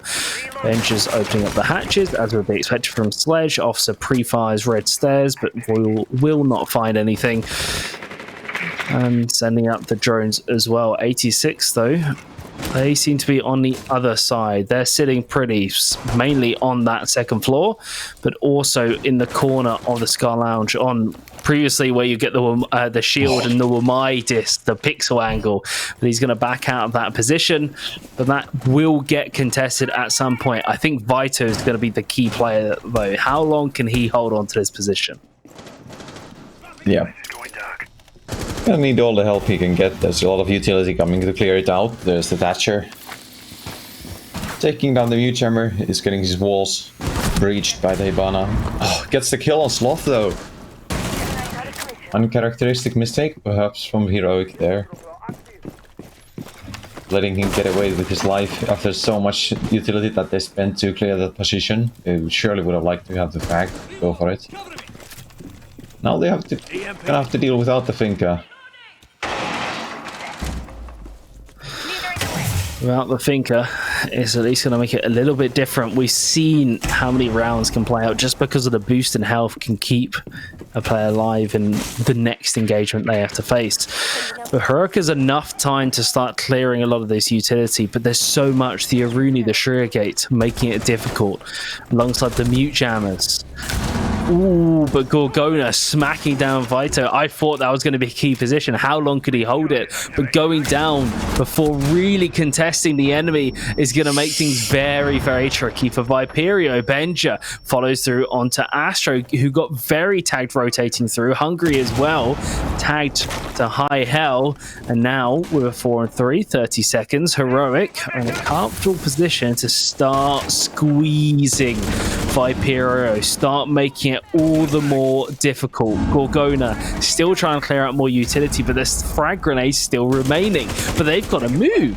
Ubros, they're running out of time. There's 10 seconds. They've got to move in. The dropping of the hatch. Hungry finds one. Officer gets 2. And now Grizzly and Officer need to find this last player, but he loses out. Officer swings round the corner, and Heroic have done it. They've pushed themselves onto map point. They've guaranteed themselves at least 1 point, which is crucial because, yes, they may be the strongest team in the league, you know, categorically. They, on paper, they are an EUL side, but they had the opportunity or the misfortune of potentially being in a situation where they lose that top seed. They lose that first place spot. There's not really any difference for first and second. You still skip that bit all the way through to the finals, but the expectation is Heroic is the best team. They should be at the top. Heroic have taken a ginormous step forward in making sure that that expectation becomes a reality. Yeah. It was a little bit close for Comfort in the end there, getting that round over the line. Almost managing to clutch it out in Decay there. Was Team 86. Unfortunately though, Officer a bit too speedy there. That's the first shot off before are able to retaliate in the 1v1 effectively. This one player was downed. That's kind of the bad side about the library side, is when you lose the control of the top floor with some time left for the attackers to do all that soft breach, you kind of run out of positions to play on as the defender. You're really restricted in what you can do without like compromising yourself and your position to being held by some top-down angle.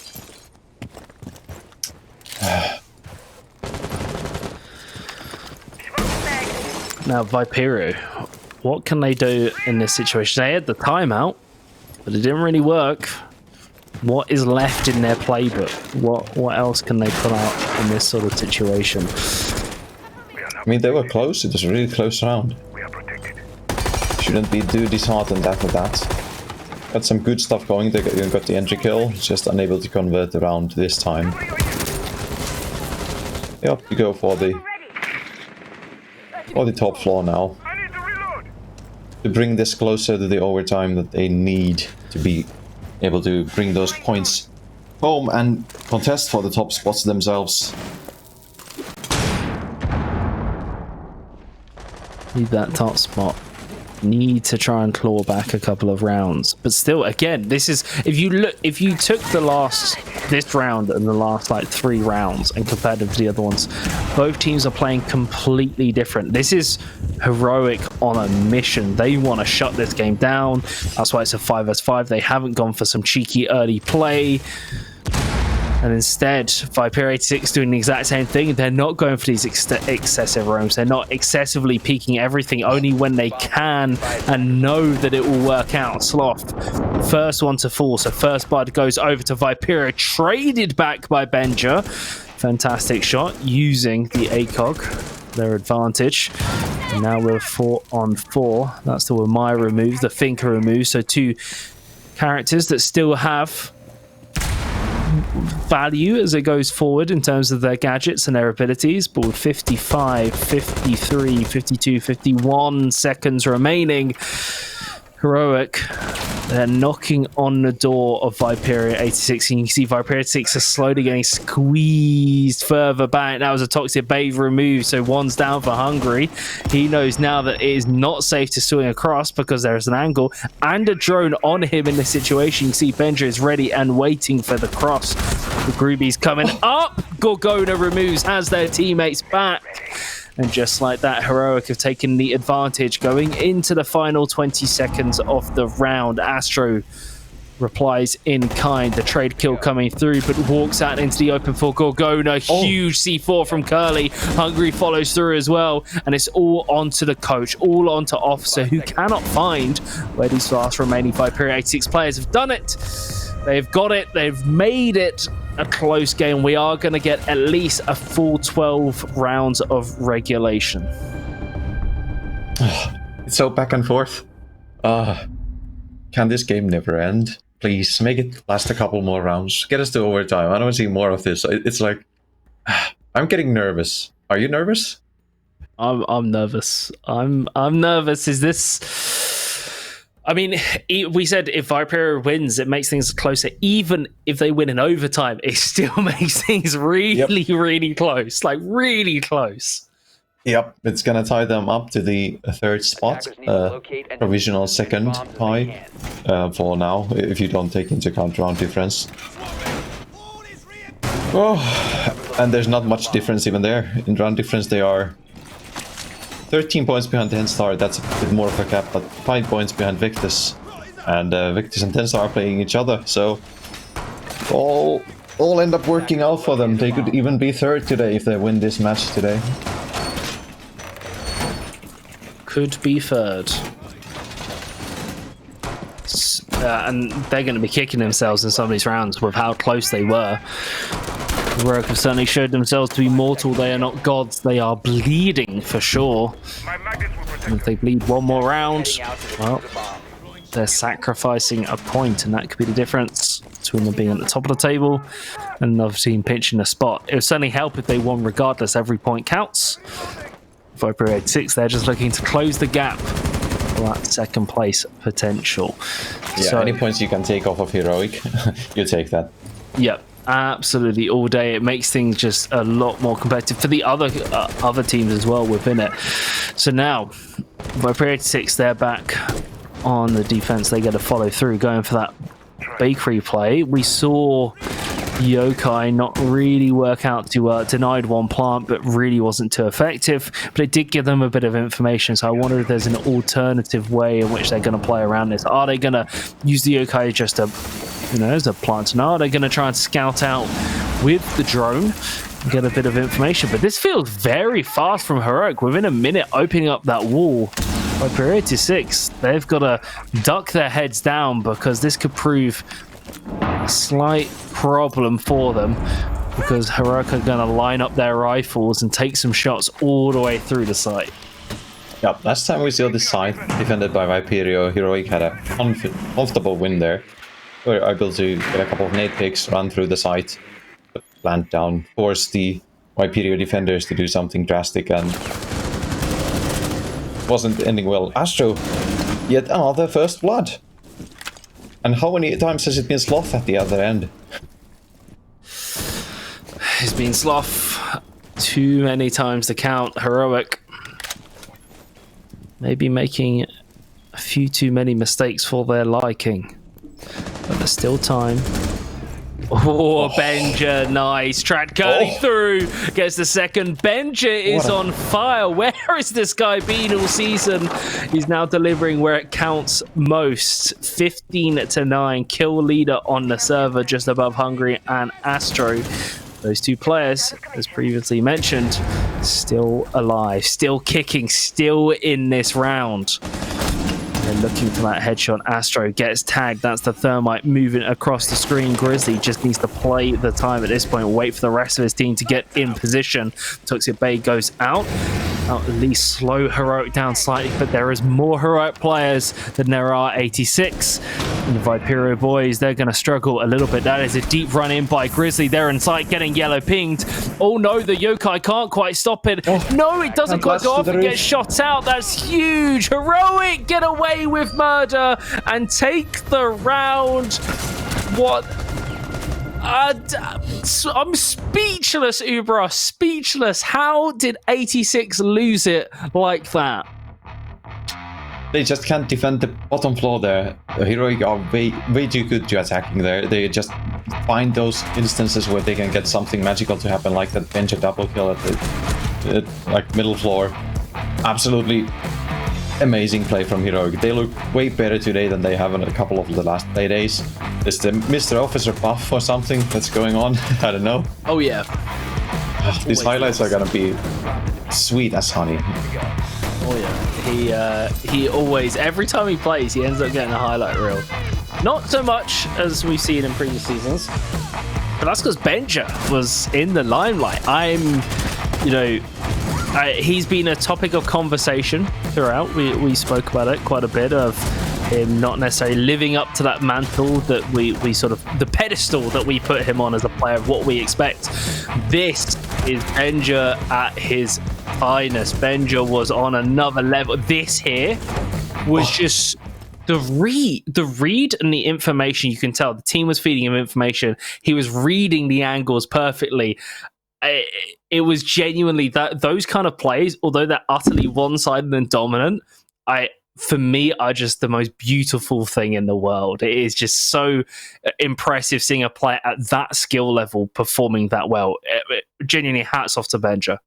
Yeah, we saw like so many multiple rounds coming out from Hungry, coming out from Benja, coming out from Gorgona, coming out from Astro.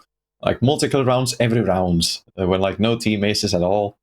It was just fantastic individual performances from both sides, and it's a really close game to boot. And I think the better team won today. Heroic, they were just a step ahead, slightly ahead, able to convert those close end of the round situations with 5v5, 30 seconds left. They were just tiny bit better there, and the quality shines through.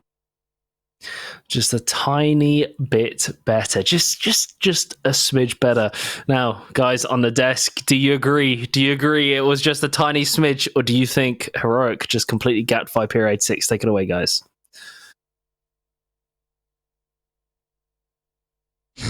Sorry, I was doing my best Mr. Officer impression there. Sorry, and Fresh is trying to do the smidgen there. Do you believe it was a smidgen, Fresh, or was it a boatload of difference? No, I think it was just a smidgen. I think 86 were really unfortunate just with how they played. Even just that last round, because they had the right win conditions, but they just let go of one angle. They just let go of an echo drone that doesn't actually hit the roof, that can deny the plant. It's just a couple of things, a couple of small errors, and that round goes differently, and they're still talking about casting the game into overtime. It's unfortunate, really, to be honest. But, I think Heroic with a full 5 probably win that by a bigger scoreline. But with Officer in, they were still always going to be a formidable team. As we say at this tier, the devil's in the details, and the details were just not there from Viperio 86. Gibson, thoughts from the game before we throw it into a little interview with some spicy person from Heroic? Yeah, a couple of rounds, I think, where Viperio looked like they had it in the bag. That last round was one. There was a round where Mr. Officer dropped or peeked in through into Laundry and got the kill as well. I know that you really appreciated that one at the time. Oh, yeah. Yeah, Mr. Officer, the cost king. But in fairness, I think, to be fair, Viperio could have easily took that one to overtime. They did a really good showing of themselves. Yes, there was a coach playing, but hey, both teams definitely going to the playoffs. One, of course, guaranteed to go to the finals. They're not going to give away too much at this point either. Back to their winning ways. And let's hear it from one of the champs of the team themselves. Who we got? Drum roll. Of course it is Benja. How are you doing? I'm good. How are you? Doing good. I think this is actually the first time I've ever gotten to interview, even though I casted you for like 4 years. So from new Benja. That sounds good. How are you feeling? Sick. I'm good. So you guys have been enjoying your boot camp over in Norway, of course, I would assume. Yeah, it's fine. I go home tomorrow after the Wolf game, so it'll been a good boot camp. Yeah. So, coming into this game against Viperio 86, you guys know that the MPL, you pretty much got the top 2 position locked in there for the direct to the finals. What were your expectations going in against Viperio 86, who's been looking very good after the transfer window? I mean, I expected a tough game, and it was a tough game, so yeah. Man of, I mean, you're as accurate with you're as accurate and quick with your words as you are with the bullets on the server, I was going to say. But what are your thoughts going into the rest of the NPL games here? You guys, of course, have the EUL balance to be concerned of. We were in the middle of an EUL Super Week, and how does the NPL fit in for you as this? I mean, you're the tier 3 killer. I mean, you've been playing at this level yourself for so many years. Like, okay, scratch that. I'm completely waffling. I'm just going to swap out the waffles for a pancake. I'm going to ask a question. As someone who's played at this level for many, many, many years, and now you've played at tier 1 and taken people completely like, wow, Benja is a god. How strange is it for you on a scale from 1 to 10 to return to tier 3 and see for yourself the advancement that you've made over the course of the years? I have no clue what you just asked about, but like I don't like. I don't. Okay. Yeah. You used to be good in tier 3. Now you're in tier 1, and now you're playing tier 3 teams again. Are you surprised of how much better you are, or have you noticed no improvement on your own end? No improvement, but I think the tier 3 teams got way better. How so? I mean, you can see it. Like, there's a lot of decent teams in NPL, TENSTAR 86, and imagine I'm completely blind, and you have to give me specifics. What specifically are tier 3 teams better at? I think it's the fact that like some of the pros who got kicked like joined some of the tier 3 teams now, where back then you didn't have any experienced players on tier 1 teams, where now like almost every good tier 3 team have a old pro.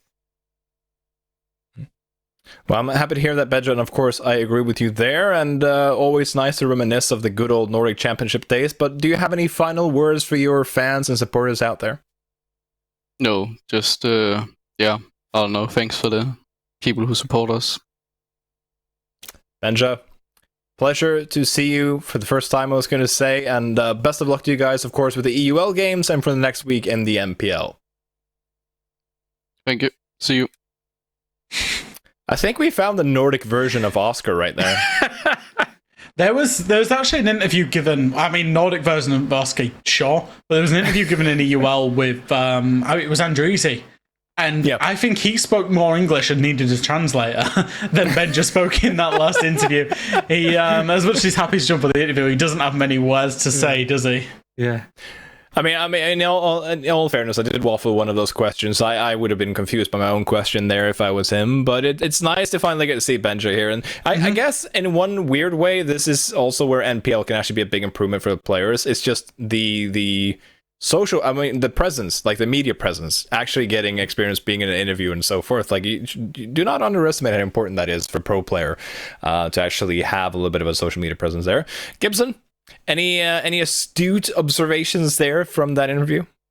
It's me. I don't bring anything astute to the table whatsoever. No, I think in fairness, he's a man of few words and many headshots. He's really he does his talking in the server. I know that it's and on Twitter. I think the last thing a player wants to do after a win is, especially when they're at boot camp, when they're around their teammates, is to sit and talk dust. They want to go and have some fun and enjoy every single moment they have. That's what he wants to do. Yeah, he was queuing up. That's why he was in the lobby. He was probably gunning people in Coastline. It's like, Snuda, sorry, I'm just doing something completely different here right now. But it would have been nice to get more words out of Benja than he can fit inside of a tweet on a busy, hectic pro media day. But you know what? He's not the only one who needs a break. We need a break. I need to recuperate after that one because I got a little bit starstruck finally meeting my hero after all these years. But we'll be having a short break. Yeah, I know, Gibson. Wow, I'm still like, whew. I have to sit still there. But we're going to have the final matchup of the day, TENSTAR versus Victus, after these messages. There are many finite resources attackers have to manage in Rainbow Six Siege, yet arguably the most valuable resource is time. If the clock hits 0 and the diffuser hasn't been planted, the attackers lose the round. However, deciding on an attacking strategy isn't so simple. Each round, attackers are faced with a plethora of ever-changing variables. There are multiple bomb sites, over 30 potential defending operators, and destructible surfaces that can be manipulated by the defenders ahead of time. All of these variables create uncertainty, and uncertainty creates risk. Attacking teams can take steps to mitigate risk, but doing so will cost them time. Let's take a look at two contrasting strategies attacking Villa's trophy and statuary bomb site. First up, we've got an attack from Arctic in their Playday 1 matchup against Victus. Arctic's plan is to simultaneously sweep across both floors, from the south side of the map to the north side, clearing the area of roamers. By gaining significant map control, Arctic can reduce the risk of a sneaky late round flank from behind. Fast forward, and Arctic has successfully pushed all 4 remaining Victus members back onto site. However, they barely have any time left to effectively set up their execute. Without the time to use their utility to open up angles onto site, Arctic are forced into a haphazard push through a chokehold within the last 25 seconds of the round. More of an execution than an execute. On the contrary, Viperio 86 had a very different approach against MNM Academy. They completely disregard the south side of the map, instead focusing all their efforts immediately onto the objectives. Using the windows and their utility, they can force the defenders to rotate back or, unfortunately for Skiddy, eliminate them entirely. They've chosen to ignore a lot of MNM Academy's setup, which could leave them vulnerable to nitro cells from beneath. But the risk pays off, and V86 are able to seize control of Master Bedroom and Astro before the halfway point in the round. This fast, risky strategy attempts to make up for a lack of map control and options through speed and aggression. But a good strategy will only get you so far. Small decisions can swing rounds in an instant, and sometimes you'll just get outplayed.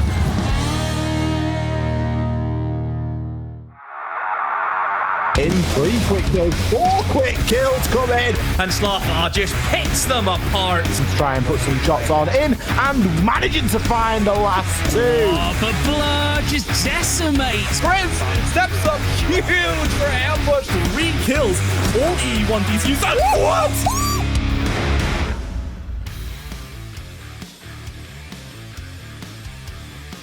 Welcome back to the desk with me and Novi and Uberos.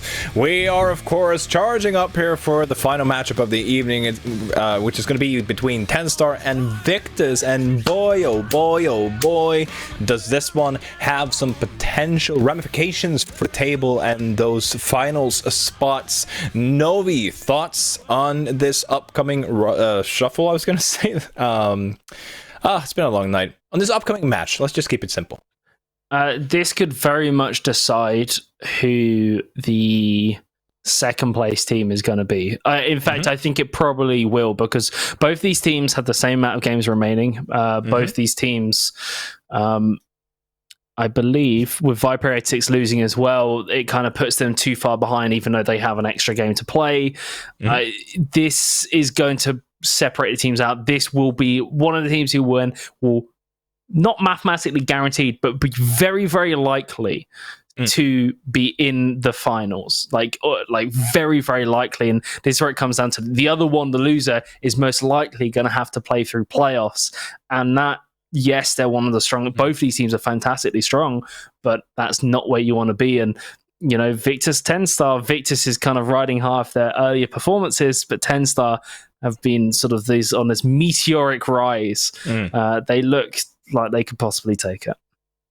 But also we can look more in detail in the rosters later, of course, and talk about some specifics that's going to be impactful here. But you heard Novi. We also can see here on certain websites that Victus are behind in terms of the round difference here. So do you think it's going to be down to round difference, or do you think it's going to be this game to sort of cement who's going to be second here alongside Novi? It could very well be round difference. We still got a couple of games going or coming that are gonna be tight, most likely. So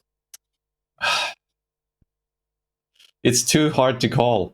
It is. Anything could happen. That's what we like. That's what we like. We don't want to go into the final week and be like, yeah, we know everything's going to happen. There's no narratives here. It's all set in stone. You know, we don't want that. We want things to be close. We want things to be uncertain. You know, that's how it is. That's you know, that's why the Nordics came over to Yukon to make it spicy. You know, let's go. But we talked about the rosters earlier. Sorry, Ubidos, I didn't want to. I just take all your talking points away. But Ubidos, I'll make it up to you. Oh, it just changed in front of our eyes here. Let's it's back. Come on, production. Okay, is this like a new like flashlight thing where Ubidos has to do like Victus for 2 seconds and then Novi's doing the other thing? Speed run it. Let's go. Let's go. Okay, Ubidos, start with the speed run. You get to talk about TENSTAR now. They are absolutely amazing. Done. There we go. Sorted. The best. Their form is the best on the second split out of any team. They've won like 7 games in a row now. They are looking unbeatable. They've taken down Heroic with ease without a sub in Heroic. What's more there to say? They are just looking like the best team of the second split. You could talk about leader. Yeah, I could talk about Leader. I could talk about Jex. I could talk about Zenoxo, Yonka, Azar. Any one of them. Leader has been mind-blowingly good. I don't know what they are feeding him down at the TENSTAR HQ. Lead. Yeah, he's getting something with his cereal. Right, so Novi, that was the TENSTAR roster. Let's do a speed run on a Victus roster. See if you can beat Ubidos' best. Oh, let's go. YZN, SkyT, Flexi, Oscar, Ghosts. This team is good, but not as good as they were. Yeah. But interestingly, so they are playing with subs. Mm-hmm. So I believe 2 subs, but one of them is actually, you'll see, has a nice, we've unlocked a character. It is Flexi. He's returned. And this, weirdly enough, is not weirdly enough, is for people who might have tuned in onto the latter half of the season. So Flexi sort of took a step back from playing the game, wanted a break. Flexi was one of their strongest players. He is incredible. That being said, if he is subbing in last minute, whether his form is on point or not is something left to be desired, but he's a very good player. However, Victus playing with 2 subs, it's still not looking good. This is going to be a very, very rough game for them. Very, very tricky.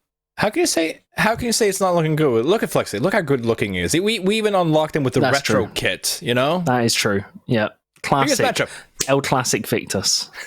Classic Victus. That's the one you want. You want that achievement. Oh, speaking of Flexi, there you go. He was the better player for Victus, or at least in terms of the stats here in the previous matchup, which did end with a win for Victus, albeit a very close one over on Chalet. Now, Ubidos, any implications here, do you think, considering the roster situation here for the side of Victus? I think that must be one of the worst games that Leader has had this whole season. And I don't think it's going to happen again. Like, I don't think Victus have enough buckets to put out the fire that Leader is on at the moment.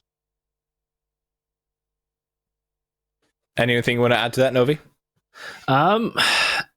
The only win condition I can see, to give a lot of credit to the Victus guys, is the core who is there, who are not subs, they're primary players, are very, very good. But TENSTAR is this insurmountable mountain in front of them. That being said, Flexi at his peak is godlike. He is such a good player. Do I think that it gives them an edge? No, I still think it is like 95% TENSTAR. But Victus, it's like the Riddle game earlier. There is that chance where the stars align, and there's that possibility that it might just work out for them, but very, very slight. Well, as we both said in the best of one, so much comes down to the specific map. And let's see which map we're going to be playing. And it is going to be the same one as the previous time around. Oh, Lord, by the way, look at the final band maps there. It's actually Border Skyscraper. How amazing would it have been to see either of these teams play on Border Skyscraper? I've literally heard Uberos say earlier tonight he will literally kill for a Border game. And we're oh so close. With my bare hands. With his bare hands as well. Unfortunately enough, we're not going to lose Uberos from this cast anytime soon because of that. But it's going to be Chalet. It's going to be a replay, I was going to say, of the previous matchup here. And Chalet has opted... No, sorry. TENSTAR has opted to start in the defense here on Chalet. Novi, any thoughts now that we know the map? Opting to start in defense. That's kind of an easy one. But then again, I think we've seen with these teams is when it comes to Chalet, I know Victus has kind of had the mentality of, Chalet, it doesn't matter where we start, as long as we get to our attack, we will eventually win. TENSTAR, I think they could be doing the same, of maybe taking that and letting Victus start on that attack, letting them get some confidence, and then the TENSTAR machine gets rolling and it smacks them back down again, absolutely crushes them to the core. So I don't know, I think we're either going to see a surprisingly close game or a hugely one-sided stomp. I think we're not going to get an in-between here. It's been a little bit of a narrative of the last couple of play weeks. I was going to say at least yesterday. Uberos, your thoughts now that we know the map? I'm just happy it's not Clubhouse or Oregon. That was I was going to say that's the other kill condition. I was going to say Uberos, if he had seen another Oregon or Clubhouse, I think he actually would have not be sitting here on camera. He would just be run to the street running off. First oncoming person. Let's try to keep the temperature down. I know I'm the one. Yeah, let's just keep it at that. Let's keep it at that, but let's throw it over to Gibson and Fresh to give us the last game of the night. It's going to be a big one. Victus versus TENSTAR on Chalet. Gibson and Fresh, it's all yours to enjoy. Thank you so much for that one, guys. But here we are, NPL prime time, second against third, two teams separated by round difference alone. TENSTAR on the back of a 5-star performance last night against Heroic, taking on Victus, a little bit battle-worn with 2 subs taking part tonight, and of course missing their primary IGL. Fresh, this is going to be a good one.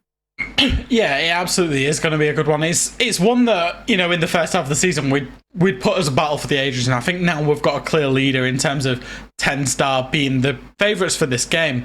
But, it all comes down, and my good friend Demo, unfortunately, well, not unfortunately, fortunately, the whole reason I'm even here tonight is we've done a little switcheroo. He's gone over to do APEC North and UL, and I'm coming to do NPL. But as he often says, it's not about anything else other than turn it up in the server. If you don't turn up in the server, doesn't matter what you do preparation-wise, doesn't matter who you've got IGL and coaches, etc. You've got to turn up. So once we get into it, if Victus turn up, of course they've got a good chance. Even though they've got subs and players missing, and they don't have the coach filling in today, so that's a good positive, right? Mm-hmm. It definitely will be. And look, Flexi coming in as a sub, is he really a sub considering he played pretty much the whole split for the side? You're losing Skeptic though.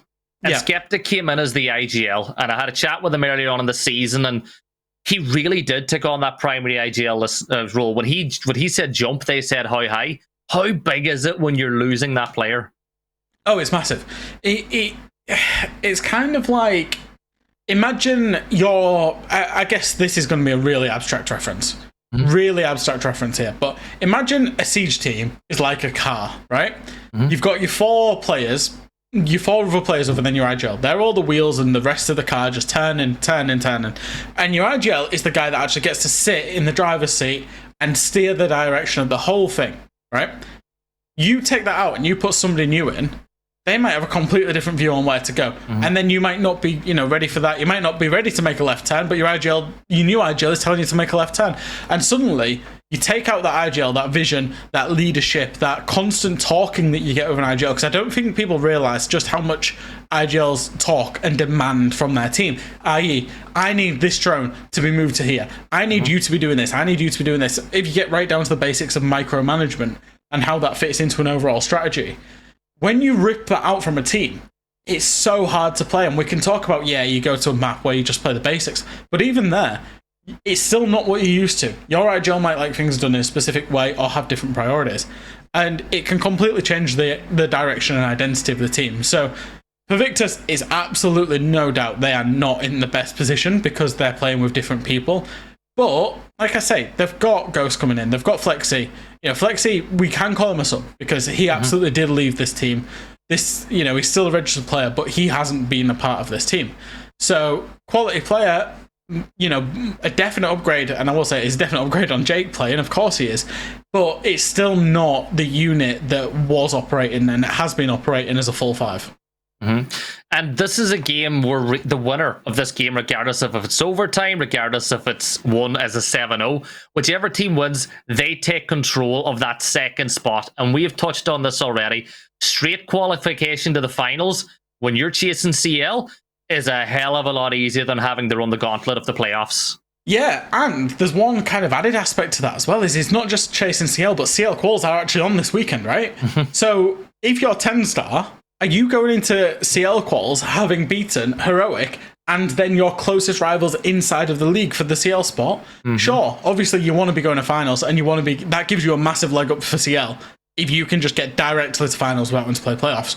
But also the confidence this team will have going into this weekend, they might have a CL spot before they even get to play in finals. So, you know, it's a big game for TENSTAR, thinking about it from that perspective. It is, and they've gone from strength to strength. We spoke already about the feel-good factor of Viperio. Look at TENSTAR since they've changed their roster. You can Rumble, straight through you can 2, coming into NPL and being in second place in your first ever season, and with a real chance of making it to CL. It's hard not to draw comparisons. I know that the journey was a little bit longer, but it's hard not to draw comparisons with MNM, is it? And what they did last year. MNM, the current Na'Vi roster, there's always been that UK, even, you know, Heroic Kavana roster that we've just seen, there's always been that team that has grassrooted its way through the UK pyramid. And I think that, you know, TENSTAR, in many people's eyes, are that next team. You know, the term that I use a lot with them is next up in terms of individual players and then also the team. But, you know, they'll just be keeping themselves grounded. They don't necessarily want to be seen as the next MNM, the next Na'Vi, or the next Kavana / Heroic. They want to be seen as TENSTAR, and they want to, you know, make their own path. You could even argue they've made things a little bit hard for themselves inside of this season, because the first half of this season really did not go to plan. You know, obviously they dropped Rolo, they had to lose Savage, and they've had to pick up new players and embed them in and hit the ground running with them. They've managed to do that, but they haven't made things easy for themselves, when I think a lot of people thought, oh yeah, the league will be easy for Heroic and it'll be easy for TENSTAR. Yeah, well, look, here we go. They find themselves in that opportunity now to really secure that second spot. But look, we've been building this game up, building it up. We just got word from production. We've built it up too high. It's a little bit too dangerous. So we have to jump into a break just to calm things down again. When we come back, though, we will have this game up for you.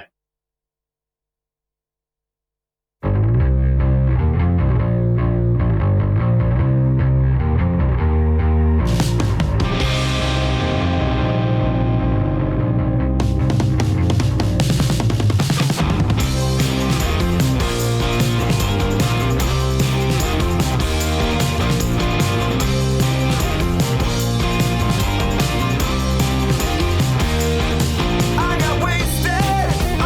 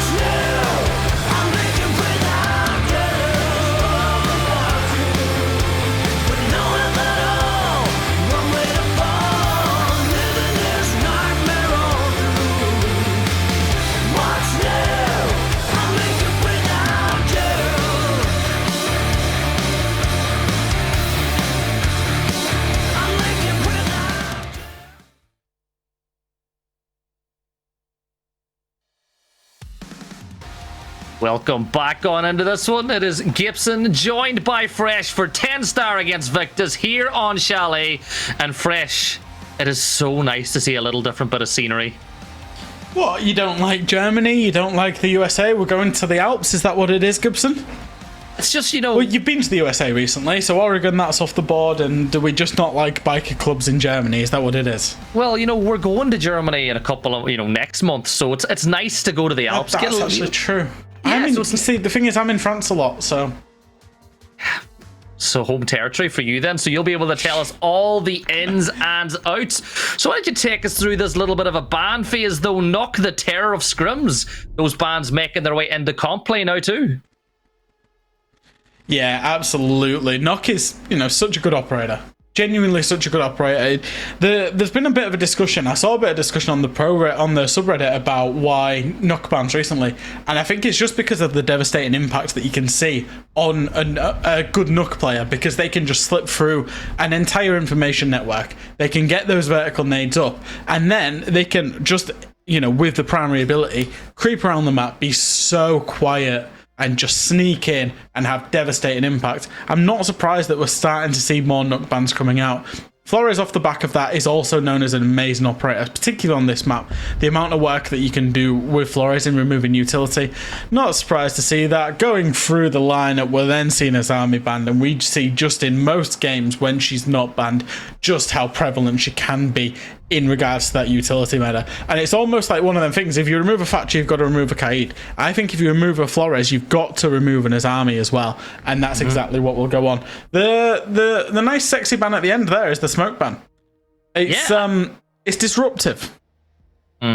I absolutely love that ban phase, to be honest, though, Fresh, because it's just so refreshing that we're out of that stage last year where you could call all 4 bans on every single map. So we're going to get to see something different. The fact that there's a Thatcher in play, we're not going to see Thatcher in this round, but it brings back Bandit Trick and it puts some more value back onto that skill, because a good Bandit who's very good at Bandit Trick can disrupt the whole attack. Yeah, I mean, absolutely. It's just nice to see Siege play out in such different metas. Don't get me wrong, we could have been talking about a Thatcher, Maverick, Mira, Valkyrie ban, which is kind of normal. As you say, you would have seen it 3 months ago, but don't necessarily see it as much these days. And it just means there's a lot of options inside of Siege now. TENSTAR would would I expect anything less of this roster than to start on the very best site in the map? No, I wouldn't. No, I would not.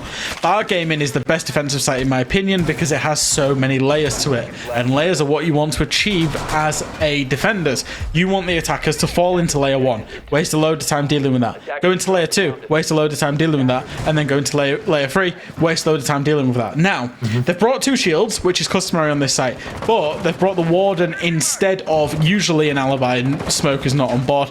Don't necessarily mind that, but I love the Frost Alibi combo on this site because you can deny information, or you can not deny entry, but you get information and an attacker goes in 6 windows if you bring Frost and Alibi. Obviously, we've only got the Frost, which only quote-unquote denies 3 windows. Doesn't deny them, but it means they've got to get rid of the utility on the window if they are to go in them. As you can see on the double window of site, the double window above site onto library, and there'll be a separate Frost mat somewhere else, and I can't quite see it. We're looking for it. Maybe this thing would... But anyway, Frost and Alibi together, amazing. But I can see why they bring a Warden, because these days, if you don't bring a Warden, it's completely detrimental because the other team is often going to just run that Ying. Yep, that angry Ned Flanders can have such an impact on every single round that he plays. And I absolutely love, this is a standard setup we see now, though. The shield's sitting on top of those blue stairs, library stairs. You got your Wamai there to catch any utility, and it's just disruptive. It denies a little bit of map control. It makes it so much harder to take library. But when Skydie is able to get a freebie through a window onto Jags like that, well, it just makes the job a little bit easier for Victus. Yeah, Jegs has he's been working out. He's got a big dumpster truck, and Skydie's just managed to put a few bullets into it and kill him. That's a good advantage for Victus because they've basically just lurked. They haven't taken map control. I talked about that redundancy in the layers that you want as defenders. Victus are kind of falling foul of not actually taking any map control, and even if they do get this top floor, they're not going to have a great deal of time to actually get onto the middle floor and actually execute onto site. Therefore, they need the man advantage if they're going to do this poke strategy. They've only got 1. Leaders managed to find 1 back. Who else for TENSTAR, by the way? And that really puts the advantage back into TENSTAR's court. And they've burned all the utility on those stairs, which allows them to burn that shield as well. So the defender has a decision to make. Do you play on the stairs still? Do you fall back on the site? There's 45 seconds to go. And you can just see those players for TENSTAR. They've got those entry points into the map covered. But Flexi could be about to creep on up. He's got the ping. He knows exactly where Azure is. And this will be an easy pickup. And Flexi will find that so important kill. Not only does that pick one down, but it opens up the double door for entry as well. Xenoxo now feeling the need to get aggressive as the numbers game is now against them, but he's getting pushed from multiple angles. Little Jiggle Peak gets one down, makes it easier, but Skydie's going to jump in the window and bring it back to a 3v2. Leader and Yonka will make that just Leader, as Ghost is going to be able to slam him out of the lobby. And now the diffuser's being planted, and Victus are going to win it out. And one of the things about Victus is they have such a structured approach. You spoke about the car at the start and whether or not it'll be turning the right way. Well, they have definitely shown they're going in the right direction at the start. Yeah, absolutely. And this kill here from Flexi was absolutely massive. Az's whole job there is to hold on to the lobby approach. As soon as Flexi had got that kill, that enabled, and you saw the swarm coming in from the Victus players that came from like the lobby, mudroom, long short area down into the bar hallway and force their way into bar. That doesn't happen unless Flexi goes and gets that kill. So, massive kill from Flexi. I think a little bit more than I guess I was maybe expecting from Victus. It was a really good round from them, even though they didn't go and take a great deal of map control. And I think that's pretty much what Victus will do in terms of their setup, is that they will actually try and just poke a lot, take as little map control as you need, because what that enables them to do is actually keep Siege very simple. If they just kind of lurk around and wait for the kills to happen, and they get those kills, then they can just go direct to site. They don't need to worry about clearing out the whole map. That's exactly what happened. Obviously, Flexi had lost that 1-for-1, and that's the big problem, is if Flexi had lost that 1-for-1, as the Noxo just takes an impact to the face, or not to the face, to the body, if Flexi had lost that 1-for-1, Victus simply don't win the round, and that's the big problem with that strategy. But when you're playing with 2 subs, you need to keep it as simple as possible, so it's all pros and cons. Yeah, massive play, and I totally agree. And we're going to go to the other ground floor site where we see a top floor hold, which is very similar, Fresh, to what you would see if they were actually defending top floor. You do the same setup on that side of the map, and you force the other team to work their way through library and take it off you. It fundamentally comes down to if the site has verticality above it or below it, you need to somehow hold on to it. And that's exactly what TENSTAR are doing. The whole of this site can be achieved. The control of the whole of the site can be achieved if you've got verticality as the attackers, and therefore the defenders will play as much above the site until it's inhumanely possible, and then they will live it up. Then they will give it up and then fall back down. You're going to see Yonka therefore take a lot of pressure. ADS is one mind magnets, and he will be Victus's sole point of approach at the minute. Az has managed to get a run out of Garage Door and find a kill onto YZN. That's absolutely massive. That's the Hibana off the board, which enables Zenoxo just to play a little bit more safe inside of the master bedroom because the breaching cannot occur. It's also a numerical advantage, and it also takes a little bit of attention away from Yonka, that's an absolutely massive kill there. And this is where TENSTAR thrive. The numerical advantage in their favor. You spoke about Zenoxo having to play a little bit more careful. Well, he's half HP. Yonka took most of it off him already, so it's a tough fight for him. But he's holding his position already. We're about to get another engagement as Azur unleashes a round right into the head of Skydie. And that's another member of Victus down. 1 minute and 10 seconds left, and Victus going to have to really reassess their options as Jags makes it a 5v2.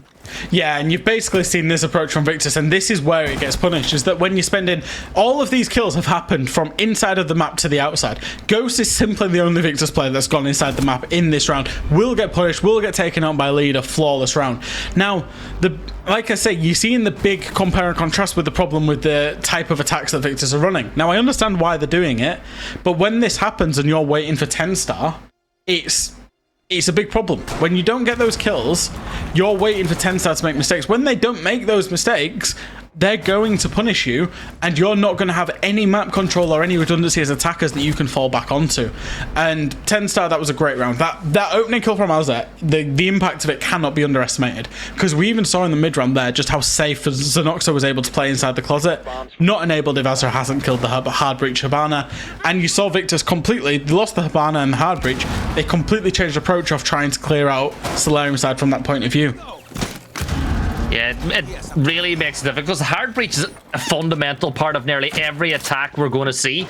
This time around, we're switching it down to the ground floor. Bandit has been brought, and interestingly enough, we're not going to see Thatcher, even though that he's available to be played. There is still time to make that change, but when you don't bring a Thatcher, you're deciding to bring maybe the likes of a Fuse instead. 10 seconds left before There's nothing really there apart from nades to get rid of that utility. So if TENSTAR want to hold on to the walls, they can.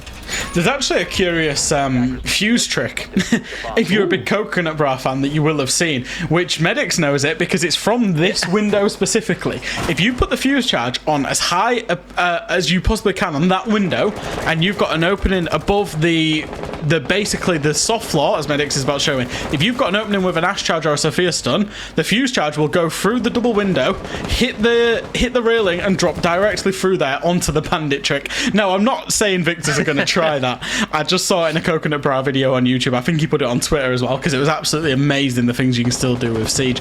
Obviously, there's nades that they can use to get the breach. What you will see most teams is when they attack the basement is actually they will go for Wine Cellar and Snowmobile side. And when you're going for Wine Cellar and Snowmobile side, the Bandit cannot trick, because realistically neither of the walls are trickable, because you can get an angle onto both walls from outside. So you would expect therefore Victus are going to try and clear out all of these roamers and then go for Wine Cellar and Snowmobile side, and that's how this round is shaping up so far. They're chasing Ghost, they're chasing Zenoxo right the way through the map. Leader, and once again I will say who else has managed to find the opening kill, and that is onto the main hard breacher you've got, which has just made this attack 10 times harder for Victus. It really has. And speaking about that situation too, where you're speaking about the snowmobile push, how important is that kitchen area of the map as well, and holding that hatch if you are going to push from Wine Cellar? Well, it's just a simple necessity, is that if you are playing the Wine Cellar in competitive play, you have to play with the hatch open. Because if you don't play with the hatch open, you simply cannot have enough people or ways to deny the plant. And that's why you're seeing Jegs play it with his life. Unfortunately, Flexi will just take an uninformed lurk into Jegs' crosshairs and be punished appropriately. Now, TENSTAR, they've got the simple win condition that is a 5v3. Get themselves back off site, and this is the discipline they play with. This is the discipline and why people think that they are going to be a top team. Because look at Victus, they're currently chasing Ghost, they've got no information, chasing around dining, face checking it, and then they'll realise it's clear and then execute with about 40 seconds to go. Now, TENSTAR got themselves off site, know that they can just double up on any peaks and therefore get the refrag and therefore win it out from there. Yeah, and I love the fact they've fully turtled in as well. They completely understand the situation. There goes the shield as it's taken out from above. But there's that 40-second push. The nade is thrown, but it's caught by those Jaegers. And now Yonka getting ready for the drop through the hatch. Another nade thrown, another nade wasted. The drop comes in. Azur's going to get one. Yonka gets the other. And there's that man, Jegs, cleaning up the round through the smoke. And what can you say but another flawless round from TENSTAR? Yeah, they've really started to come to the forefront now, to be honest. It looks like they've got a very quick grip on how Victus are going to play this. They really understand the win condition of how Victus are going to play this and know that they don't need to do a great deal in terms of their early roam. If they get a pick, then the win condition is simply time and forcing Victus to actually come into the site. This site choice, the site choice of Wine Cellar and Snowmobile, normally I criticise it for most teams because I think it should be a third choice at best. However, in this TENSTAR case, I think it's actually a really good site choice for them to defend because it physically forces Victus to come in the building. Now, Victus, like I say, they're kind of just playing this lurk poke strategy where they don't want to come into the building. They just want TENSTAR to fall into their crosshairs and they want to do path of least resistance. And that's why a site like Bar Gaming now, with the way Victus are playing, is going to be somewhat hard at times because Victus are just going to swarm around the windows on the top floor and TENSTAR needs to play with that discipline not to peek them. Whereas on the Snowmobile Wine Cellar, Victus physically have to come into the building, so that's the big difference there. It is, and when you think back to round number one, Skydie got that all-important open and first pick. Just as you said, too many squats in the gym allowed that pick to come through the window, and then Flexi sneaking in through Trophy got rid of any sort of control they had through Kitchen in the main. So let's see how TENSTAR adapt and adjust. Victus, though, they look like they're starting to put the pace up a little bit. Yeah, I think so. They've got to do something different because it's become very apparent that TENSTAR have their number and understand what they're trying to do. So pick up the pace a little bit, do something a little bit different. Obviously, they've got a lot of experienced players, even if it's not the 5 that they're used to. So they will know that they have to do something a little bit differently. And like you say, that is potentially the pace it looks. But once again, if you look at the positioning, there's one outside the lobby door, one outside the mezzanine balcony here, as you can see, it's Ghost, a couple outside the library. TENSTAR don't feel under a great amount of pressure. There's not a barrage utility coming in. There's not people in the building anywhere. And that's the thing is TENSTAR, I feel like now, will have the discipline to just sit in their power positions and hold them for as long as possible. And that's the difference between a good player and a great player too. It's the ability to sit still, the ability to know not to try force things when it gets quiet. But in come Victus triple as Ghost, Flexi and YZN all take down members. And it's down to Leader and Zenoxo, 2 of the star players for TENSTAR. But the diffuser is going. Zenoxo pulls one back. Oscar though will take out Leader, making it all down to Zenoxo. Will Victus win that round? And in the blink of an eye, 3 members fell. And that's another round win. I'll be honest, I have absolutely no idea where that's come from, but somebody has let go of Lobby there. Whoever that may be, in the lineup of TENSTAR has completely just let go of Lobby, and Flexi's been able to walk in. And I think that got combined with, I'm going to speculate here because I didn't quite catch it, because 3 kills, 3 separate engagements came in at once. I think that it was Mud Window and Sight Window all jump in at the same time. And I was saying Victus understood that they needed to do something different, and they had that kind of lineup coming in of everybody was just outside, and then it all happened at once. And that's the one thing that they, it's experienced players, and they did have an appreciation of that. 3-2-1, they went, and every single one at basically what felt like the same time won their gunfights. It went from a 5v5 to a 5v2 within a matter of seconds there. So Victus, good appreciation, good round. They've got another one on the board. It's another Bar Gaming. They're going to have to go to Kitchen Dining, and this time not be shut down if they do try to clear out Yonka on that Solarium Rappel. Yeah, methinks there'll be a little bit more effort on not allowing Azure to just jump out of garage and get that kill onto... Well, we don't have a... Well, they do have a banner this time again, so they may lose that. And for the first time, we'll see Thatcher brought into play. And when it is kitchen dining, where are you expecting this push to come from initially? To be honest, you're probably thinking with the fact that it's going to be kitchen dining and they've brought a Thatcher, they're going to go a little bit easier on themselves rather than trying to clear from Solarium side and cut the rotates. You'd maybe wonder if they're going to start going from the lobby side. However, the position of the banner looks like we're going to go back to Solarium from Victus' point of view. So we'll have to see how this shapes up, because my initial line of thinking was that you would go and try and take control of Library and Mezzanine, and then work into lobby and just breach the two walls and go in for quite a default plant, because the Thatcher would enable that so much easier, as Azza does find an early kill onto Oscar there from another window, not from carriage this time, but he's found another early kill on this site, and Oscar's having a pretty poor day. But yeah, Solarium side again, the Thatcher probably just enables, to be honest, it's not to enable breaching, it's to enable the Jaeger ADSs. You don't need to go and ban all of them for Jonker on those stairs. You can simply just Thatcher it and then throw an aid in. Making life a little bit early, we have an engagement that may be about to pop off.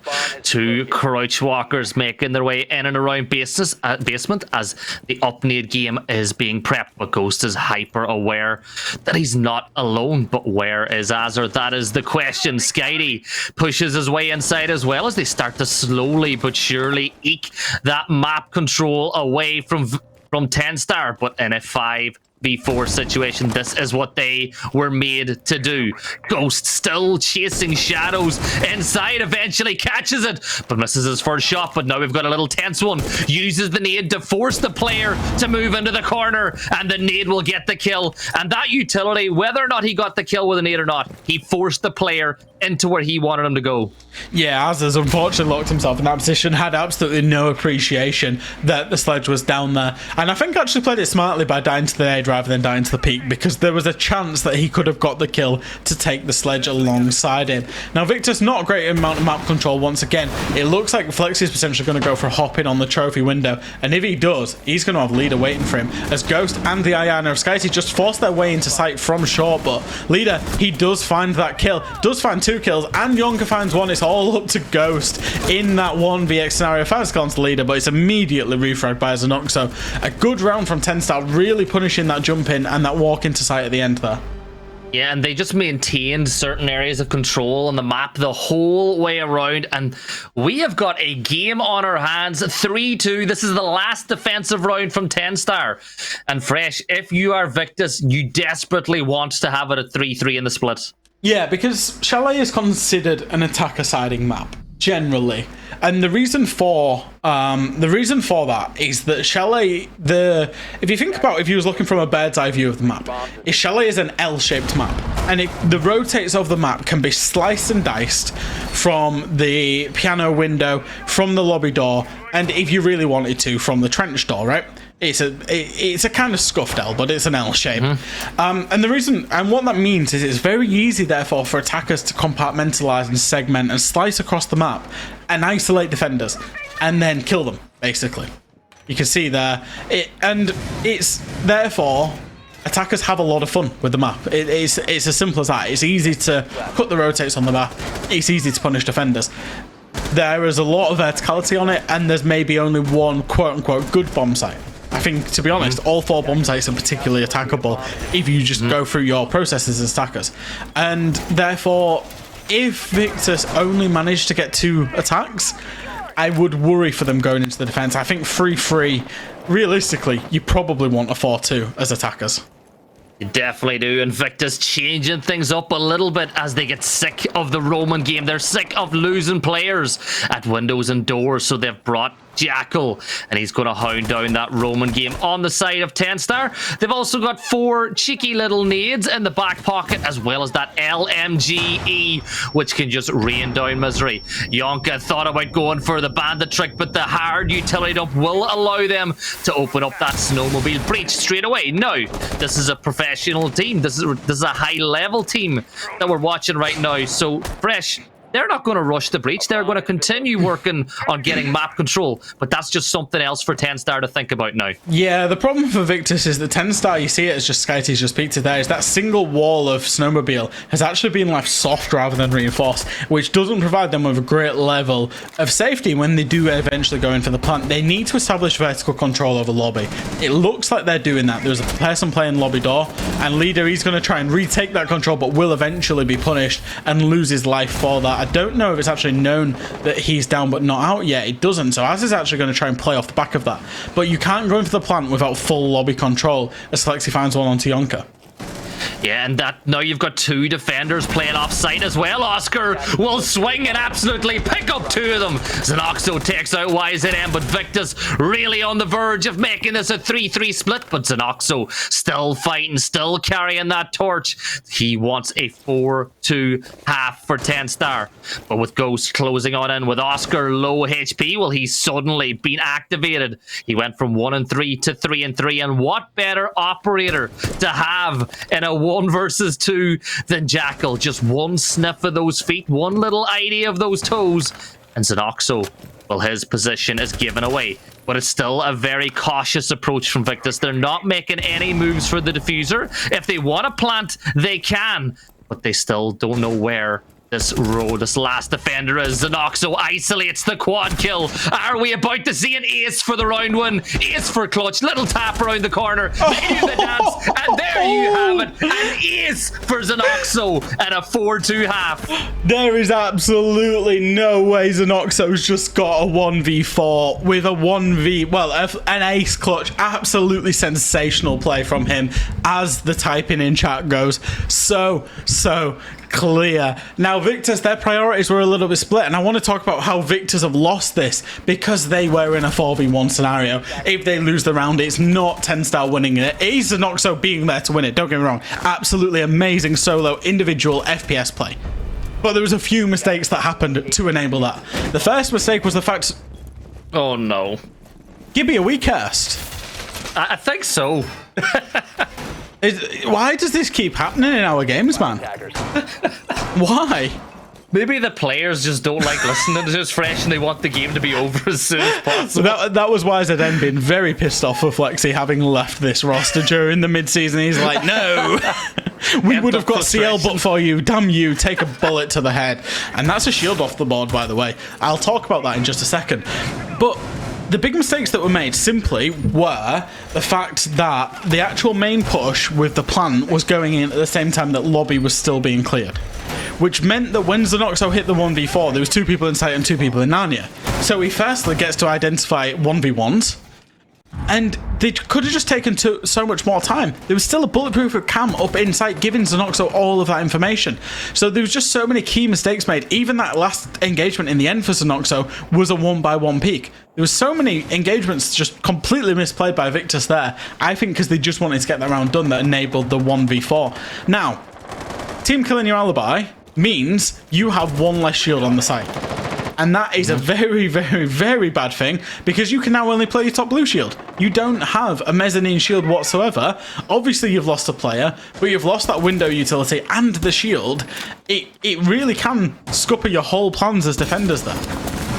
And you're losing one of your top gunners as well. It really is a compound of issues. Skydie waiting for that jump in trophy window, but the push coming from West Main as well. So he's got a couple of things to think about. Swings at the right time, but Jags, that LMG gets the player down. Quick refrag though. YZN takes out Azur, but there is Jags once more, and that little stim helped him get the HP that he needs. But Oscar, with a big flank down trophy stairs, manages to find one, brings it back into a 2v2 situation. And now Victus, they started the round with one hand behind their back, but suddenly they're swinging big hooks left, right and center, and TENSTAR's attack has been really stalled on out.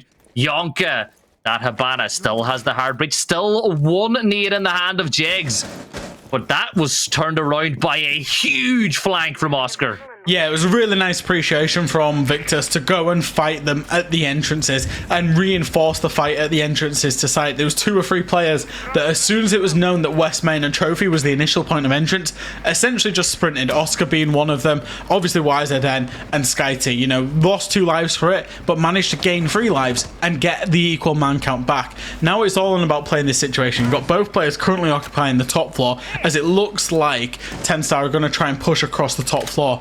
No drones on side, only 1 drone's in the back pocket for Jegs, so they're not going to have an idea where the Victus players are playing in terms of the positions. Obviously there's Mud, Bar, Gaming, even deep in Library, and they've only got 35 seconds, which means they're going to have to take some serious risks when they look for an execute here at TENSTAR. And Ghost just moved one of those mute jammers as well to hide his position inside Mud. And it's just those little micro plays that I love seeing coming out. Those big brain plays that could really help them win this round. Oscar puts a little bit of a toe tap onto Yonka, so now he's low HP as well. Jegs repositioning, Yonka drops on down, but the Malusi screaming on out his position. And that will give more and more intel. The flash grenade does nothing. Oscar gets one and time dots the other one. Victus win the round. And hey, we laughed, we joked, they lost a player at the start. But what a turnaround that was from the members of Victus.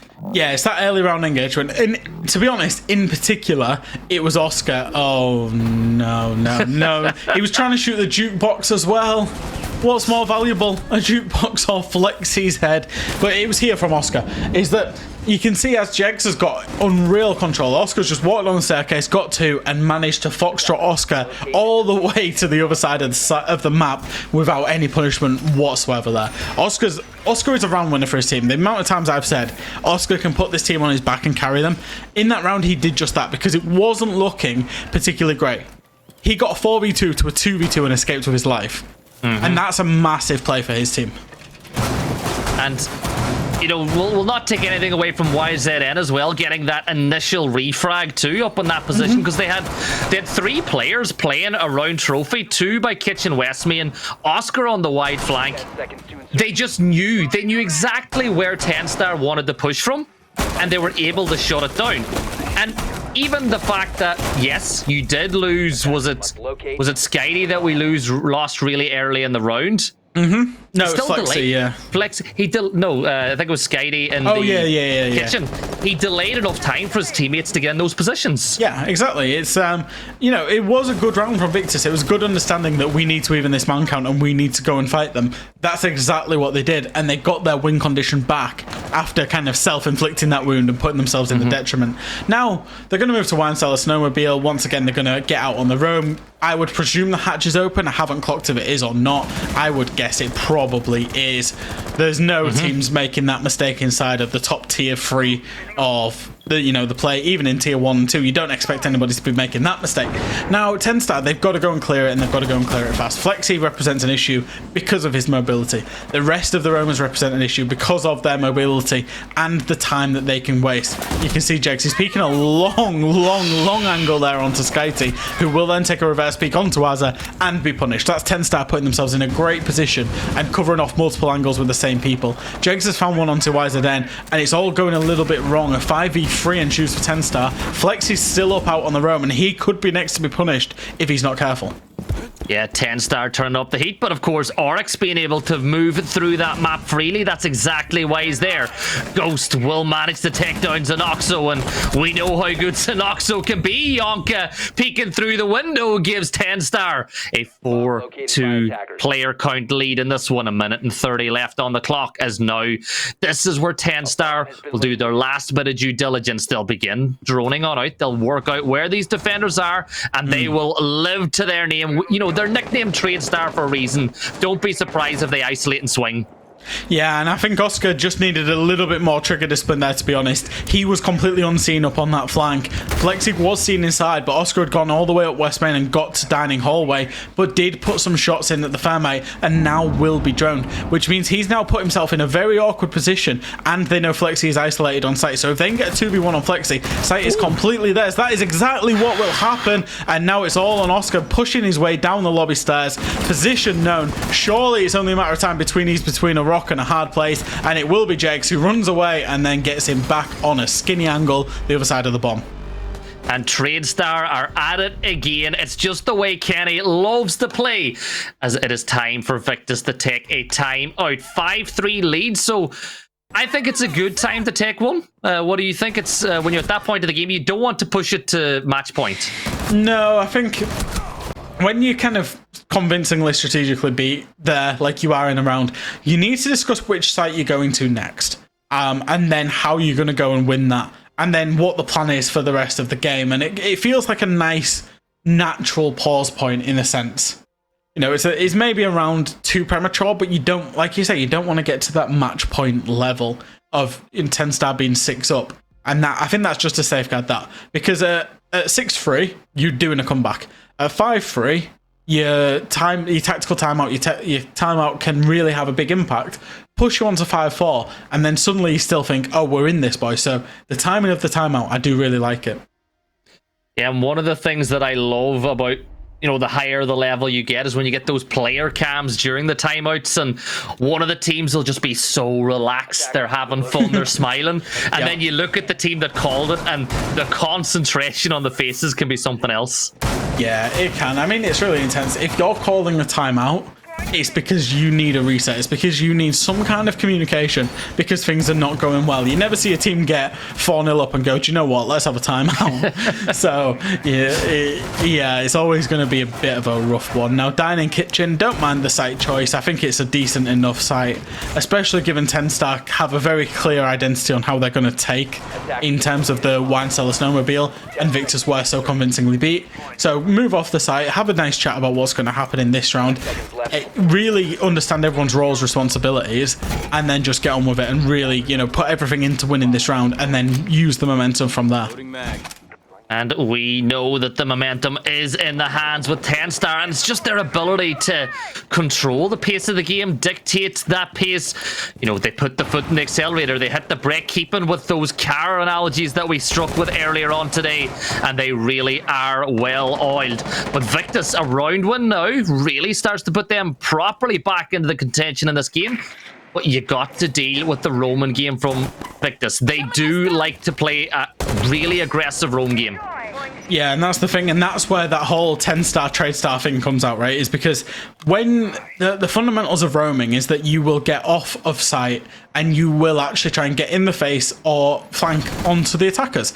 Now, you're normally doing that in pairs or in 1s or 2s, but if you're going up against a team like TENSTAR who set themselves up for trades so well, there will always be 2 people that you've got to look at as a roamer, and you don't want to be getting locked in positions. Speaking of locked in positions, Oscar is potentially locked but hasn't been known. We'll find an absolute freebie there onto ours, and does manage to get a rotate all the way through from the office. Flexi will actually lose his life because of that. Jegs understands that it wasn't Flexi that was there, and will just continue peppering with that LMG, and now use a nade to try and get rid of Oscar, who looks for a rotate that isn't there, by the way, and has locked himself into another position. Yeah, but there is some support from below. Jegs and a very important swing right now. He's got to hold mouse 1, which is what that LMG allows you to do. He's still got 2 nades in the back pocket as well for some assistance, and the peak's going to come in. Those members of Victus, they're getting thirsty. YZN finds leader, Oscar finds Jegs, and it's all down to Zanoxo, but Victus are going to clutch out that round, and the tactical timeout worked. Yeah, excellent trade and refrag game, particularly on those roamers there. YZN with the so clear back. I'm not sure it's quite the same as a 1v4 clutch to the ace, to be honest, but it was really good. It was really good play from Oscar in particular. Got the kill, got himself back into sight. Obviously Flexi's lost his life because of it, but then Oscar and Skyty with the refrag, understanding the clear angles that they could and couldn't peek from that point, and then playing it out superbly as the rest of the people on site managed to push their heads out and get kills as well. Good round from Victus. They've got the Dining Kitchen. They get to go back to Bar and Gaming, which was a site that they did win the last time. So, hopefully, now the fact that they haven't team killed on this site, they can actually have a 5v5 engagement and potentially win out from there. You're talking about a nice level game that will go all 12 rounds. Yeah, do you know something? Prime time, a game of this magnitude, Overtime would actually even make it even more tense because the team that wins only extend that lead at the top by 1 point. And there's a massive difference in a 1 point lead and a 3 point lead when you're looking to just guarantee yourself a spot in the finals. Yeah, it's close. This is exactly what we want, really. This is exactly what we want. We don't want a rollover. And that's what we was afraid of as well. Is we was afraid, given that Victus was so disrupted, that there would be a rollover, but they've put in an absolutely, it's not gone right every round, don't get me wrong, it's gone far from right every round, but they've kept toe-to-toe with TENSTAR, and we saw just what TENSTAR did to Heroic just yesterday. TENSTAR are a really good team, and, for Victus's point of view, to actually keep going and be in this fight, having been so disrupted, is only a good thing. And how big was that ace clutch by Zenoxo now when the scoreline sits at 5-4 to TENSTAR? The hold is set up. Zenoxo looking around that library, realizing that it's absolutely free to take, but now pushing up the stairs is Jaeger. Oscar not allowing that point of entry for too long, but with Habana opening up that hole and Azure dropping a nade on into Flexi, well, suddenly TENSTAR's lines of sight and opportunity is getting a little bit higher. Fresh, I love this from Azure though. He got the kill and now he's completely repositioned himself without even putting himself at a threat by going inside. Oh my god, leader and Jags. Yeah, once again, and it's just the processes that TENSTAR go through is that Azure was there only because the Habana pellets were going off to nade the box, because that is a prime position that you would then go and shoot the Habana pellets away from. As it is, they've then got 2 more kills from the processes, 5v2 scenario ensues, there's no C4, and there's Skyty out on their own, isolated, there's Ghost on site, isolated, and there's more than one TENSTAR player for every fight that Victus have to take. They have to peek out. They have to get aggressive at this point. Ghost does find one. Skyty's going to find another. Suddenly, it's a 2v3. Now we're talking about a winnable round for Victus because they've just had that controlled aggression and they've managed to find those 1v1 engagements. And I love this. Skyty has fallen back, but Ghost has moved right up on the blue stairs to catch any of those TradeStar members that would want to follow, chase down that frag, and in a 2v3, it is suddenly very winnable. 57 seconds on the clock, though. And Ghost getting a little bit aggressive, too aggressive, as Yonka's going to find him and take him down. But Skyty find a trade and diffuser of their own. So you've got 40 seconds to defend. You've got the diffuser. But this is where TENSTAR make their money. One swing, there's the triple kill. And no trade to be found. Skyty falls back into cover. Leader knows exactly where he is. This is a 1v1 with massive implications. Little swing, little peek. Skyty gets the round, and that is huge for Victus. And there is the so clear com. It came 1 round too early from Victus, and it takes another massive 2v5 from Ghost and Skyty. 1v what? 3? 2? From Skyty there, absolutely massive. Sorry, I completely forgot his name. He positioned himself so well in every single one of those engagements. Now you talk about that 1v4 from Zenoxo. What about that 1v3 from Skyty? Both should have gone the other way. Same net result, 5-5, and this game is a certified banger. We will go all to 12 regardless of who wins it. And honestly, at this point, I'm not sure I can call who wins it, if I'm being brutally honest. Honestly, Victus are looking really good. To put TENSTAR up like this after TENSTAR rolled Heroic last night, this is a massive performance. But it's got to be said, Skyty, when he got that first kill in Library, to fall back, and I know Ghost got a little bit too aggressive on the swing trying to make something happen, but just the communication to send, to fall back to piano, don't risk yourself being picked on a trade. And to put Ghost in a situation where if TENSTAR got hyper aggressive and chased you down, I really appreciated that. That was a good play. Yeah, and the thing that happens when you're in a 2v5 and when you're in any significant man disadvantage, and I say this almost every time I cast and there's a man disadvantage, is the team that is in the 2v5 has to be aggressive. They cannot just wait and accept their fate. If they wait, they will not win it. They've got to find aggression, and they've got to find a controlled aggression and identify 1v1 engagements.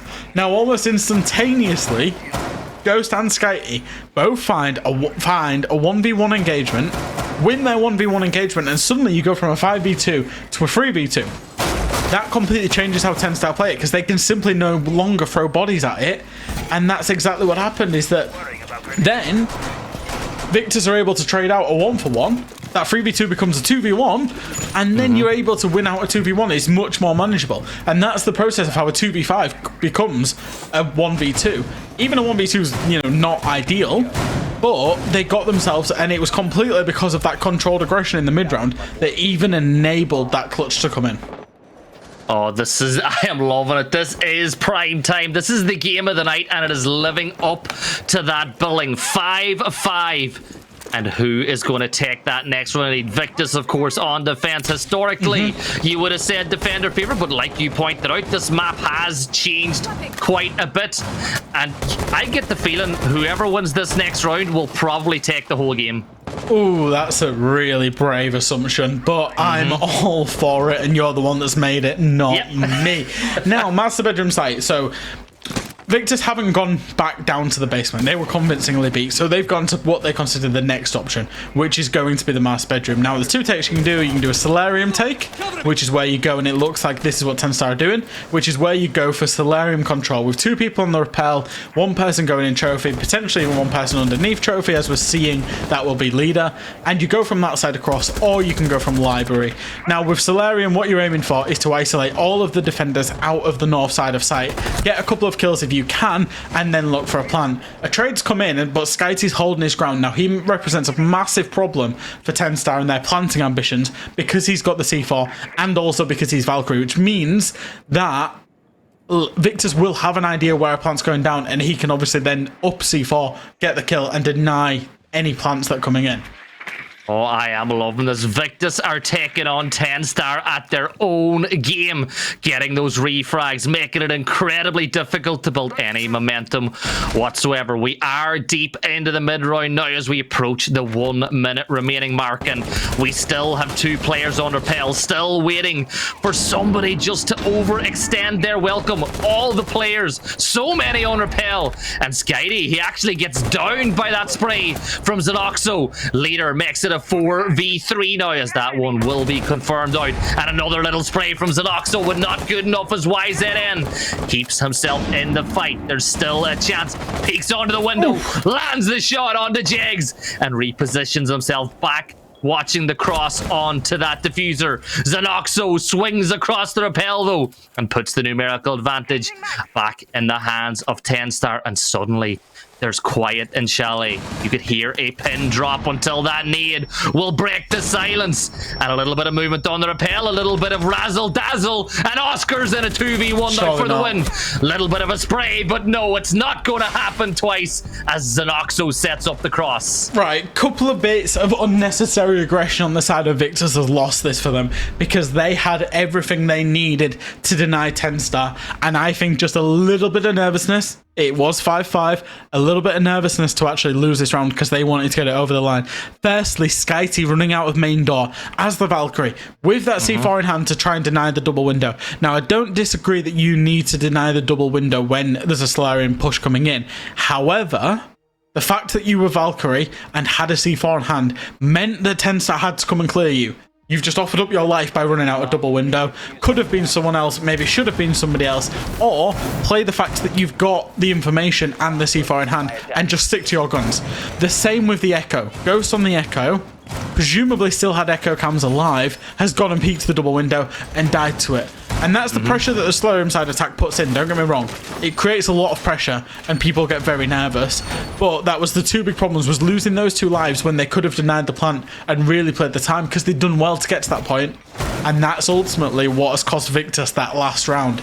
Now, they've got to really, really win this round, because obviously this is a straight shootout, right? Whoever wins this game will be in the ascendancy for the next two play days. It doesn't realistically matter if it goes to overtime for these two teams or not, because Viperio 86 were beaten by Heroic. So it's about who gets the point advantage. Now, TENSTAR matters so much more for them, because they can go 3 points clear or face an overtime. So I think actually TENSTAR are under far more pressure this round than Victus are.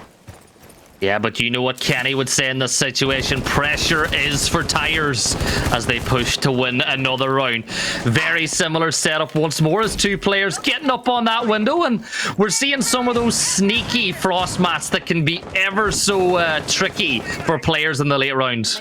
Yeah, especially those ones that are tucked into the basically the plant pots, the pebbles, and you can't really see them because it is a black matting underneath. Leader's going to do some fast work on the bug, so it's a Solarium side attack coming in from TENSTAR. Once again, they want to repel in that Solarium room, get themselves established up on the top floor, clear out the top floor through having the Hibana and the breaches as well. They're going to have to clear the castle barricade on the bathroom window at some point, which represents a risk and an issue to them, because if not, it means that Oscar can just continue to play this position that he's playing between bathroom and Solarium door. Yeah, and have you seen that Buck is playing reverse vertical from the basement all the way through to the top floor, making that even more difficult to hold that Solarium side. Leader's going to peek in once more, and just as we spoke about it, there's that really long angle up, and it just makes the Solarium hold even tougher as Skydee just about escapes there with his head.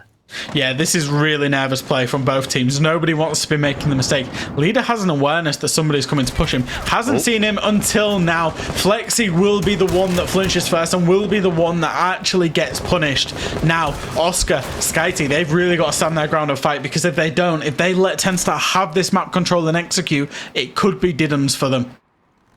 Yeah, and it was that basement roamer that was the problem.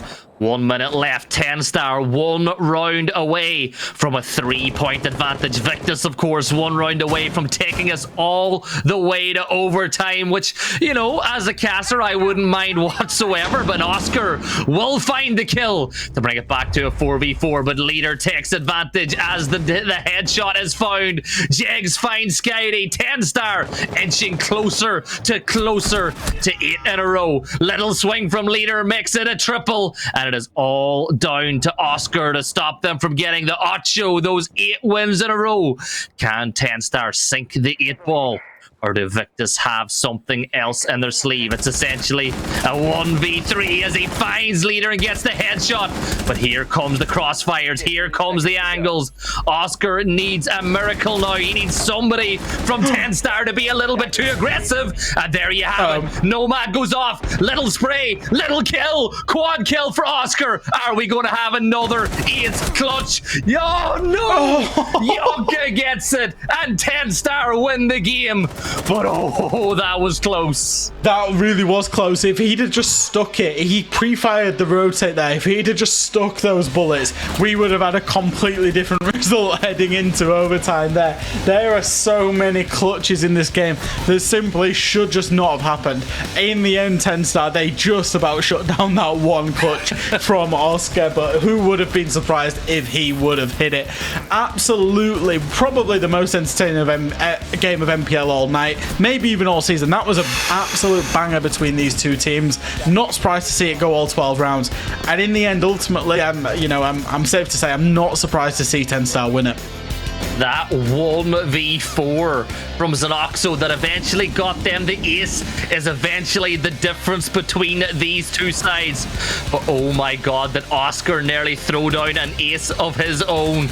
And it was so uncharacteristic of TENSTAR. When do you ever see them peak in that situation, Fresh? Yeah, no, it's simple, and it's nerves. He can't possibly kill all of us at once, even though there's been about 3 1vx's in the entire game. But, you know, they got over the line. And I'm sure that I'm going to guess it's going to be Kenny on the interview. I'm sure when Kenny gets interviewed, he's going to say the only thing that mattered were the 3 points. Because the 3 points are going to put us into the finals. Whoever's on the interview doesn't matter, because that puts TENSTAR very clearly in the ascendancy going into the last 2 play days to get that spot in the top 2 and therefore proceed straight to finals. Well, that is advantage TENSTAR, and they are in a brilliant position with just 2 play days left. And to break down all the action for the last time today, let's go back to Snur and the one and only Uben Novi. Let's see what the boys have to say. Thank you so much, Fresh and Gibson, and the one and only Novi Uberos, of course, who are now Siamese twins.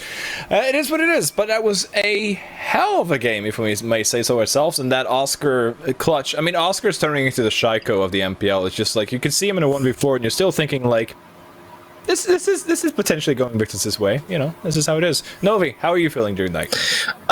That Oscar clutch at the end, like I was literally I was typing out in, we've got a channel for the top plays where we can say that was top play. I had it typed out like top this one, and that last kill, that like it was like Uber said it best. It was like the easiest one out of them. Was the one that he just... Oh, did you say it? It just ended up going shy. Sorry, it was something quite intelligent, so I thought Ubros said it. That's why. Wow. Ubros, please start talking so I don't have to listen to Novi anymore. I don't know, Novi's got me mixed up with someone, I guess. There's only one more here. It's like, hello, guys? Hello? Is this working? Hello? Uber, what are your thoughts on this game? What a game. What a game. Like, we're robbed of an overtime there, I'd say. So many clutch rounds. I think both of the teams were a bit nervous. TENSTAR haven't looked like that shaky in a long time, this whole split. You don't see them losing 5v2s, ever. And they just did. I want to see these two teams in the playoffs in a best of 3 right now. Please, can we have it? Can we speed it up a bit?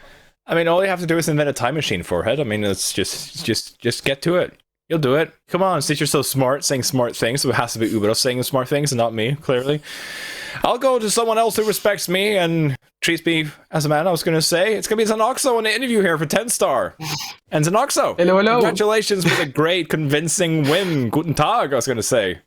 Thank you very much. With that win, surely you guys are looking very solid and might be heading all the way to the final step in the top 2 seeds. How does that make you feel? Very, very happy. We almost threw that today away. I think we made it very hard for us. Obviously, they had a lot of man advantage situations, which we completely played the wrong way. We gave them the opportunity to come back and actually did it multiple times. At the very end, I would have been very angry at myself if we lost that round. So I'm actually really happy that we made it still. So, Uberos and others mentioned it. Could it potentially be a little bit of nerves coming through in this game, and a game that you guys might have felt that you had, seeing that you had 2 stand-ins on the side of Victus? I think it kind of got to us, yeah. I mean, we were playing more aggressive in scrims. Like, we didn't play our TENSTAR style. We were more scared, I think, because we made mistakes in the previous rounds already, and I think, like, the nerves, like, just snaked its way through the whole rounds, like the whole game was, I think, nerves, really. Like, we made it really hard for ourselves. But Victus played really well. We have to acknowledge that. We have to acknowledge that. And then I have to ask, as a caster standing on the outside there, how important then is it for a well-timed timeout being called by the coach or the IGL when the nerves are up there and you just lost a 2v4 against Skydie and Ghost, for instance? Like, how important is that for you as a team? I think very important. Like, the timing of a timeout is, I think, really, really important. I mean, when Victus took the timeout, other players, for example, Leader brought up that last time they played against Victus on a 5-3, they pulled the timeout as well, and they made it back. And then on the 5-5, we actually pulled the timeout and realized guys were actually being very, very aggressive. Like, we're giving them too much opportunities to get it back, and it calmed us down, definitely. Absolutely. Like, the timing was absolutely perfect for us to calm down again. So, Zanoxo, there's only one more week, only 2 more playdays left of the group stages here, and of course, you being one of the newest members of the team after transfer window, would you care to summarize what it's been thus far and how it's feeling going into the final week here? I think it's really magical, to be honest. It's been a while since I felt this really good. The chemist, Kenny already said yesterday, that the atmosphere in the team is it's insanely good, and it's very, very fun to play with this team. Like, everybody, we can count on each other. Like, we are actually brothers now. I feel it's a family for me personally. So that's incredible good feeling. We've heard great players, of course, at the Tier 1 talk about the importance of playing in a team where fun is crucial, such as Fabian and Canadian. So hopefully for TENSTAR, you guys will be making that same route. So, Zanoxo, any last words I was going to say for the evening?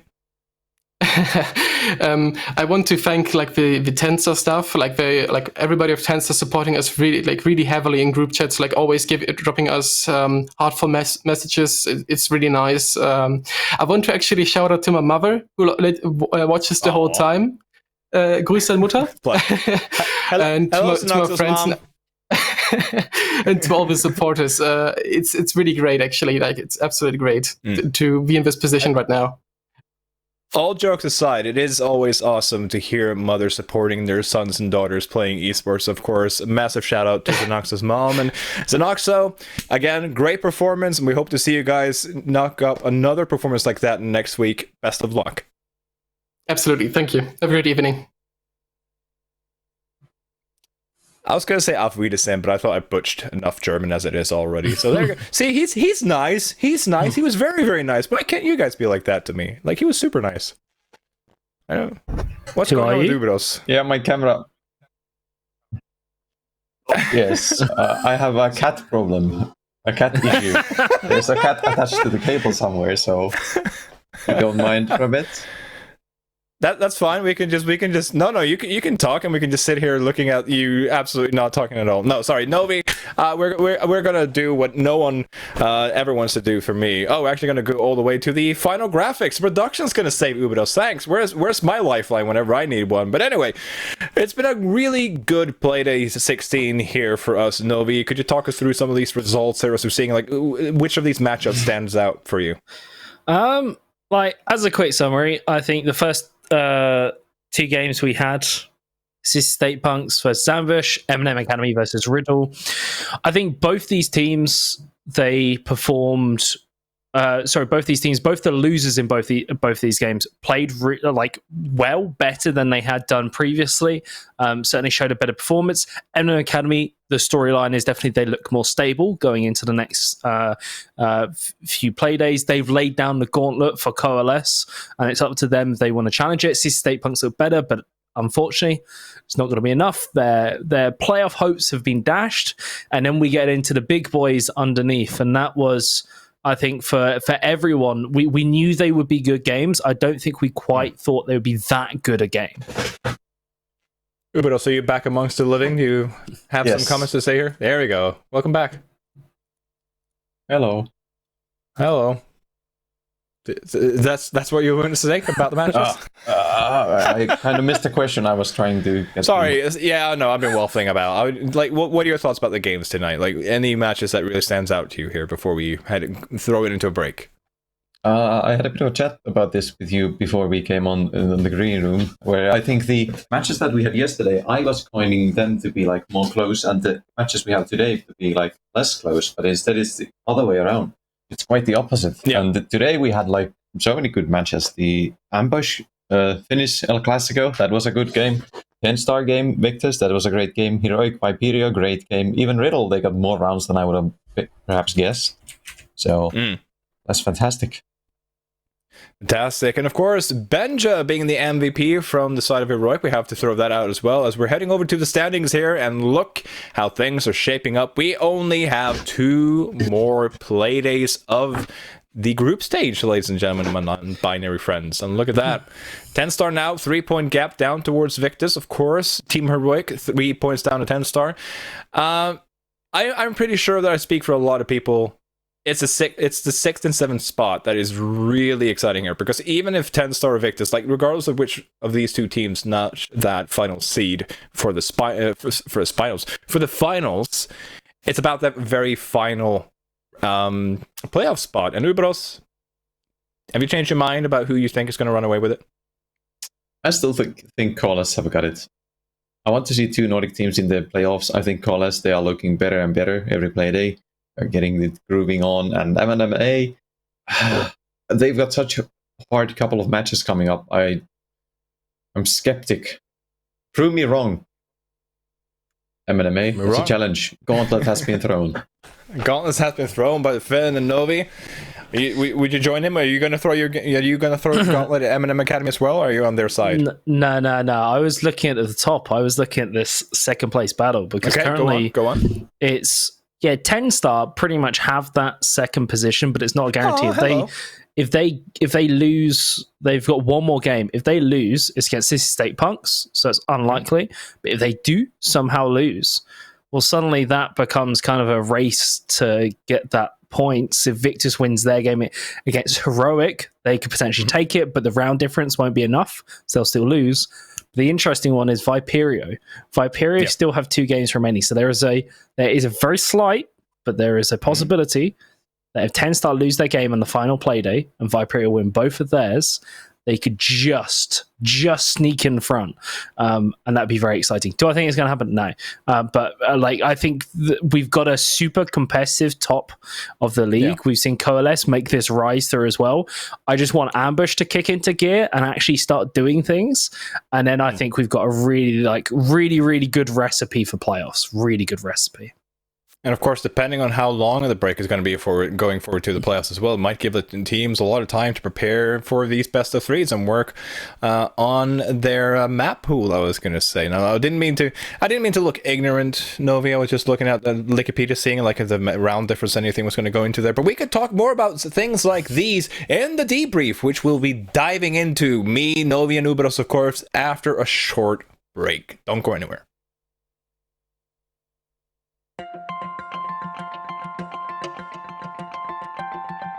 My name's Nikki, I am Chase's mum, and we first met Special Effect at EGX some years ago when both me and my husband went up for the day, and we found a stand called Special Effect. Never heard of it before, didn't realise there was such a thing as a gaming charity for the disabled.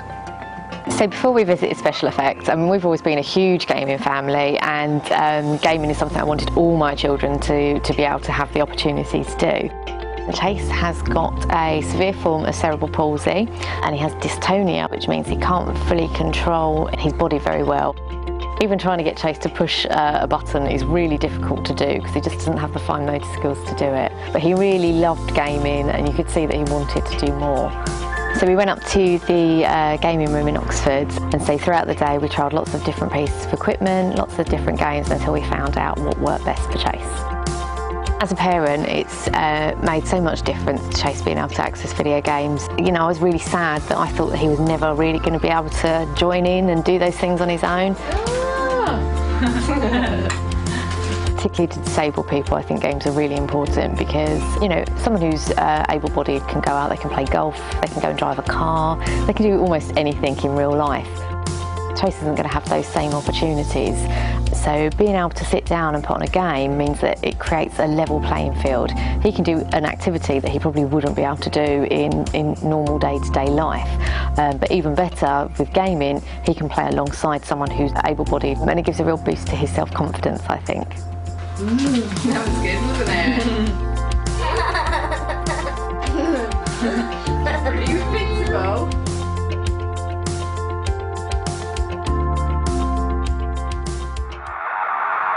In 3 quick kills, 4 quick kills come in, and Slaughter just picks them apart. Try and put some shots on in, and managing to find the last 2. Oh, but Blur just decimates. Prince steps up huge for Ambush. 3 kills, all E1 DCs. What?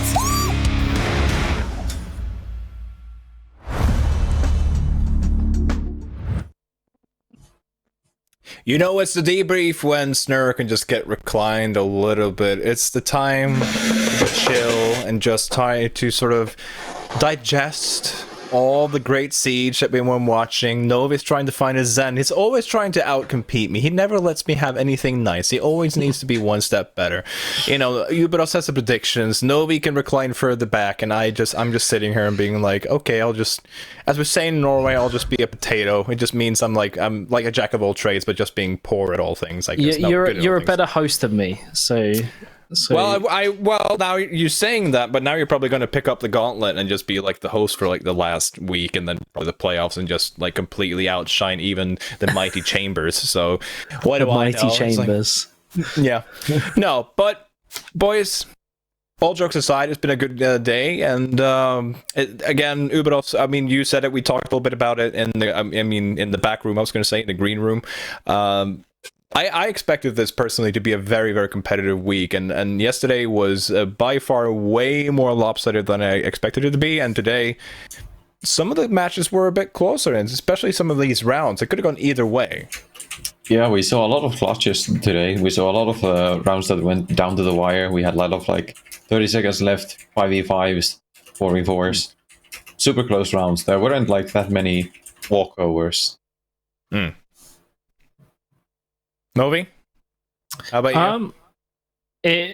I think today was an interesting day, I think, and I think it was as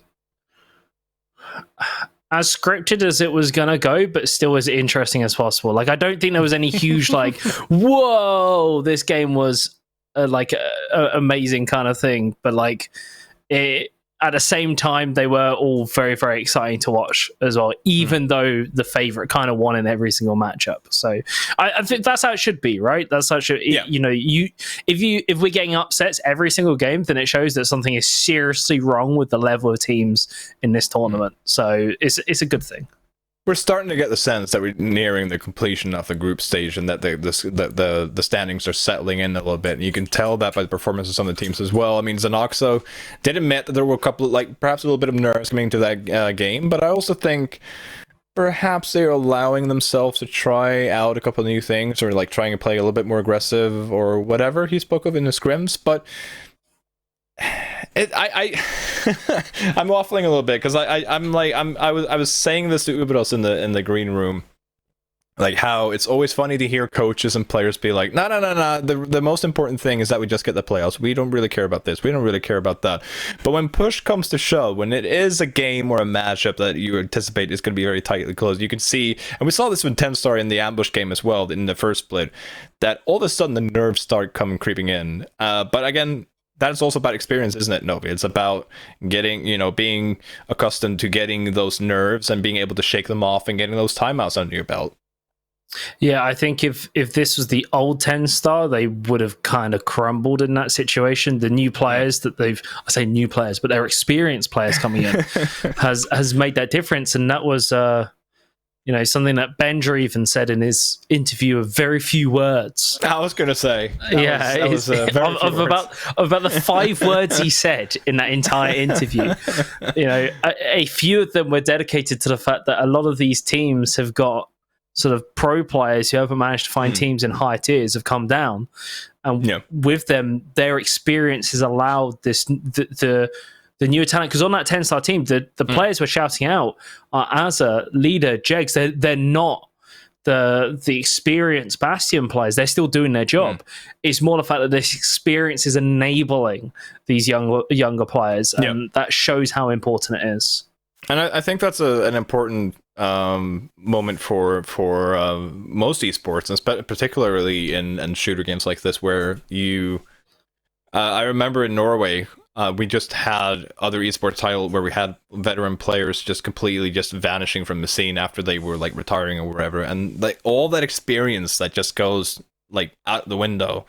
Whereas it's nice to see players like Junka. I'm not saying that Junka's old or he's retiring or whatever, but it's just nice to see that, okay, maybe they're not at the top tier level anymore, but they still have so much to give. Just a year or two of experience at the top tier level can provide so much crucial experience at a lower level. And Uberos, I mean, you've been a coach and a player at the tier 4, tier 3-ish level. Did you ever have a similar experience, not necessarily from tier 1, but you had a player coming in who had more experience and really see it make a difference? Or did your teams usually get that experience as with each other? I was going to say, as a team. I'd say we got a bit more experienced players at some point, but nobody with any real tier 3 experience even, and we kind of just climbed our way in there. But something I wanted to bring up about the experience is I wanted to lift up Gorgona, because some of you might remember back in the day, Fabian actually put up an academy team, kind of Fabian Academy, where Gorgona was actually involved in, and now he's one of the top players, like we have been saying all season, one of the top players in EU even, and that just shows how much somebody mentoring you a bit, somebody with a lot of experience and obviously super skilled like Fabian, like the vast knowledge that he can just pour under these young players like Gorgona back in the day, it's invaluable. It certainly is, and it's nice to see so many of the veterans of the game actually trying to do stuff like that. And again, shout out to Fabian for trying to do that with both Delta Project and of course his academy teams that he had earlier. And it is invaluable. And just being able to play with people with more experience, listening to their wisdom, seeing what they do in these situations, having sort of someone to hold you, like knowing when to let go of the leash and someone to when you need to tighten the leash. And some of these young aggressors is like, no, you don't have to do that now. It's like, oh, but if you want to, you can run around, be free. We'll be free to ask some questions as well. We have an AMA coming up, and we've had some questions being sent our way from Twitter. I'm just going to move my camera preview here so I can actually see the questions, because I don't know the questions beforehand. They're actually just going to show up in the graphic, so I have absolutely no idea. But the first question is going to be from Zeus R6S. Of course, Zeus, as we know from Coalesce, who has been the most impressive player of the second split, and why is it Jake Southster? Well, all right. If you change player to like team member, then I think you could absolutely say Jake, because the coach's role is invaluable and it's often kind of an unsung role a lot of the times. Impressive player this second split. I want to say it's a cop out, but I kind of want to say one of the TENSTAR guys. Like, I think any of the three, like, actually, no, Jake's had a really, I'd say Leader. Leader has come into his own in the second split. Leader has, like, he's gone from being a good player to, like, a great player across that, like, that break. Like, and his stats show it. They've all gone whoosh, like, straight upwards. The guy is insane. He's on a different level. And, he's just whoosh, like, rocket sounds. Like, that is Leader. For me, absolutely him. He's incredible form at the moment. I don't know how many like times I've said leading the way or whatever, so I'm not going to do it this time. But see, I did it anyway. Ubros, why is it Jake Southster? I mean, what can I say? He's a great player. Equal material right there. I mean, if he had just kept that controller plugged in, I'm sure he would have like just completely just washed, divided, and came off of the server. I know. I'm telling you, he was held back by his team. Yeah, I know. It's like I mean, you have to work with what you get, and Jake Souther was dealt a very poor hand. What's there to say? Sorry, Zeus. I mean, no, actually, Zeus was in the opposite team, so he actually benefited from it. So he doesn't really care. Next question, please. Ben Demond, I think. If you were an operator in Rainbow Six Siege, what would your unique ability be? Also, what would your operator be wearing? Okay, I know Gibson and Fresh's operator would be wearing gowns, so they'd probably be twins or something. Ubros, what would your unique ability be, and what would you be wearing? There still isn't a Finnish operator. I'm still waiting for it to come out, and I kind of have to cop out with the usual like Finnish tropes, like a Molotov's cocktail. Because that's something. If you have a Finnish operator, what else can you like put him on? Maybe a bolt action sniper rifle. I was gonna say it could be a sniper. We need. I mean, we have 2 snipers already, but yeah, but we don't have any bolt actions. Actually, Kali is a bolt action. Yeah, never mind. I'm down. But what would he be wearing, or you be wearing? It's you. So the Finnish army in basic greens. We call it in Finland kurkkusalaatti, which is like cucumber salad. I just hear the salati, and I knew what was coming, because it's like, oh yeah, okay, like salat. Okay, I get it. And we just Norwegian for salad. But Novi, what would your unique ability be? It's not for me. Okay, what I would do and what I want is 2 different things. So I'm going to do with what I want ability wise. Is what would your unique ability be as your operator? We've got a lot of traps. We've got a lot of information operators, and then on defense. What I would quite like is a combination of a trap operator which also gives information. So almost like, when people put cameras out for like wildlife to like spot sort of thing. It's something like that. So as an operator, you put a camera out, and then when a attacker walks through, it pings them if it triggers, and it gives you an instant ping of their location, but only if they trigger it, kind of thing. So you can sort of like set it up in locations, and once it's gone, it's spent. It's like a film camera, so the flash Dumb kind of thing. I thought that'd be kind of a cool thing. You could set it up with like angles through a wall, so as soon as you get the ping, it's like kind of thing. It'd be kind of cool. Could you then pick up your phone in game and then see the photos and be like, aha? That'd be kind of cool. Yeah. Well, Ubisoft, implement it now. I'll help the dev team. Just let me know. What would this hunter be wearing? For some reason, I don't know. Like the whole like safari kind of outfit would be kind of cool. Like very very classic British colonial. I think it'd be like very out of touch, but it would also kind of suit the vibe.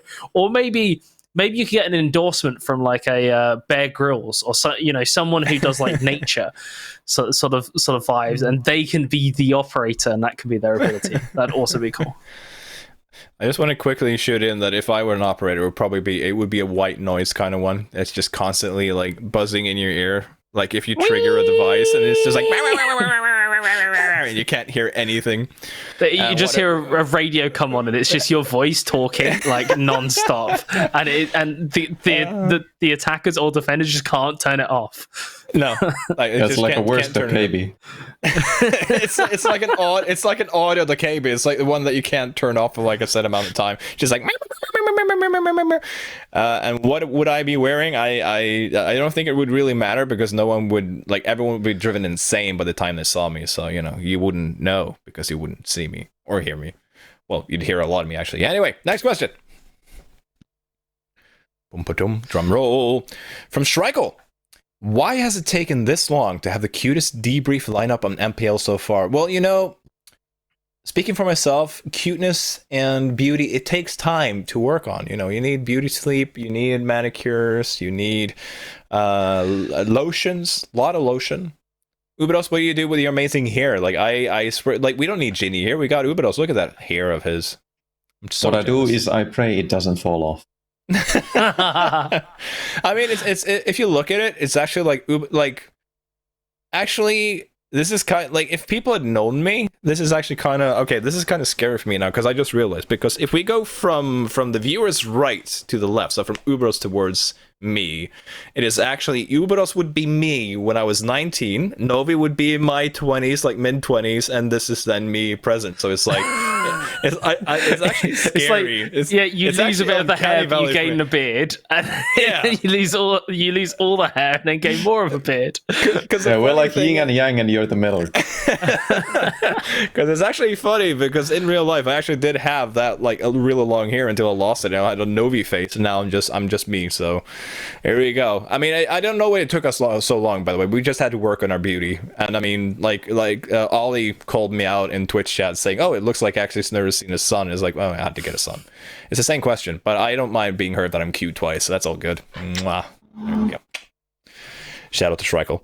It's also because with the Nordic shills as well. I've joined the as soon as I joined the ambush hype train, they decided to crash the bloody train. Like as soon as I got on board, they were like, no. You're the imposter. There you go. That's right. What else? We need to out him. We need to cut him. We need to get him off this train. So from Tiefling SMM, if you had an NPL themed birthday party, which players would you invite? Kilius. I love how you also taken. Yeah, I love how you've also taken my favorite players, not just ambushing, taking the train and crashing it. You're also going to run away with Kilius, just running away with him over your shoulders, like, I want Kilius for myself. Yes, he's got all the Pringles. He can bring the snacks.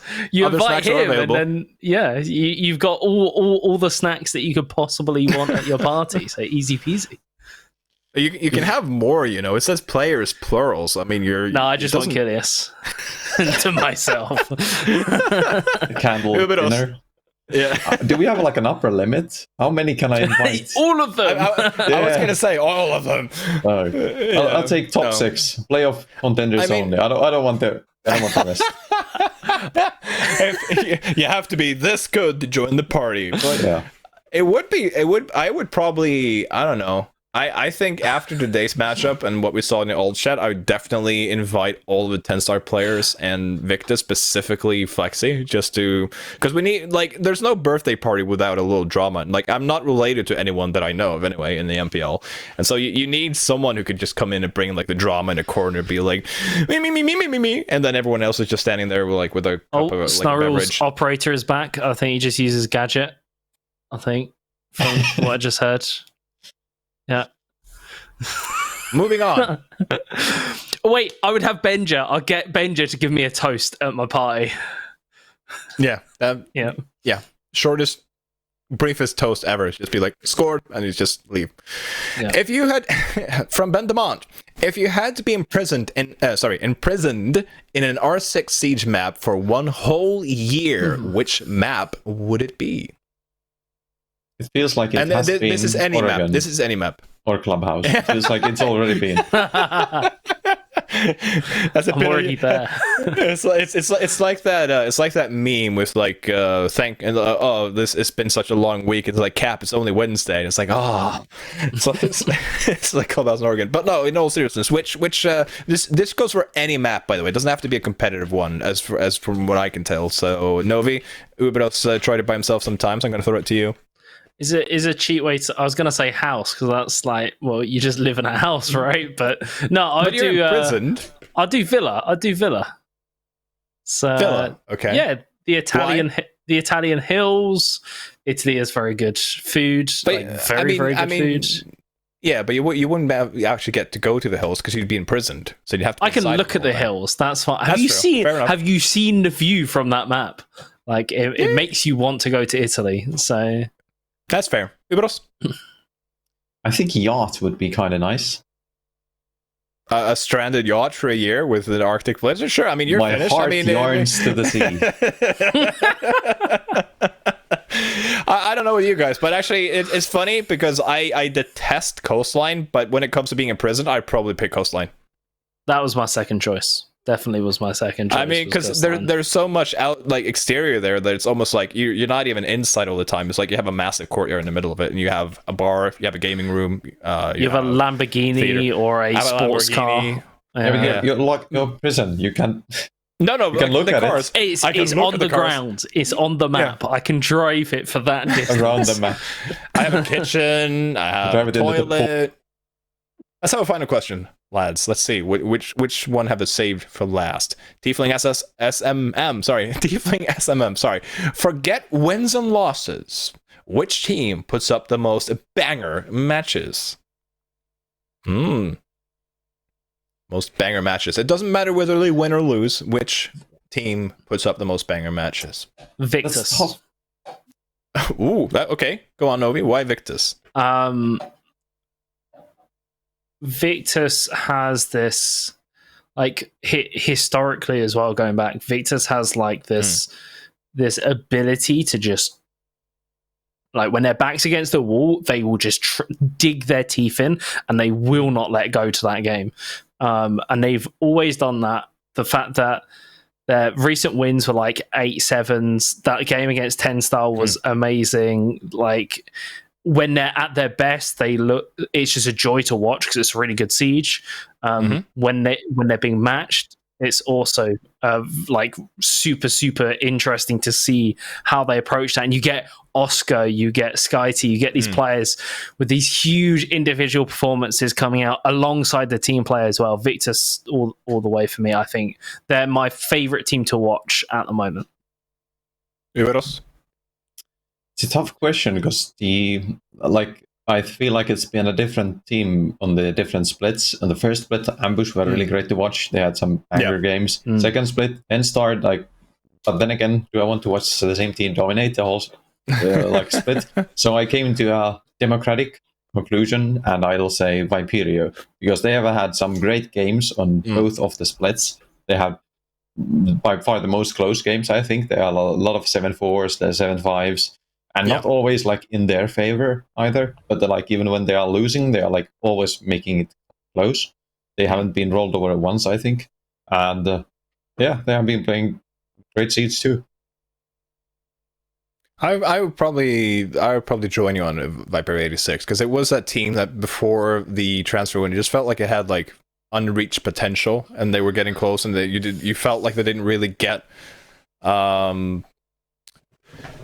You could tell that there was potential there, and they just couldn't really reach it. And I'm happy for Viperio's sake, of course, that they were able to really unleash that during the transfer window with some new additions to the team and getting that synergy on board. So I guess I'm gonna cop out and say Viperio as well. But boys, one more week of group standings. I mean, we've been here for quite some time now. It feels like it was just last night or yesterday that I got to annoy Novi for the first time and actually got to see Uberos on a cam, which he hadn't, like, we had this cast before where Uberos would do a lot of photoshopping and stuff, but it was actually a professional setting this time. No offense to Uberos' Photoshop skills, of course. But we are closing in to the final week, and what do you want to see next week, Uberos? What if you had one wish, one opportunity? What would it be for next week? Give me overtime games, because the points are already tight. Give me overtime games on both the playoff contenders and then the top final spots. Give me overtime games, all the games overtime. Also, by the way, production, I don't know if this would be a spoiler, but if you guys could think about this, or maybe give me a maybe or yes or no. I spoke to Uberos earlier about the predictions. Are we going to include the playoffs predictions into this prediction, or is this next week the final one? Because Ube really wants to win the predictions. So Novi, while we're waiting for any life sign from production, I was going to say, what would you want to see in this next week, the final week of the group stages? I would like. I'm just looking at leaderboard. Because I would like Coalesce to, at least on Playday 17, I would like Coalesce to win their game. And then suddenly on that last day, we could get both MNM and Coalesce could go in on a tie. MNM could upset Viperio, could upset Heroic. RIDDLE could prove worrisome, like in imagine that final game of the day, they're tied, it's based on round difference. Coalesce just needs to beat the bottom place team, and then RIDDLE gets an upset. I want it to be close right down to that final game. So I just want Coalesce to perform, both teams to perform on Playday 17, and then Playday 18, what will be, will be. I mean, I agree, but it wouldn't. Sorry, but also the prediction will be continuing and for the playoffs as well. So you can't win just for next week. It's actually going to continue. So that's going to be very interesting indeed when we're going over from predicting best of ones to best of threes. But Novi, wouldn't it be terrible for Coalesce? And I'm hoping not to jinx them here because they're a Nordic team. If the one win that RIDDLE gets the entire season is the one that snatches the playoff spot away from Coalesce. Just saying. But who knows? Ladies and gents, it has been a pleasure filling in here for Janiro. Of course, we still wish her a speedy recovery. She's not feeling very well, which is why you see me here in the host chair, and you have been doing that the entire night. But we're going to call it a night. We all need to sleep. Uberos is already way past his bedtime. We're in Finland, who's an hour ahead of, or 2 hours ahead of you, UK guys. And of course, he needs to make sure that his cat doesn't chew out any more wires inside of his building. Novi is going to recline back into his comfort and just snooze off into the evening. And ladies and gentlemen, it's been a pleasure. Hope you can watch the VODs back and just prepare for the final week of the group standings. It's been a joy. Novi, Uberos, this is us, signing off. Have a good evening.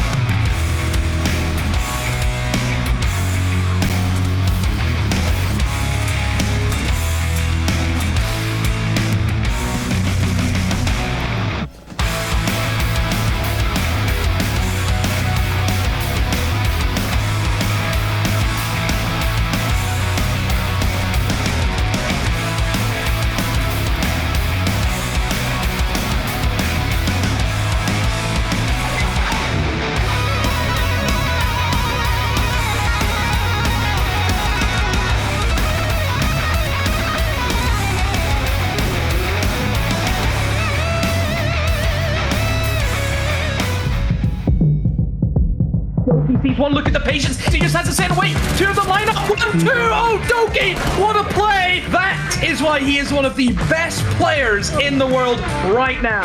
And now adapt, and he can swing this with the Ella Striker, and they're not ready with the Ella SMG. Yeah, he's gonna get spotted. Tyrant fires. Hang on the second shot. He's dropped the pistol. He's dropped into prone. There's 10 seconds left. Tyrant, what a round! He's in position to strike. He's able to land his shots here. He got a huge slam. Picks up two. That's surprising that no, didn't fall back at that point, and now we're left in a very tight situation. Ryan has just walked his way through. He gets 2. Unica is going to take a little bit of damage as well, but oh, with his back against Unica, Rothka's going to go down, but instantly traded. Aroldi with a double there. That's huge.